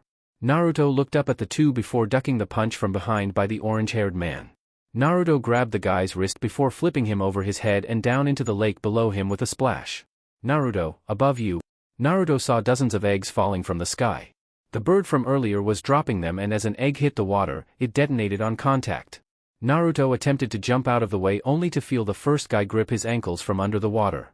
Naruto's eyes went wide when 3 eggs landed next to him. Boom! A large explosion rocked the area around the Jinchuriki as water splashed up high. Nagato and the girl beside him looked down at the explosion before noticing no sign of Naruto. Without turning his head, Nagato moved a hand directly at the now airborne Naruto behind him. How? There's no way he noticed my approach, thought Naruto before feeling the same invisible force from before. Naruto went sailing backward again as he tumbled on top of the water before stopping and sinking. As he sank in the lake, Naruto heard Kurama speak again. The Rinnegan eliminates blind spots. The 3 of them all share the same field of vision, said Kurama as Naruto listened. I'm sure you felt how cold that orange-haired male was. He's a reanimated body. Reanimated body? How is that possible? Questioned Naruto as the makeup and hair dye began to disappear in the water. Naruto's normal appearance began to shine through as he tried to make headway of what was going on. If he was an Edo Tensei he wouldn't be cold. Is that the power of the Sage of Six Paths? And speaking of 6 paths, there's only 3 of them. Where's the rest? I hazard to guess they are with Yujito and Jiraiya. If he knows you're here then I'm sure he knows they are as well, said Kurama before adding. And no, the piercings on their skin allow them to move. I'm assuming the redhead is the original and as such is controlling all of them at the same time. The guy must have amazing mental prowess to do all that, thought Naruto before biting his thumb underwater. Handling the shared vision while also coordinating them. Pretty impressive. Do not tread lightly, Naruto. This is not an opponent you can mess around with. I didn't get to spend much time with Gigi nor see him fight, but he did seal the beast he created me from on his deathbed. A beast mightier than me even without my chakra that fully forms it.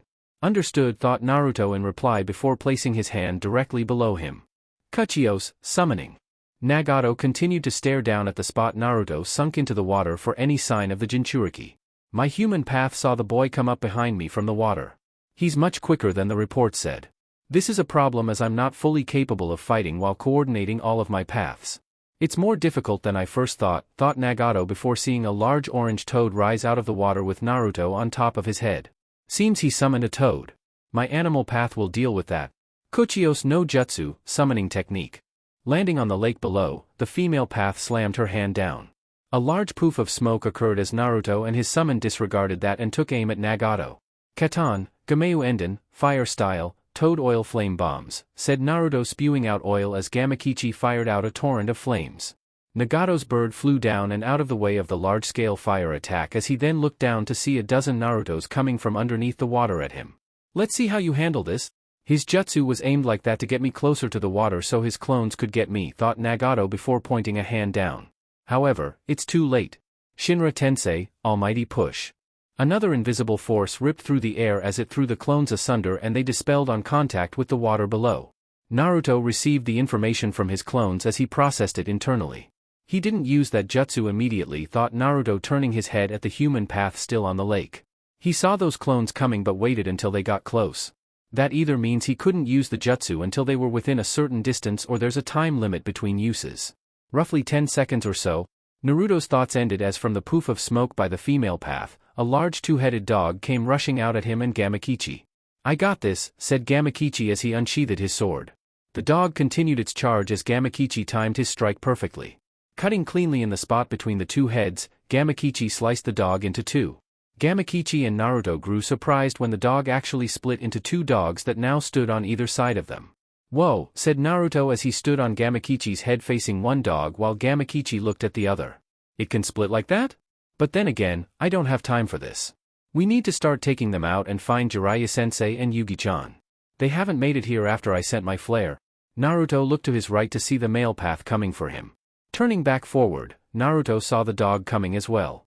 Naruto slammed his hands in the snake seal. "Mokuton, Jukai Koten, wood style, a nativity of a sea of trees," said Naruto as a forest sprang up from the lake immediately within a second.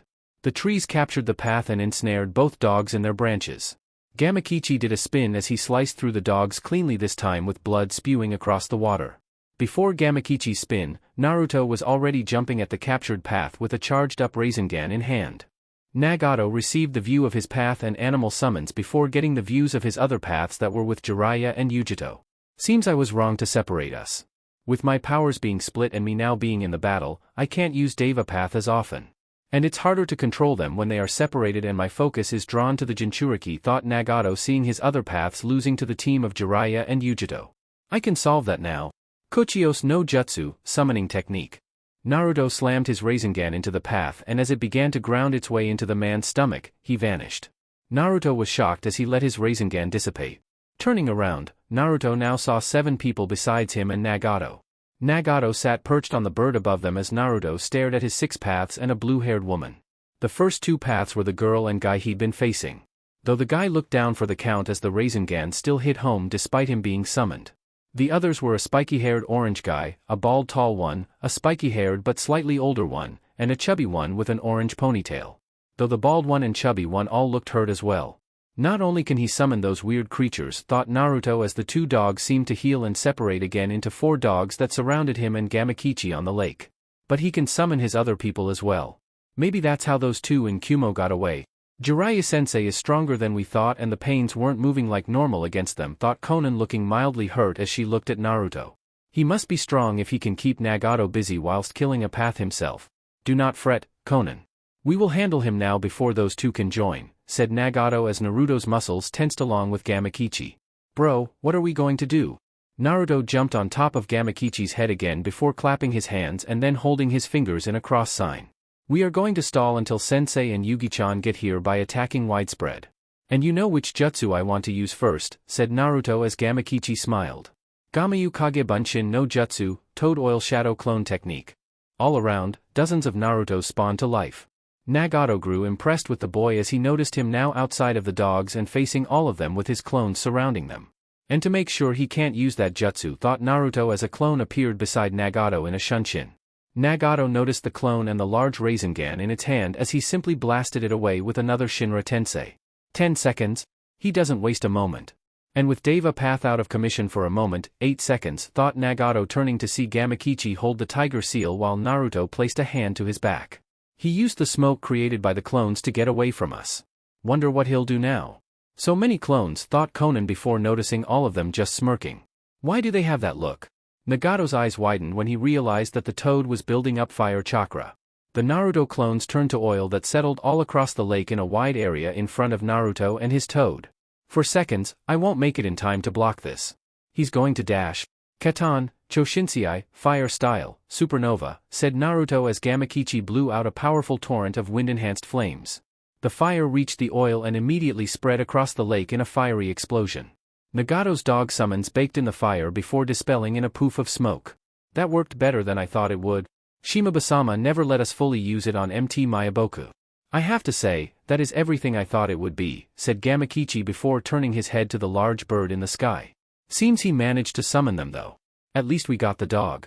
I'm sure that thing would have annoyed us.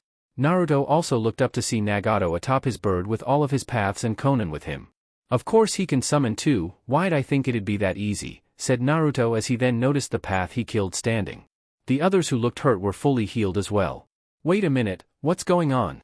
Nagato didn't allow Naruto the chance to figure it out as his 6 paths came charging after the Kyuubi Jinchuriki and his large toad. Konoha, Hokage's tower. Sure so, are you okay? You've stared at that mission report for almost 30 minutes. Yes. I'm fine, just worried is all, said Tsunade as Sakura nodded her head in understanding. It'll be fine Tsunade-sama, said Sakura with a small smile. None of that worrying gets you anywhere according to Naruto. He'll be back.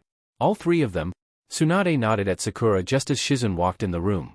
Yes, but you know what happens if they do all come back, right? Said Shizune causing Sakura to smile and Tsunade's eyes to widen again in worry. Little black dress. Tsunade could see Jiraiya's lecherous eyes on her as she shivered slightly. Why did I have to make that bet? Thought Tsunade before turning back to the paperwork. The root Umbu are being integrated well, kinda. Speaking of root, I wonder what Sasuke is doing. Probably nothing important. Underground, root base. 71 hours, 59 minutes, and 59 seconds, said Itachi standing in his Tsukiyomi with Sasuke. Itachi watched on as he made Sasuke relive the night of the massacre. Only this time, through Itachi's viewpoint. It seems your eyes aren't strong enough to stop this genjutsu. Sasuke could only agree as his body moved to its own accord and continued to cut down Uchihas left and right. Itachi watched Sasuke slay all the Uchihas and could see a tear forming in his eye.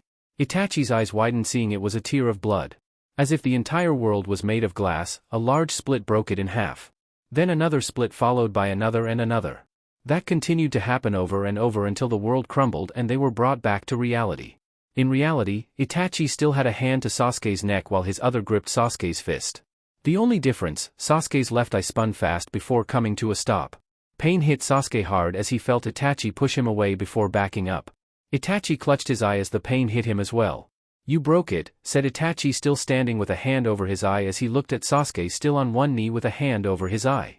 You broke my Tsukiyomi? Sasuke shakily stood up as he looked at his elder brother. How's your eyesight, Itachi? Itachi just stared out at Sasuke as his vision only allowed a blurred, shadowed version of his little brother. You can barely see, right? Itachi never answered Sasuke as he moved his hand down and looked at Sasuke. I know yours aren't as bad as they should be, said Itachi as he added. You have Naruto-kun cells in you? Sasuke nodded his head as he touched the patch on his shoulder. Yes, it definitely helps. But, it's not a permanent fix. Luckily, by the end of this battle, I'll have the permanent fix. You can't compete with me as you are now. Itachi gave Sasuke a daunting look as if saying how do you figure? Sasuke just smiled. Because I have more chakra than you. And my eyes can use more jutsus than yours. And if that wasn't enough, I'm already fighting a dead man. If I just stall, your sickness will kill you anyway. Danzo, you knew more about me than you let on, thought Itachi realizing how Sasuke received information on him. Sasuke then watched Itachi unzip his Akatsuki cloak before tossing it to the side. A reddish-orange chakra began to bask Itachi before he looked out at Sasuke. If you're so sure, then I may as well show you my trump card now. He's still fighting, thought Sasuke seeing his brother Susanoo. A purple cloak began to surround Sasuke as he activated his own Susanoo. This is just a formality at this point. Sasuke Susanoo formed a bow and shield. Itachi's manifested a sword and shield. A special sword and shield that Sasuke recognized. That's the sword of Totsuka, and the Yada mirror.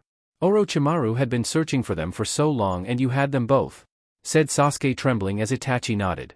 Sasuke fired an arrow at Itachi only for the Yada mirror to deflect it into the wall. No, I won't lose. I can't lose. This fight is over, said Itachi as his Susanoo began making its way toward Sasuke, blocking Sasuke's Susanoo strikes with ease. Your eyes are mine.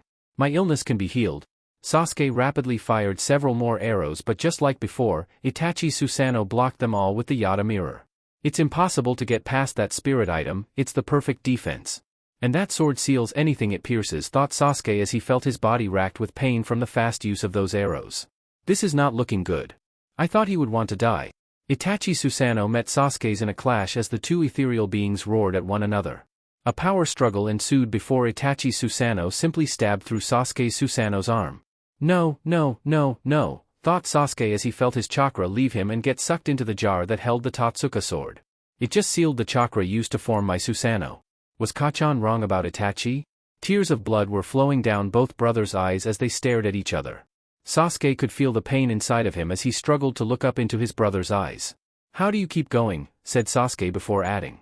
I have Naruto cells and I can barely move. I thought you wanted to die. Itachi just smiled at Sasuke before moving his hand to Sasuke's face. It seems you were wrong, little brother, said Itachi as the moments with his brother flashed through Sasuke's mind. Forgive me Sasuke, this is the last time. Amige Cure, tallest tower. Oh, it seems Nagato isn't used to his new legs, said Zetsu as he looked out at the fight between him and Naruto. His fighting is not as crisp as it used to be. Looking at the fight as well, the masked man sat right next to Zetsu. Maybe so. But that'll be good practice for him. And show him firsthand that he isn't ready to face the Kyuubi Jinchuriki as he is. True, the Jinchuriki hasn't even accessed his Bijuu's power yet, said Zetsu before adding. But Nagato does have his paths all together now and it should be interesting to see what happens. The other half of Zetsu decided to offer his own opinion. That is true. But as Toby said, the Kyuubi Jinchuriki has yet to show his full power. A power we really don't know the full extent of. I have a way we could find out though. Zetsu perked up hearing the masked man keep watching Zetsu. I shall spark the Kyuubi Jinchuriki here soon and we'll see his full power. Or Nagato will simply capture him if his mind can't handle what I have to show him. The masked man disappeared in a vortex as Zetsu kept his eyes peeled on the fight. This will be entertaining. The white half of Zetsu could only agree with its counterpart. With Jiraiya and Yujito. They were summoned? Questioned Yujito as she followed behind Jiraiya in her Jinchuriki cloak. Jiraiya sat in his Toad Sage mode with the two elders on each shoulder as he turned his head to the Nibi Jinchuriki. It's just a guess. I'm sure that they all went to Naruto because we were kicking their asses, said Jiraiya as he turned his head back. But didn't it seem too easy? There's no time to worry about that Jiraiya-chan, said Fugaku, the elder Toad Sage. We need to find Naruto-chan if he is facing more. We were fighting when the flare went up in the air and Yujito spotted us when she was running toward him. The boy could be in serious trouble. Maybe captured. No, that wouldn't make sense, replied Yujito as Jiraiya elaborated. Exactly, Naruto has to go last, said Jiraiya as he added.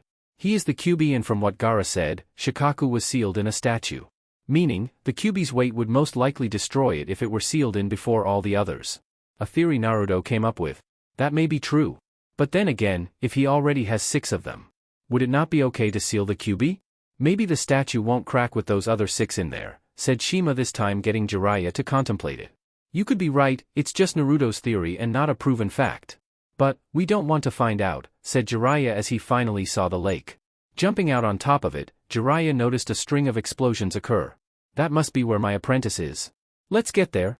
Jiraiya then paused for a second as he looked behind him to not see Yujito. Where's Yujito? Questioned Jiraiya before seeing the Nibi Jinchuriki come jumping on the lake beside him outside of her cloak. Kids this way. Right, felt like getting rid of that disguise, replied Yujito as she followed behind the Toad Sage. With Naruto. Naruto came jumping out of the smoke caused by several explosions as he was missing the right sleeve of his shirt and his right pants leg was singed up to his shin. Blood covered several parts of his body and he had a bruise across his right cheek as he looked at the smoke cloud in front of him. Okay, this is way tougher now, thought Naruto as the smoke cleared and Nagato's 6 path stared at him. The bald one was placing his forearm back into his elbow as if he was a robot. That guy is like a machine. The one with spiky hair can use that invisible force jutsu. The girl can summon anything it seems. The guy with long hair hasn't shown much but weak taijutsu skills. The fat guy with the ponytail can absorb chakra. The last guy, I have no clue. Above Naruto and the 6 paths, Nagato continued to fly above them on that bird with Konan standing next to him. And he can do what each of them can. The woman, I have no clue also. Naruto, it seems as if his movements are growing more and more polished as the fight goes on. I told you not to tread lightly. You're right, sorry about that, thought Naruto in reply as he let his Jinchuriki cloak form. The chakra formed around Naruto as his seal became visible along his body. Let's stop playing around, shall we? I wasn't playing around from the get-go. Your toad friend was and got beat up so bad he had to dispel back home, replied Kurama as he added. You need to find Jiraiya and Yujito or start using better jutsu if you plan on beating this guy. This guy could probably kill you if it weren't for your being a Jinchuriki and it risked killing me as well. Yeah. That's not really helping me here. I need encouragement. I encourage you to not get us killed. Naruto merely laughed at his bijou. Naruto then noticed Nagato's paths rush out at him again. Ducking a kick from the long-haired one, Naruto vanished with pure speed to appear behind the old one with spiky hair who stayed back. Obviously he's the most important. He never engages in the fight, thought Naruto before getting blasted by another Shinra Tensei from Nagato's Deva path. As Naruto rolled from the jutsu, he landed perfectly in a full Nelson from Nagato's Preta path. Thinking he was going to easily overpower the path was a grave mistake by the Jinchuriki. Wait, what? I can't move. I told you to stop playing around. Naruto's cloak began to disappear as Nagato's Preta path easily began to absorb his chakra. I didn't know he could absorb Bijou chakra too, thought Naruto in a panic, feeling an immense drain on his chakra. That is enough, Kyuubi. This fight is over, said Nagato above them as he watched the Kyuubi Jinchuriki slowly begin to lose consciousness. Naruto! Naruto! Shouted Kurama in Naruto's mind, but to no avail as the kid couldn't move. Nagato gave a small grin to himself before his eyes widened when the absorption stopped. That's enough of that, said Jiraiya, now standing behind the Preta path. Jiraiya came up from behind the path underwater and unseen by all of them before placing a kunai in the back of the path's head. Thought I already killed that one? The path fell lifelessly to the floor as Naruto's eyes fluttered before he opened them fully. Perfect timing, sensei, said Naruto as he stood up and noticed Yujito land beside them. I thought I was done. Sure looked like it. Guess you realize you should have taken him more seriously, said Jiraiya as Naruto frowned hearing Kurama say I told you so repeatedly in his head. Jiraiya summoned a small toad that swallowed the path whole before dispelling. That'll keep him away for good. Jiraiya-sensei, said Nagato as his remaining 5 paths all grouped to look at them. Jiraiya and Naruto looked at the redhead on the bird as Jiraiya's earlier suspicions were confirmed. Nagato, seems you really are the leader of this group, said Jiraiya before adding. Why? Why did it come to this? I thought I taught you all better than this. Nagato closed his eyes before answering. Pain caused this, Jiraiya-sensei. And until you feel the same pain I did, you'll never understand.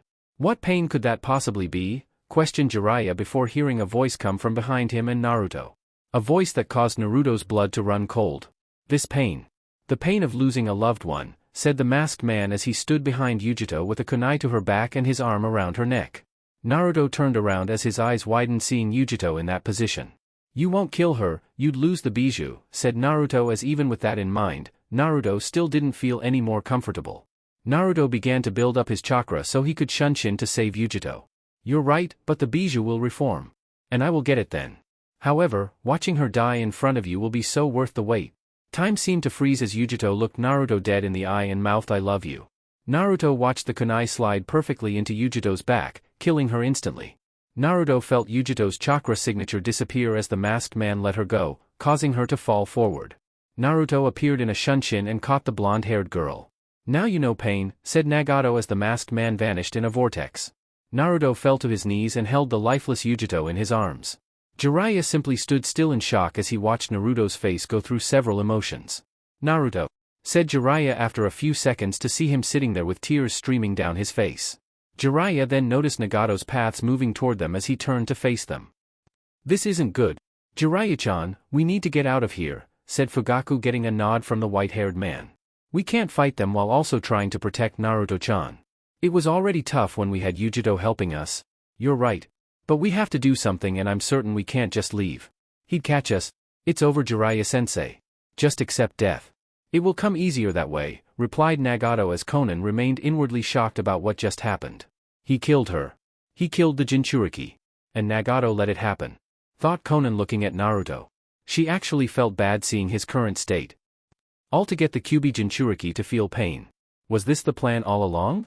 Konan looked at Nagato who continued to move his paths toward the 3 foreign shinobi. Konan's attention then shifted back to Naruto as she felt a chakra spike.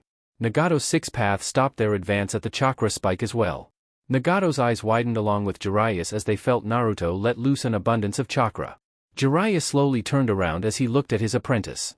He was glowing orange with Kurama's chakra and could see the red markings of his Sage Mode on his face. Sage Mode combined with the Kyuubi's chakra? I didn't even know that was possible, thought Jiraiya as the lake was rippling at Naruto's potent chakra. Naruto, are you really about to use that? Asked Kurama, feeling Naruto use as much of his chakra as possible. Kurama didn't receive an answer as Naruto continued to stare at Yujito with tears in his face. This boy, he's reached Hashirama's level of power in this state. Sage Mode and my chakra, what a combination. This is the power of the Kyuubi Jinchuriki?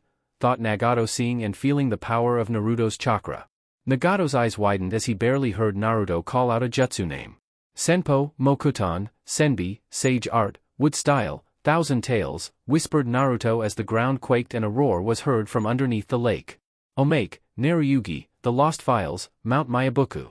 Waking up with a yawn, Naruto opened his eyes as he looked down to see Yujito with one leg over his legs and her head on his chest. Naruto smiled as he kissed the top of the Nibi Jinchuriki's head and slowly made his way out of the bed.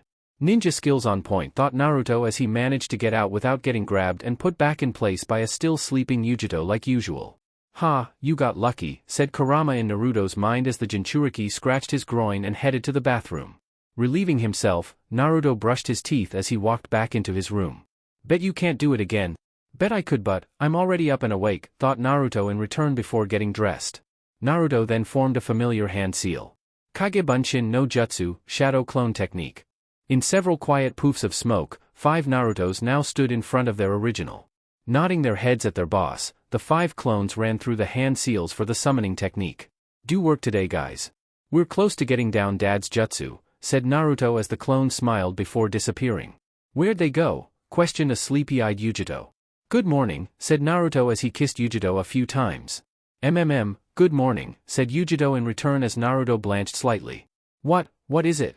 Morning breath, replied Naruto as Yujito blushed slightly.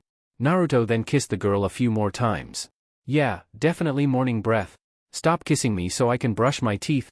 I don't know, I weirdly like it. Naruto kissed Yujito deeply once more before allowing her to get up. He then remembered her question. My clones went to MT Mayabuku. How did they do that? Questioned Yujito as she got out of the bed and headed to the bathroom. They reverse summoned themselves, said Naruto as he heard Yujito brushing her teeth. I didn't know you could do that, said Yujito muffled due to the toothbrush still in her mouth. Yujito then spit and rinsed her mouth out as she headed back into Naruto's bedroom. So, you're saying I could do that and would be sent to whatever animal favored me? It's not that simple, Yugi-chan. Jiraiya-sensei got lucky when he did it. Another kid in Konoha tried the same and nobody has heard of him since. Apparently, his animal ate him. Guess I won't be trying that anytime soon, said Yujito before bringing Naruto in for another kiss, a longer one this time. How's that? Minty fresh. I like the morning breath better though, said Naruto before smacking Yujito on the butt and telling her to get dressed so they could go eat breakfast. 40 minutes later. Come back soon you two, shouted the waitress as she waved goodbye to Naruto and Yujito. Naruto and Yujito waved back as they walked out into the street after leaving the pancake house. That place really does have the best pancakes ever, said Yujito as she smiled happily. Heard that, said Naruto as he then looked over at Yujito. Well Yugi-chan, I have the day off. What would you like to do for the rest of it? Hummed Yujito as she thought about the question. Naruto and Yujito continued to walk through the Konoha streets as Naruto was greeted by several civilians who recognized him. I got it. And what would that be? Well, I thought about the clones earlier going to MT Mayabuku. And how Gamakichi always tells me to come, said Yujito as Naruto realized where she was going with this. Why not show me MT Mayabuku? If it's allowed and all? That sounds awesome. I, personally, haven't been back in a while, said Naruto before adding. Plus, Ma and Pa would love to see you. Why not? Yay, shouted Yujito with joy before jumping to Naruto and planting a kiss on his lips. Pulling back, Yujito and Naruto heard several whistles. Woo, said several women watching the kiss as one of them spoke. Put a ring on it already Naruto-sama. Yujito just nodded at the women as Naruto laughed sheepishly before vanishing in a shunshin with the Nibi Jinchuriki. Appearing on top of the Hokage stone faces, Naruto ran through several hand seals after biting his thumb. Kachios, Gamakichi appeared from the poof of smoke. Yo! What's up Naruto, said Gamakichi fist bumping with Naruto seeing how there was no imminent danger. Gamakichi then looked over as he smiled. And hello to you, Yujito-chan. Looking good as always. Yujito smiled with a blush. Thank you. You're way too good for this guy. Why are you with him? Shouted Naruto as Yujito just patted his shoulder, calming him down. He got lucky, said Yujito as Naruto just smiled. Thank you, Yugi-chan, said Naruto before realizing what she said. Naruto-kun summoned you here because we were wondering if it was okay if we came to MT Mayabuku today, questioned Yujito as she added. I mean, Naruto would just appear normally but I'm not sure if it'd be okay if I just showed up. Gamakichi just nodded his head though. Of course you can come. You just can't be summoned like Naruto could. So, you have to walk there. Well how long is the walk? Questioned Yujito with a smile as Naruto looked at her. About a month, said Naruto as Yujito's mouth hung agape. Don't worry, I know a shortcut. Oh thank goodness, said Yujito as Naruto turned to Gamakichi. See you in a bit, said Naruto as Gamakichi mock saluted and disappeared in a poof of smoke. Naruto then turned to Yujito as he smiled. You have to wear this though? What? Questioned Yujito as Naruto pulled out a blindfold. Really? It's a secret entrance, my dear, said Naruto as he placed the blindfold around Yujito's eyes. A few seconds went by as Yujito just stood still with her eyes covered. Naruto-kun? Questioned Yujito as Naruto didn't make a peep. Are we going there or not MMPH? Naruto planted a kiss on Yujito before ending it. Once it was over, Naruto pulled the blindfold off Yujito's eyes as she smiled and looked around. So this is MT Mayabuku, said Yujito before turning around. You kissed me so I wouldn't mark the territory once we vanished in that Shunshin. Sneaky you are. Naruto just smiled before leading Yujito through the pretty scenery of the sacred Toadlands. After about an hour of just exploring, Naruto took Yujito up the mountain range to a large, open building. Directly in the middle of that building sat a stone chair. And in that chair sat an ancient-looking toad with a size comparable to Gamakichi. And this is the Elder Toad. The highest authority here, said Naruto as Yujito nodded her head. Naruto then turned to the toad as he cleared his throat. Wake up you old toad. Tell me my prophecy. Naruto-kun, exclaimed Yujito at Naruto's brashness toward the toad, especially after just figuring out he was the top toad. Yujito then shrugged as she realized Naruto didn't really care much for those above him in his home village either. Naruto noticed the elder toad didn't move and figured he'd leave him alone. Naruto then pointed at the elder toad before speaking. I'll be back. And you'll tell me my prophecy, said Naruto as he slowly put his finger down and led Yujito further into the mountain. Naruto smiled when he reached a small hut and recognized the chakra signature inside. Shimaba-chan. Yujito and Naruto heard the sound of a toad jumping toward the door as it opened a few seconds later. Opening the door, the small elder grinned heavily at the young man in front of her. Naruto-chan. You're back, said Shima before noticing the girl holding Naruto's hand. And you finally brought her? Shimaba-chan, this is Ni Yujito, said Naruto before turning to Yujito. Yugi-chan, this is Shima-sama, one of the elder toads. Hi, said Yujito with a smile as Shima beckoned them in. Naruto-chan, I never knew she was so pretty, said Shima as Yujito smiled and thanked her. How did you do it? Oi. Why is everyone downing me about my relationship? Asked Naruto before he pushed his chest out and put on a shimmering white smile. I am the man. You know it. Yugi-chan knows it. Bingo books know it. Don't try to play me. Naruto then looked down to see Yujito and Shima totally ignoring him and carrying on their own conversation. Naruto's chest deflated seemingly as he just listened to the two women speak. Oh, so you're from Kumogakure, said Shima as she smiled. You must be strong to be able to keep Naruto-kun in line. I believe I have a few skills. Would you mind sparring with me then? Great, said Shima as she led the Nibi Jinchuriki outside. 30 minutes later. I tried to warn you, said Naruto as he held an ice pack to Yujito's head. Shimaba-chan may be old but she is strong. Whack. OW, groaned Naruto after receiving a rolling pin to the head for the old comment. Naruto then turned back to Yujito. But at least she likes you. Yujito just nodded her head slightly. Yeah, she kicked my ass and then threatened me. Shimaba-chan is motherly like that.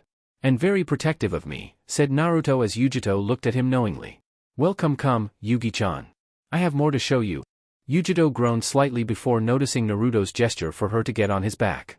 Smiling at the Kyubi Jinchuriki, Yujito easily climbed aboard as she allowed Naruto to carry her around. Hours passed by effortlessly as Naruto continued showing Yujito the beautiful land. They played with the tadpoles and younger toads, executed pranks with Gamakichi on several of the other large toads, and even took a swim through the beautiful lake. Today has been perfect, said Yujito as Naruto nodded his head with a smile. Gamakichi also nodded his head. Yes, today has been perfect. Yujito has a killer figure, bro. You really got lucky? I know right, said Naruto as he closed his eyes. Just look at that sunset, said Yujito as Naruto and Gamakichi watched the sun paint the sky. The colors are just so pretty. Yeah it is, said Naruto before he and Gamakichi fist pumped.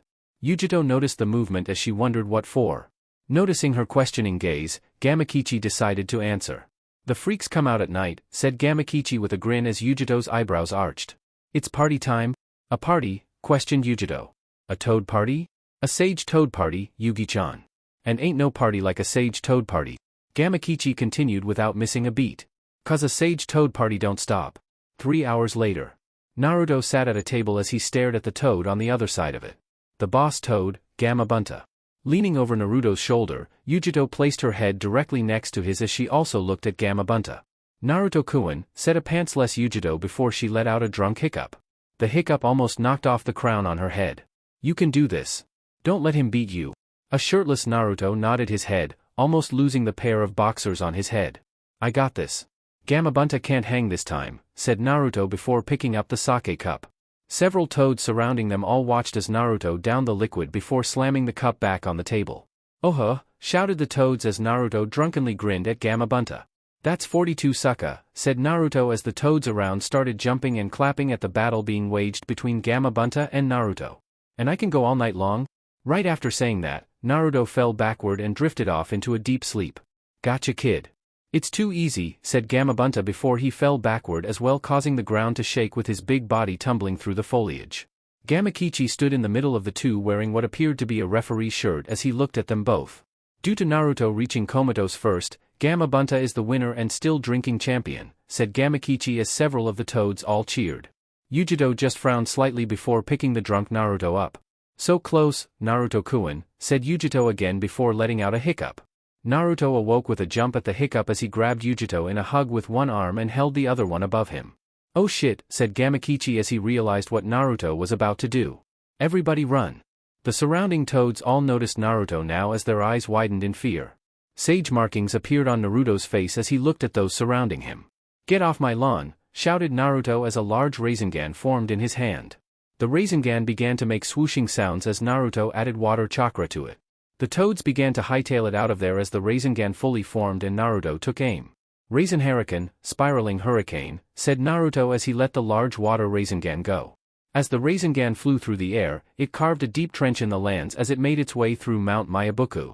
The jutsu erupted nearly a mile away as it formed a huge tornado made of water that spun for several seconds and then died down. "Woo!" shouted Yujito clapping as Naruto just smiled. "You totally got that guy." "You know it, baby," said Naruto before turning Yujito toward him. "Have fun?" Yujito nodded her head happily as Naruto smiled back. Naruto then leaned in to kiss Yujito only for both Jinchuriki to pass out mid-kiss and fall to the ground in a heap. Hearing the two thuds, Gamakichi peeked his head around as he looked at Naruto and Yujito. Gamakichi let out a sigh before walking back out to the clearing. "Naruto always does this when he gets drunk," said Gamakichi as he signaled it was okay for everyone to come back. "Gets drunk and then fires off a superpower jutsu before passing out. The water Rasengan was cool though. But Shimaba and Fukasakuji are going to freak out when they see the destruction again." "What just happened?" came the voice of Gamakichi's father, Gamabunta, as he finally woke up from his and Naruto's drinking competition. "I won, right?" "Always, Pops," said Gamakichi before pulling out two markers. Gamakichi gestured to the two sleeping Jinchuriki. "Shall we?" Naruto would eventually wake up hours later with markings on his face and back in his own bed in Konoha. Naruto looked over at Yujito to see her face all marked up with various demeaning signs also as he smiled. "Gotta love toad parties," thought Naruto as he just fell back asleep with a contented smile. Chapter 29, Breaking the Cycle. Earlier, Amige Cure. "No, that wouldn't make sense," replied Yujito as Jiraiya nodded. Just as Jiraiya began to speak, Yujito heard a voice in her head. "Kitten, look out," shouted the Nibi in Yujito's head. Yujito stopped immediately from an invisible force. Yujito stopped as if a rope grabbed her and before she could alert Jiraiya, a pure white hand covered her mouth. Yujito was then dragged backward and thrown toward a building in the opposite direction of where Jiraiya was heading. Despite the speed of the toss, Yujito managed to flip around and land gracefully on the wall before looking out at her assailants. "It's a chameleon with weird-looking eyes. It used its tongue to stop me," said Yujito looking at the animal that stopped her. "That's the Rinnegan. The dojutsu of the Sage of Six Paths." "Oh, that's bad, huh?" Yujito felt the Nibi nod as she prepped for a fight. The person standing next to the chameleon was a white man slowly turning his appearance into her. An absolutely perfect copy of her down to perfect details. "What's a henge transformation going to do?" "Hi, Naruto-kun. Sorry for dying in front of you," said the copy before she turned and sprinted to where Jiraiya left. Yujito frowned before watching the chameleon dispel in a poof of smoke. "What just happened?"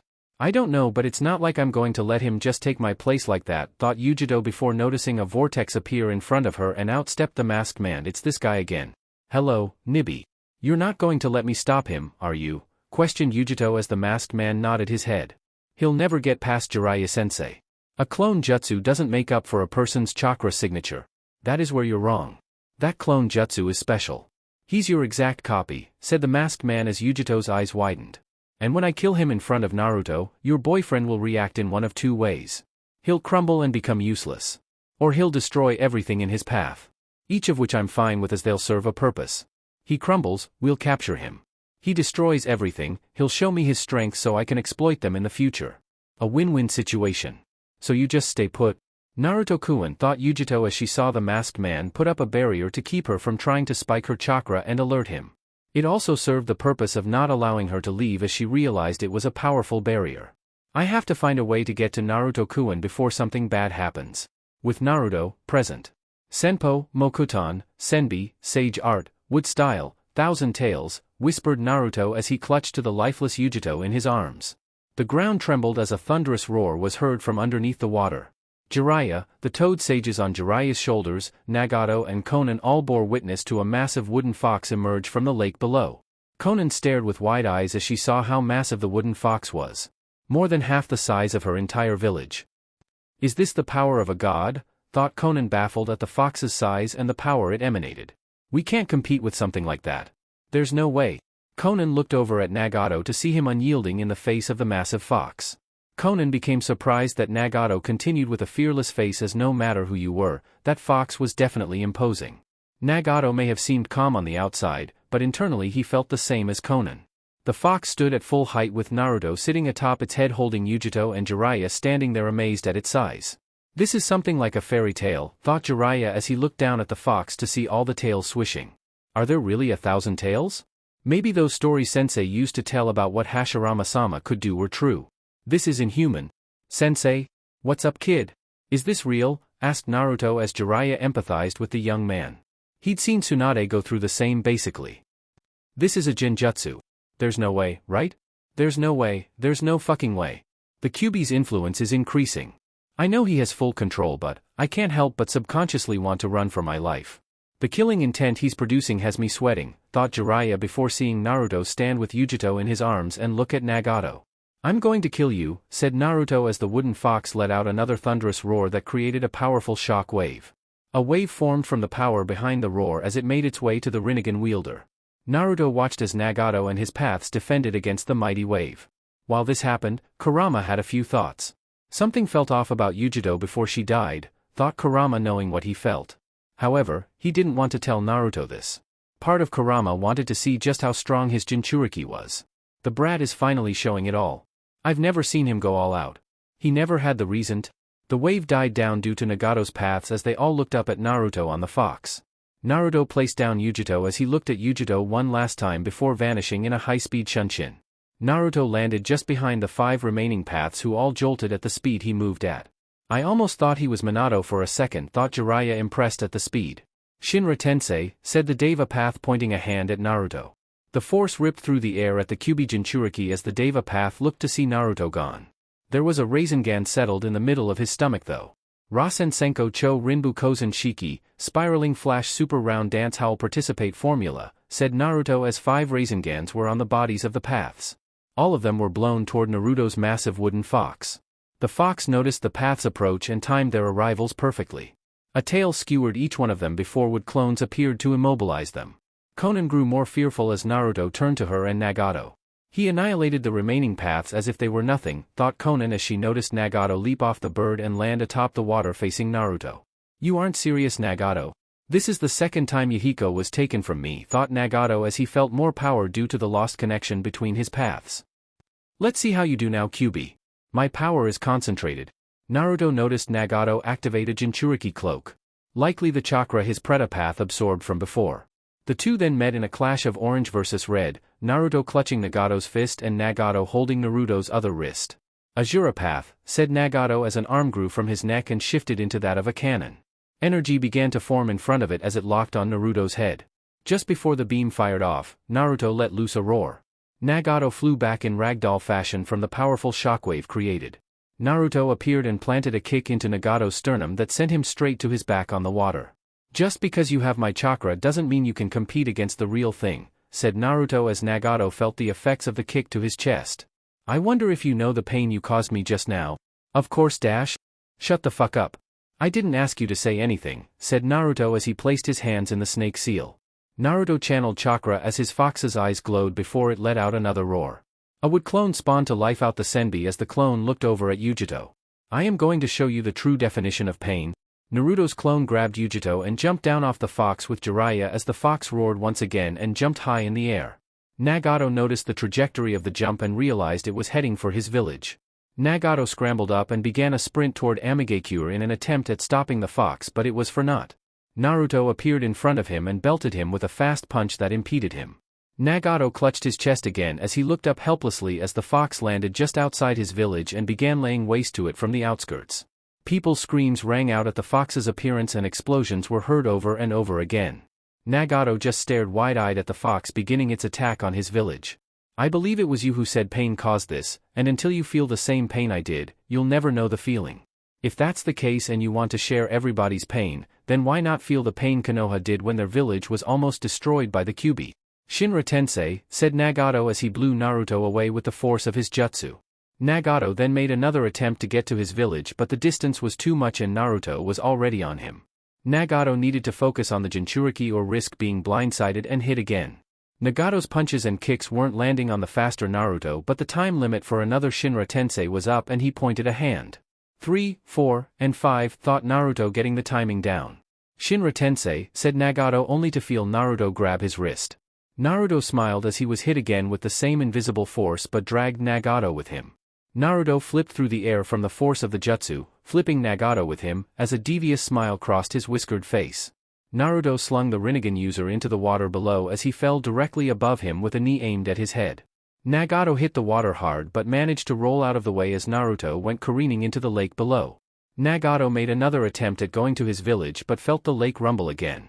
Nagato watched as a forest sprang up immediately around him, but at the tops of the trees were large orange flowers. Nagato watched the flowers bloom as an immense amount of pollen came fluttering down. The pollen has a sleep-inducing effect, thought Nagato, covering his mouth and nose before waiting a few more seconds. Nagato placed both hands out as he let loose another Shinra Tensei. Nagato jumped out of the forest to see Naruto standing in between him and his village still. Only this time, Naruto had a captured Konan in his arms. No, not Konan. I have 5 seconds to show you the same pain I felt when Yujiro died, said Naruto with a tri-pronged kunai placed at Konan's neck. Konan normally would have been able to turn to paper and avoid the jutsu, but the chakra-suppressing wood entangled around the rest of her body stopped that. Watching her die in front of you will be worth it. Nagato watched as Naruto moved his kunai back before moving his arm forward. "No-oh!" shouted Nagato as Naruto's kunai made its way to Konan's neck. Konoha, root base. Darkness met him as he awoke with his eyes covered by bandages. He could feel his heart beating, so he knew he wasn't dead. Especially considering he could feel a presence to his right. There was one right next to him also as he spoke with a tired voice. "Is this heaven or hell?" questioned the man before he realized he was lying on his back. The man tried to get up but a gentle hand landed on his chest and held him firm. "Please don't move nor attempt to open your eyes," said a soft voice. "I healed you but you won't feel 100% for a few days. I'm alive." A different voice answered him this time. "Yes, you are Nii-san." It was Sasuke. The man was confused hearing his little brother's voice. Knowing Itachi was confused, Sasuke spoke again. "Sakura, if you could explain. Your sickness, I healed it, Itachi-san. Sasuke-kun gave me the notes on it and I solved it from there. You were practically terminally ill since 13 and the fact you lived long enough till this point is nothing short of amazing," said Sakura as she added. "And your eyes may hurt because I exchanged them with another set." Sasuke thought Itachi before realizing what Sakura said at the end. "Exchanged my eyes? With whose? The ones that belonged to the person who awakened your Mangekyo? Shursui. Your body accepted them easily. Shursui's eyes, then, you have my eyes?" "Yes, I can feel the power behind them and it's exhilarating," said Sasuke before getting serious.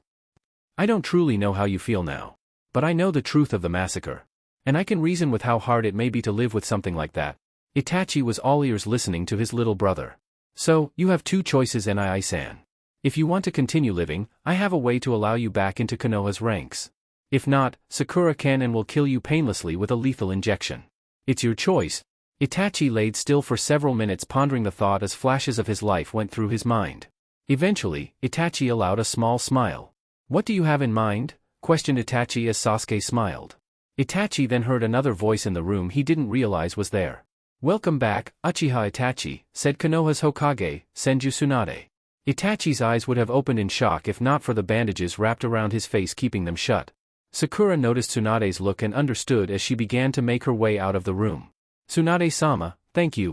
Tsunade smiled as she walked out of the room with a few more words before fully departing. "Heal up fast now. The world continues to spin and there are still bad guys to kill, said Tsunade as she walked out of the room after Sakura to allow the two brothers time alone in the comfort of the small room located hundreds of feet below Konoha. Amigakure, earlier with Jiraiya. Standing atop the massive fox, Jiraiya watched his student place Yujido down and vanish in a high-speed shunshin. Naruto, said Jiraiya as he watched his student lay waste to all of Nagato's paths in the span of a second after landing. Even Fukasaku grew shocked at Naruto's ability. When did Naruto-chan get so strong? The chakra he's emanating. This fox he created. And he's still able to fight with such vigor. Jiraiya-chan, did you know he was this strong? I had an idea beforehand, kind of. Then again, not really. I've never seen his full might before. The boy did train heavily using clones, but I didn't think it would result in this, said Shima as the three toad sages noticed a wood clone grow out of the fox right next to them. The wood clone grabbed Yujito as he turned to Jiraiya. We need to get off this fox, said the clone as he jumped off the fox, followed by Jiraiya. As they were falling, Jiraiya noticed the fox roar and jumped toward Amigakure. He's going to destroy an entire village, said Jiraiya as he looked at his apprentice. His personality really is becoming more like the Kyuubi. Fukasaku noticed Naruto's intent and hearing Jiraiya, he posed a question. His personality is becoming that of the Kyuubi? Seeing Jiraiya nod, Fukasaku realized the reason. He unlocked his seal. The Naruto clone nodded his head. And I know boss's thoughts. He will destroy that village given what he was thinking just then. Normally he wouldn't, but with Kurama and him sinking, it gave him some of Kurama's maliciousness. Which is a good thing, but innocent lives will be lost, said Jiraiya as he watched the fox begin its assault on the village. As the fox began, Jiraiya noticed Naruto stopping Nagato from advancing and attempting to protect his village with tall, flowering trees. The Toad Sages and Naruto's clone then watched as Naruto easily grabbed Konan as she became distracted with looking at her village and watching Nagato, trying to figure out which one she should protect. He's going to kill her in front of Nagato. Don't do it, Naruto-chan, said Shima even though she knew the girl was Akatsuki. She didn't want to watch Naruto kill someone solely off of revenge and with evil intent. Jiraiya and Fugaku felt the same but knew they couldn't and wouldn't stop him. Jiraiya's eyes then perked up as he felt a familiar chakra spike come from Amigakure. Yujito's alive? With Naruto. "No!" shouted Nagato as Naruto's kunai headed for Konan's neck. Naruto's kunai pressed into Konan's neck but didn't draw blood as he stopped just before. Nagato looked at Naruto shocked to see him not kill her. Naruto removed his kunai as he shook his head. This isn't me. My sensei taught me better, said Naruto lowly as he put his kunai away. You didn't do it? Questioned Nagato as Naruto looked at him. Why? Because Naruto stopped when he felt a chakra spike. His heart nearly jumped out of his chest realizing who it was. Yugi-chan. Naruto turned to Amigakure as Nagato moved to free Konan. Naruto's Senbi stopped its assault on AIM as Naruto's wood clone dispelled, dropping the other Yujito. The original Naruto vanished in a shunshin as his fox jumped back out to the lake, ending the attack on Amigakure. Yujito stood still having flared her chakra moments earlier before she took off her disguise. The barrier the masked man created was crushed by the swing of one of Naruto's Senbi's tails and Yujito took immediate advantage of that. The masked man noticed the barrier dispel and upon Yujito flaring her chakra, he left her realizing the Kyuubi Jinchuriki would immediately head this way. He was proven right as seconds later, Naruto appeared in a shunshin still accessing his Sage Jinchuriki mode. Naruto stared at Yujito as his heart stopped aching from the events that happened earlier. Please tell me this is real, said Naruto as he walked slowly to the blonde girl. Please tell me this is real. Say something, please. Naruto stopped in front of Yujito as she could feel Naruto's emotions fluctuating wildly. Yujito wrapped her arms around his neck as she whispered in his ear. Yes, Naruto-kun. This is really me, said Yujito as she felt Naruto slowly moving his arms around her to hug her back. The other me was a clone. Some kind of special clone that guy made somehow. I saw your fox. Are you okay? No, I wasn't. Yujito felt a tear land on her shoulder as she moved her head back to look at Naruto's face. Naruto kissed Yujito, full of emotions, as he moved his head back and another tear of joy fell from his eye. I thought I lost you. I thought they killed you. I'm here, Foxy-kun, said Yujito with a smile when Naruto laughed at the nickname. Yujito kissed him in return and wiped his face clear. I'm sorry you saw something like that. The two then looked up and noticed hundreds of AIM shinobi staring at them. Naruto could feel the emotions of the AIM ninjas as Naruto understood their feelings. Naruto just stared as one of them pointed his sword at the two Jinchuriki. You dare come to Amigakure and attempt to destroy it? Shouted the man as his sword trembled. His sword trembled not because of how angry he was, but due to how scared he was at what he saw just now from the fox assaulting part of his village. Naruto looked the man in the eye as he nodded his head. "I am sorry for the destruction I caused your village," said Naruto as the man looked shocked at the apology. But started the man only to hear a voice cut him off. "Stop," said Nagato as all the AIM shinobi looked over along with Naruto and Yujito. All of Amagakure's residents grew wide-eyed at the man as they dropped their weapons and bowed. "Our fight is over. No harm will come to the two of them." "Pain-sama," said the man before feeling Nagato appear before him and raise his head. "Please stand." "My name is Nagato," said Nagato as the man nodded his head. Nagato walked over the Kyuubi Jinchuriki with Konan following behind him. Nagato stood before Naruto as his Rinnegan met Naruto's sage Kyuubi eyes. "How do you do it?" Naruto grabbed Yujito's hand a little tighter before feeling Yujito give him a reassuring squeeze in return. "How do I do what exactly?" questioned Naruto as Nagato elaborated. "She died in front of you. It may not have been her, but there's no way you knew that before she spiked her chakra. Especially considering your actions that followed," said Nagato before adding. "So how did you not kill Konan? Or even allow your fox to fully decimate my village?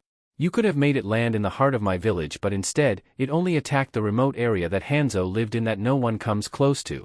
There were no deaths, barely any injuries. How do you not succumb to your pain and want revenge on those who caused it? I almost didn't. I wanted nothing more than to kill you, Konan, and your entire village. But what would that solve?" questioned Naruto before exhaling a breath. "Jiraiya-sensei taught me that this world is full of hate and that hate only causes more hate. It's a never-ending cycle. If I kill you, who's to say one of your ninjas or some ninja that followed AIM wouldn't come and attack me and my village, taking away more of my loved ones? My goal is to stop the cycle and bring the world to true peace. And I'd be going directly against my goal if I did exactly what I wanted." "How can you say that? How do you know your goal won't change? Or you won't fail?" questioned Nagato as Naruto channeled his chakra and the orange fox on his exposed right arm glowed a bright orange. A poof of smoke occurred as a book dropped out that Naruto caught. "This world is cursed and because of that, peace is impossible. Then, I will break that curse. If there is such a thing as peace, I will attain it. I promise," said Naruto getting Nagato's eyes to go wide. "You've proven to me that I won't change. Even after you killed the girl of my dreams, I still didn't succumb to the pain and change. Maybe it's because of this book. My name, Naruto, does come from the main character's name, the tale of the utterly gutsy shinobi written by Jiraiya, the Toad Sage.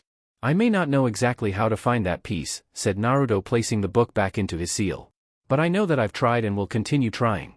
And if in the end, my method doesn't work, then I'll move on to the next. And continue until I find it. I won't give up. I never give up. That's my ninja way." Nagato allowed a small smile to grace his face as he looked at the Kyuubi Jinchuriki. "Naruto, come with me. We have many things to discuss," said Nagato as he turned slightly with Konan following his movements. Naruto looked at Yujito, who only nodded her head before he looked out to see Jiraiya smiling at him. Naruto saw Jiraiya mouth the words, "Way to go Gaki," as he smiled heavily at his sensei. Naruto then walked behind the redhead leader of Amagakure with Yujito holding his hand. He planned to never let it go. At least for a few hours. The AIM ninjas that gathered around the Jinchuriki all paused at that as they looked at each other. "The fuck just happened?" questioned one of them as several around him agreed. "I mean, yeah, he didn't kill any of us but he attacked our village?" An elder ninja nodded his head but disagreed. "You're right. He did attack us but then again, he didn't kill anyone. Frankly, he only destroyed the part of the village no one ever goes to. That huge plot of land that once belonged to Hanzo turned ruins," said the elder ninja as several other conversations began to ring out around him. All of them ended when the ninja pointed out to the lake. "Plus, if we were to fight him, that thing would come back." A thunderous roar sounded out over the lake from the Senbi as many of the AIM ninjas stopped their chattering and just nodded their heads. "You're right. Let's just go back to drinking and let Nagato-sama handle it." 3 days later, Konoha main gate. "Tsunade-sama, they're coming back," said Sakura watching as her sensei walked back and forth around the main gate as she bit nervously at her fingernail. "Sensei." Tsunade stopped moving as she looked at Sakura. "I'm sorry Sakura, they were supposed to be back by now. Or at least made contact with me to let me know they are alive," said Tsunade as Sakura could understand. "Naruto and Yujito are both going to Kumogakure afterward," said Sakura before adding. "Only Jiraiya will officially come back here and when he does, I'm sure you'll be the first one he contacts." Tsunade gave a small smile. "Thanks, Sakura," said Tsunade before adding. "But still, they are late and I can't help but feel this way." Sakura just nodded her head but before she could speak, an enormous poof of smoke occurred directly in front of them. This is where Naruto got that from, thought Sakura as from that cloud of smoke, Jiraiya appeared standing atop a toad. That is just, there's no reason for any of that. From the sacred lands of the T-started Jiraiya only to be gripped into a bone-crushing hug from Tsunade, appearing in front of him on his toad. Jiraiya just smiled as Tsunade let him go and smiled at the much taller man. I missed you too, Tsunade-heim. What took you all so long? I thought you all would be done there sooner. Did you all run into trouble? Was Naruto or Yujito hurt? Are you hurt? Jiraiya picked up a hand to stop Tsunade. We are all fine, Heim. Yujito and the kid headed to Kumogakure for her reprieve, said Jiraiya picking up a photo of the two smiling and looking healthy just one day prior. Jiraiya then bit his thumb. And it took us so long because of this. In a poof of smoke, a toad appeared as it opened its mouth wide and a scroll came rising out of it. Jiraiya grabbed the scroll before the toad dispelled himself and Jiraiya handed the scroll to Tsunade. Tsunade opened the large scroll as after a few minutes of reading, Tsunade gasped sharply. Amigakure, they want to join our alliance, questioned Tsunade as Jiraiya simply nodded his head. Tsunade then noticed the several shinobi listed on the scroll as she pointed at one of them. Akatsuki members, it has the skills of each of them on here. I'm assuming Naruto copied this info and is going to give it to the rest of the alliance. Jiraiya just nodded his head. Yeah, the kid did it all. And I can't wait to tell you how, said Jiraiya with a grin as Tsunade just looked at him with narrow eyes. Okay, get to telling then. What's stopping you? Questioned Tsunade as she noticed Jiraiya's grin turn lecherous. I'll be glad too. Tonight, on our date, said Jiraiya as Tsunade's eyes widened. Little black dress.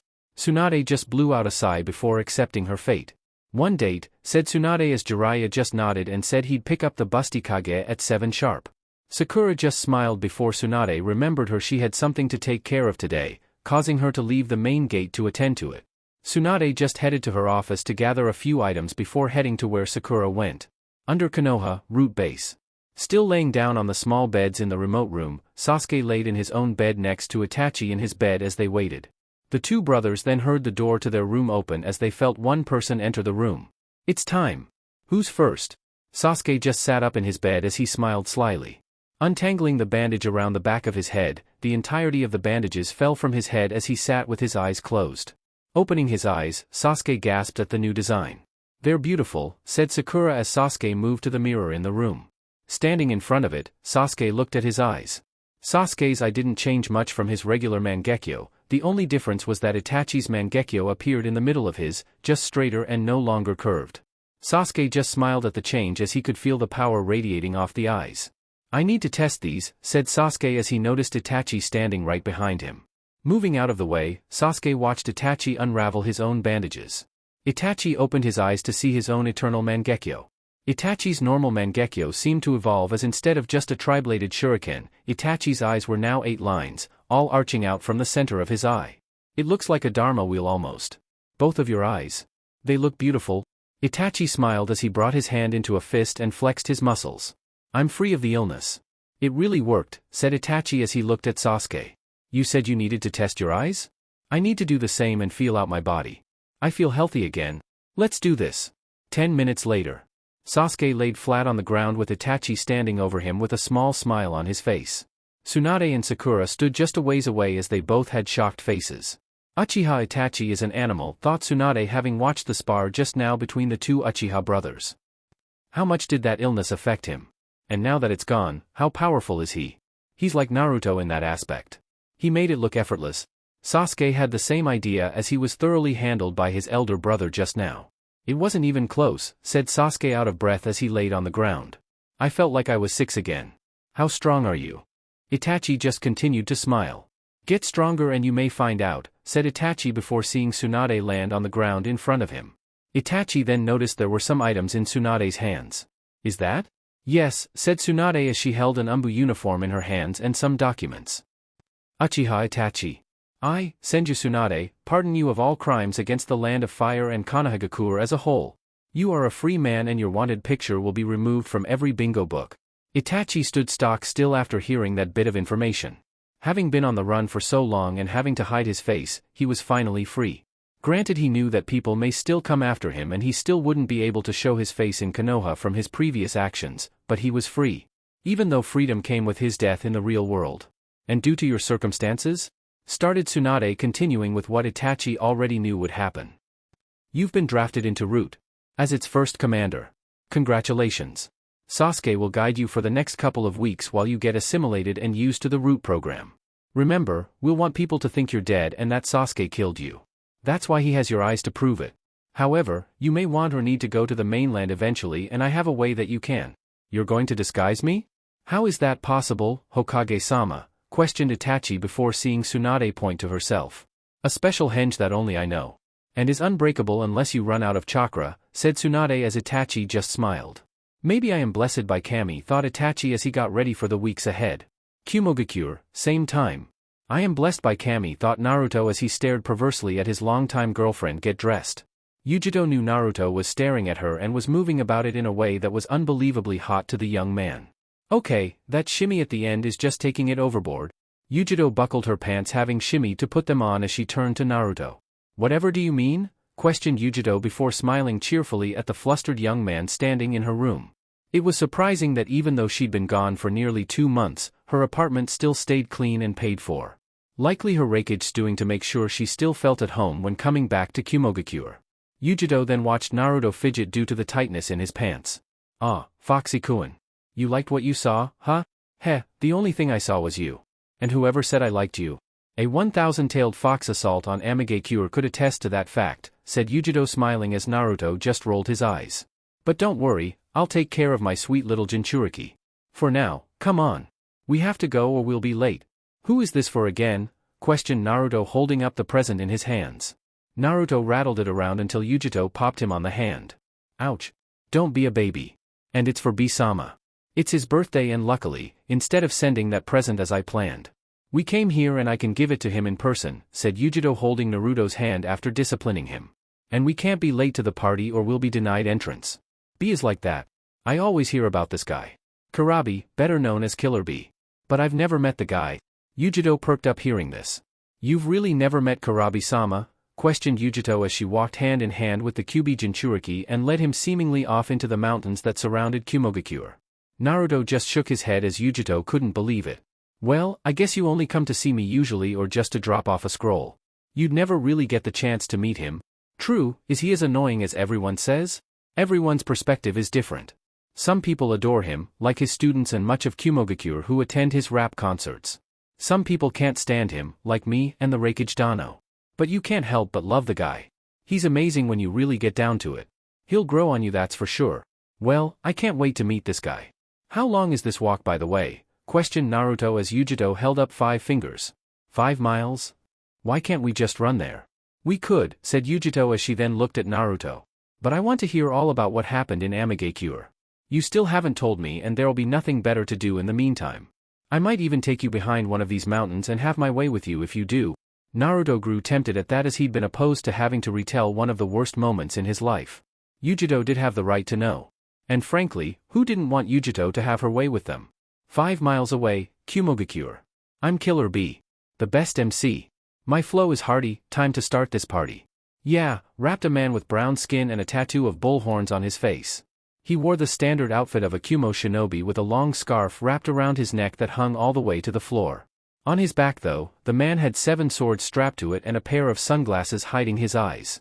B, the party doesn't start for another 2 hours, said the Hachibi in B's head. Maybe you should save your raps for then. Maybe you're right. But I can flow all night. Yeah, rhymed B in his head as he felt a few people appear outside his home. Seems some people are here. Birthday party about to appear. Yeah. Karabi walked outside of his small cave as he looked out at the people standing there. Karabi's demeanor shifted as he noticed that it was 4 people all donning cloaks that only one group wore. Akatsuki, said B as several of the members smiled. B recognized all of them as he looked. Standing before him were Haiden, Kakuzu, Deidara, and Kisame. Hachibi, said the IWA bomber, Deidara, as he looked at the Jinchuriki. Kisame, you can handle him? Make it fast because once you start fighting, the whole of Kumo will be coming and we'll only be able to hold them back for so long. Karabi then watched as the tall, blue-skinned member of Akatsuki grinned at him and placed that huge bandaged sword over his shoulder. Hashigaki Kisame, a pleasure to meet you, said Kisame as he grinned and went running toward the man known as the perfect Jinchuriki. Amigakure, same time. AHH, came the pain scream of Nagato as his body felt on fire, starting from his legs up. Nagato couldn't control his body anymore as he looked up to see the masked man holding a hand seal. What did you do to me? You think you could just betray me and not receive consequences? Questioned the man as he added. Not only did you not beat the QB, which I would have been okay with if he defeated you, but you allowed him to leave. Leave with information on all the members of Akatsuki. I'd have done this sooner if I didn't think he'd stop me. There's nothing you can do about it, said Nagato with a smile despite his circumstances. It's already been done. And even if I die here today, there'd be nothing you could do to stop Naruto. You can't beat him as you are. I know it and so do you. Even with your special jutsu, you'd have to touch him and in that instant, he'd kill you without hesitation. You've already lost. You're just prolonging the inevitable. That is where you're wrong, said the masked man as Nagato noticed Zetsu appear in the room as well. Nagato began to struggle against Toby, but it was futile really. You think I wouldn't have safeguards if you ever betrayed me? Those cells that I used to reconstruct your legs were created out of Zetsu. Meaning, 20% of your body is of my creation, a creature I control. And due to it syncing with the rest of your body, I essentially control you as well. Nagato knew it was useless the moment he felt the stinging sensation. He knew this day would come, but he didn't realize the masked man had such a leg up on him. Nagato laughed at his own pun. The 2 days Naruto stayed in Amigakure made the young man really grow on Nagato, even though the first quarter of that they were enemies. It seems I won't be able to see the true peace Naruto will bring about in the world, thought Nagato as he closed his eyes in a short prayer. Do well, Naruto-kun. I believe in you. Nagato then felt Zetsu melt over his body and take control of his hands as he formed a hand seal. Geto, Rinne Tensei no Jutsu, Outer Path, Samsara of Heavenly Life Technique, said Zetsu for Nagato as he forced the Rinnegan wielder to channel his chakra. Nagato felt the strain immediately from the technique as blood rolled out of his nose and his hair immediately turned white, along with his body turning frail again. Nagato also turned back into the old man he looked like beforehand as his technique took effect. Zetsu melted back off of Nagato as the once redhead let out a few shallow breaths. Who did you bring back? Questioned Nagato as the masked man walked over to him. That's of no concern to you, said the masked man as he placed a hand over Nagato's eyes. Holding his hand there for a few seconds, the masked man then pushed the dying man down as he took both his Rinnegan out. Thank you for collecting at least 6 bijou for me. But with your betrayal, you're useless to me. Especially as you are now. Goodbye, Nagato. The masked man left in a swirling vortex as Nagato was alone. I'm sorry, Conan thought Nagato with his last breath as his body finally gave out on him. Conan would eventually come up from running errands to find him and surely be devastated. Nagato prayed she'd stay strong and lead Amigakure to peace in his death. Naruto would surely help with that, and that allowed Nagato to die with a smile on his face. Unknown location. The masked man appeared in a devoid-looking place that had what appeared to be a fossil of a dinosaur as its building structure. The masked man took a deep breath before walking inside of his hideout. It was a short travel to where he could feel another man sitting in his hideout. You actually went through with it, said the man with a smile on his face as the masked man just nodded his head. The masked man then handed the man the 2 Rinnegan as he easily placed them both back in his empty eye sockets. Feels good to be back. Glad to have you back, Uchiha Madara, said Zetsu as the man looked up with both Rinnegan shining bright. Omake, Naruyugi, the Lost Files, Marriage. Welcome to Amigakure, said the gate guard as he allowed the 6 tourists in after a rigorous body search. Naruto and Yujito, still disguised, thanked the man as they began to walk into the village. Naruto then felt a tap on his shoulder. Yes. I just wanted to say that you both are a lovely couple, said an elderly woman with a warm smile. She was standing next to a man before continuing. Your interactions the way here were priceless. Don't they remind you of us, Kenji-kun? Ha! I feel the same way, dear, said the woman before beginning to walk away from them. May Kami bless your marriage. Hope to see you all around. Well, Mrs. Kitsune. Apparently, we look good as a married couple. Well, we just look good period. Putting us together is just unfair to all the other couples, said Yujito as she and Naruto began to navigate their way through the village. You're right. Might as well get married now then, said Naruto absent-mindedly as he took a few more steps before it registered. Naruto noticed Yujito had stopped and upon turning to her, smiled at the girl sheepishly with a hand behind his head. I mean, you want to marry me? I don't know about all that. That was just a joke. A prank. You know how much of a prankster I am. That's what this ring is for, said Yujito smiling at the gorgeous ring wrapped around her finger for her disguise. You're using the illusion of a mission to find out not only my ring size but my ring taste, how being my husband would be, and all that. This is a self-imposed submission, isn't it? Naruto was caught red-handed but didn't want Yujito to know that. He wasn't ready for marriage yet but figured that a trial run would help ease his nerves about such a big commitment. Nonetheless, he still didn't want Yujito to know about his hidden intentions. It was supposed to be a secret and his male pride wouldn't allow his female lover to win this. "Pfft, Yugi-chan, if I wanted to marry you, I'd just do it," said Naruto as he noticed the toad bar. "Clearly you just want to marry me is all. I know it. You ain't got to lie, Yugi-chan. You ain't got to lie. You want to marry me," said Yujito with a smirk on her face as Naruto just let out a defeated sigh. "That obvious, huh?" questioned Naruto as Yujito just nodded her head. "I wasn't trying to marry you, Yugi-chan. But I did want to know what it would be like, even if it was for a mission. To be truthful, I'm terrified." Yujito grabbed Naruto's hand as she laced her fingers with his. "It's okay, Naruto-kun. I'm scared too," started Yujito as Naruto looked at her with wide eyes. "I know I act a certain way when someone brings it up and tells you should hurry up and marry that girl, but I'm just as scared. It's just like when we became boyfriend and girlfriend. I was scared I'd somehow mess up the relationship and we'd have this horrible breakup. Yeah, but we didn't." "Exactly, but then again, marriage is a whole other animal. I know I love you. I love you more than anything. I just don't know, I feel like we need a catalyst or something." Naruto went silent for a few seconds as they entered the toad bar and sat at a few stools in front of the bar. Jiraiya was behind the counter pretending to be a real bartender as they would just wait for a few unsuspecting AIM ninjas to walk in so they could get information on the Akatsuki leader. Naruto then snapped his finger after a few seconds as if confirming something. "I have an idea," said Naruto as Yujito perked up. "We'll wait for a catalyst then. Something that just makes us realize that no matter what, nothing will ever change between us." "Good idea, Naruto-kun," said Yujito before feeling a couple of ninjas walking toward the bar. It was time to put their plan in action. "I hope you didn't jinx us though." "Did I?" thought Naruto before two AIM genin walked in. "Nah, I'm sure I didn't." Later that day, Amigakure. "You totally jinxed that," said Yujito as she walked with the Kyuubi Jinchuriki. Although Naruto was carrying the pretty Jinchuriki on his back, piggyback style, after their long day in Amigakure. Nagato had gotten them a hotel as they decided to stay for a while considering their fatigue and conversations.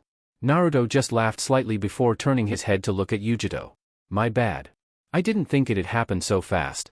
"I'd say that was definitely the catalyst needed," said Yujito before realizing she still had the ring Naruto gave her on. "Oh, I forgot to give this back." "Don't, keep it. It's actually a promise ring, my love. A promise that when all of this is over, when the Akatsuki thread is over, I'm going to put a real ring on that finger." A smile crept on Yujito's face that wouldn't leave anytime soon. "So, you kinda like me?" questioned Yujito as she saw Naruto shake his head. "No, not at all. I love you. I love you so much, Yugi-chan." Yujito moved her head forward, making Naruto turn his to see why she was moving. When he did, he received a sweet kiss from the Nibi Jinchuriki. Naruto reveled in the kiss as Yujito broke it after a few seconds. "I know. You know," said Yujito before adding. "AIM knows. Because that big-ass fox sure let them and probably the entire world know. I love you too, Naruto-kun." Naruto just smiled before continuing toward their hotel room for the night. He had a whole 2 weeks reprieve with the woman of his dreams and likely the future Mrs. Naruto. Life felt right for the couple branded Naruyugi by his Hokage and it would only get better. Both enjoyed their lives before, but one day they just woke up and wondered how they lived without one another. And if it was up to them, that day wouldn't return for a long, long time.